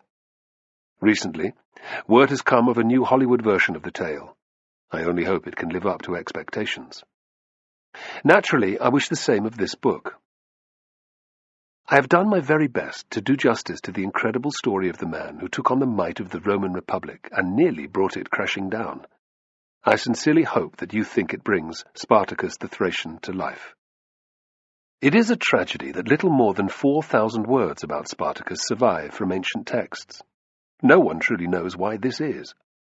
I like to believe that the Romans didn't want a man who trounced their armies on multiple occasions remembered or glorified. After all, it's the victors who write history. The losers generally get demonized or forgotten. Not Spartacus, thankfully. Perhaps this was because the Romans actually held him in some regard. We're told that he possessed great spirit and bodily strength. He was also more intelligent and nobler than his fate. While the dearth of information means that much detail about Spartacus and his rebellion has tantalizingly been lost forever, it also offers the novelist a huge gift, being able to fill in the gaps. It also allows less room for criticism. Hopefully. A wealth of knowledge survives from the Roman Republic of the 1st century BC, which allows the background to be described, and the tapestry of the story to be woven richly around Spartacus. As always, I have stuck to historical detail whenever possible in this tale. Where I deviated from it, I will explain why. Spartacus, Latin for Spartacus, which can conceivably be interpreted as famous for his spear, is usually understood to have come from Thrace, a region covering much of modern-day Bulgaria and beyond. However, this is not a definite fact. He is described in one ancient text as a nomadic Thracian of the Maidi people, but this does not completely prove his racial origins, because other texts simply record him as a Thracian. In other words, he may have been forced to fight as a Thracian gladiator in the arena. Yet the Thracians were recorded as being a fierce, warlike people. Many of them also served as mercenaries with the Roman legions. So, in my mind, it fits that Spartacus came from Thrace. We know that for a time he fought for Rome. As a non-citizen, this would have been in the auxiliaries. It was common for Thracian auxiliaries to fight as cavalry, and it is generally thought that Spartacus may have done so as well. We do not know why Spartacus was enslaved. So my account of his return to his tribe, his encounters with Ariadne, and the treacherous Cotys, and his purchase by Fortis, are fabricated. But his innocence is not. He really was a gladiator in the Ludus in Capua. While Cotys and Fortis are fictional characters, Lentulus Spatiatus did exist. So did Spartacus's woman-wife, who is stated to have been a priestess of Dionysus. History has not honoured us with her name, so I picked the name Ariadne, who in legend married no less a figure than the god Dionysus. Spartacus's dream about the snake and its portent is recorded. In these secular days, it is hard to imagine how important the details of his vision could have been to his followers. 2,000 years ago, people believed in a multitude of all-powerful gods. They were superstitious in the extreme, and lacked our understanding of science and nature. Random events, such as the way a flock of birds flew, whether sacred chickens ate or not, and where lightning bolts struck, could have immense significance, and determine people's actions and deeds. In my mind, for Spartacus to have a priestess of Dionysus, a god revered by slaves, as his wife, could only have added to his appeal. It was my decision not to allow Spartacus to fight as a Thracian gladiator. I felt that it was a way for his resentment to increase even further. In the late Republic, there were just 3 classes of gladiator, which I have detailed. Life in a ludus was much as I have described, but Crassus's visit to the school is fictional. So too are the scenes in Rome, although Crassus's manner of purchasing burning buildings is documented, as is his wealth, astute political ability, and his rivalry with Pompey. Restio is a product of my imagination, but Spartacus's escape attempt was betrayed, which is probably why only 70-odd gladiators escaped. He didn't have a young Roman follower called Carbo, but Crixus and Oenomaus were real men who got away with him. Oenomaus was killed soon afterwards. It was my decision to make this in the first battle. Castus and Gannicus are mentioned later in accounts of Spartacus's life, but I felt that they would add to the story by being present from the start. The fighters marched to Vesuvius, where they were besieged by Glaber and his men. The astonishing account of how they abseiled down cliffs using vine ropes and put 3,000 soldiers to flight is true. Glaber's fate is unknown, but we know that Verinius, Furius, and Cassinius were next to be sent to deal with the insurrection. In the meantime, Spartacus was recruiting strong, tough slaves to his cause. Farm workers and herders were natural candidates for his army. The rebel Sertorius is known to have sent military advisers to another enemy of Rome, Mithridates of Pontus. It's not impossible then to think that men like Navio became involved with Spartacus. There are few details of the battles that followed in the autumn of 73 BC, other than that the slaves won them decisively, and that Cassinius was disturbed in a swimming pool, pursued, and killed in his camp. The precise details of that priceless scene are my doing. As far as I know, there is no evidence for the use of whistles by Roman officers to relay commands. Trumpets and other instruments were used for this purpose.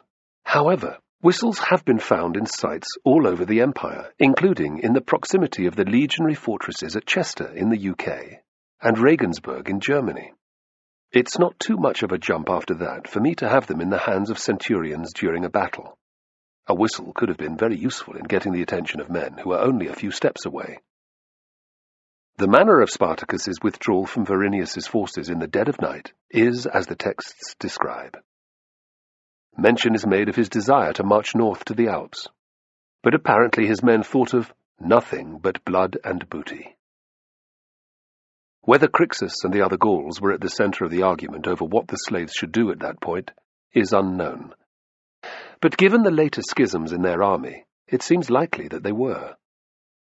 Little information survives about what the slaves did next, but details of the atrocities of the attack on Forum Anii remain. Other towns and settlements met the same fate. Intriguingly, some archaeological discoveries from the heel of Italy may date to the time of Spartacus. A warehouse portico discovered in the ruins of Metapontum was destroyed during this period. A small grey vase was found buried under a house in Heraclea, and dated to the same time frame. It was filled with over 500 silver coins and a gold necklace. Most of the coins can be dated to be between 100 and 80 BC, and many are of low denomination, which is unusual for such finds, and may mean that the trove was buried in haste. Setting the location of Verinius's defeat at Thurii is fiction. However, he was beaten decisively, losing his horse and many of his standards to Spartacus's forces. His fate is unknown. Crixus split from Spartacus's main army eventually. I made it after the clash with Verinius. 20,000 to 30,000 men followed him. As I mentioned before, we don't know when Castus and Gannicus joined the rebellion. In my version of the story, they were there from the days in the Ludus, and stayed with Spartacus when Crixus left. The slaves' journey north through Italy is shrouded in mystery, but they marched along the Apennine Mountains and had their path blocked by the consul Lentulus. Scant details of the battle that followed survive. Lentulus was defeated, his men fled the field, leaving their baggage train, many standards were lost. By the time I'd got to this stage, it was clear that Spartacus's story wasn't going to fit in one novel. I punted the idea of a second book to my editor, who responded with huge enthusiasm. It's going to be written back-to-back with this novel, and is scheduled for release in late 2012. My mind is in overdrive thinking about it already. The list of references for Spartacus is shorter than normal because of the aforementioned lack of material. Apart from my Roman history texts, the main books I used were an excellent book on the whole rebellion called The Spartacus War by Professor Barry Strauss, Spartacus and the Slave Wars, A Brief History with Documents by Brent D. Shaw, which details every little scrap of ancient text about the man, Spartacus and the Slave War, 73 to 71 BC, an Osprey book by Nick Fields. Another Osprey title, The Thracians by Chris Webber, was recently added to in a fantastic way by his textbook, The Gods of Battle, which I recommend highly. The brilliant website, www.romanarmytalk.com, has to be mentioned too. It's a wonderful place to find out anything and everything about the Roman army, and its members are always quick to answer any queries. Going to the RAT conference in York this year was extremely enjoyable. The lectures were excellent, and it was great to put faces to so many names. As ever, I am hugely grateful to a large number of people.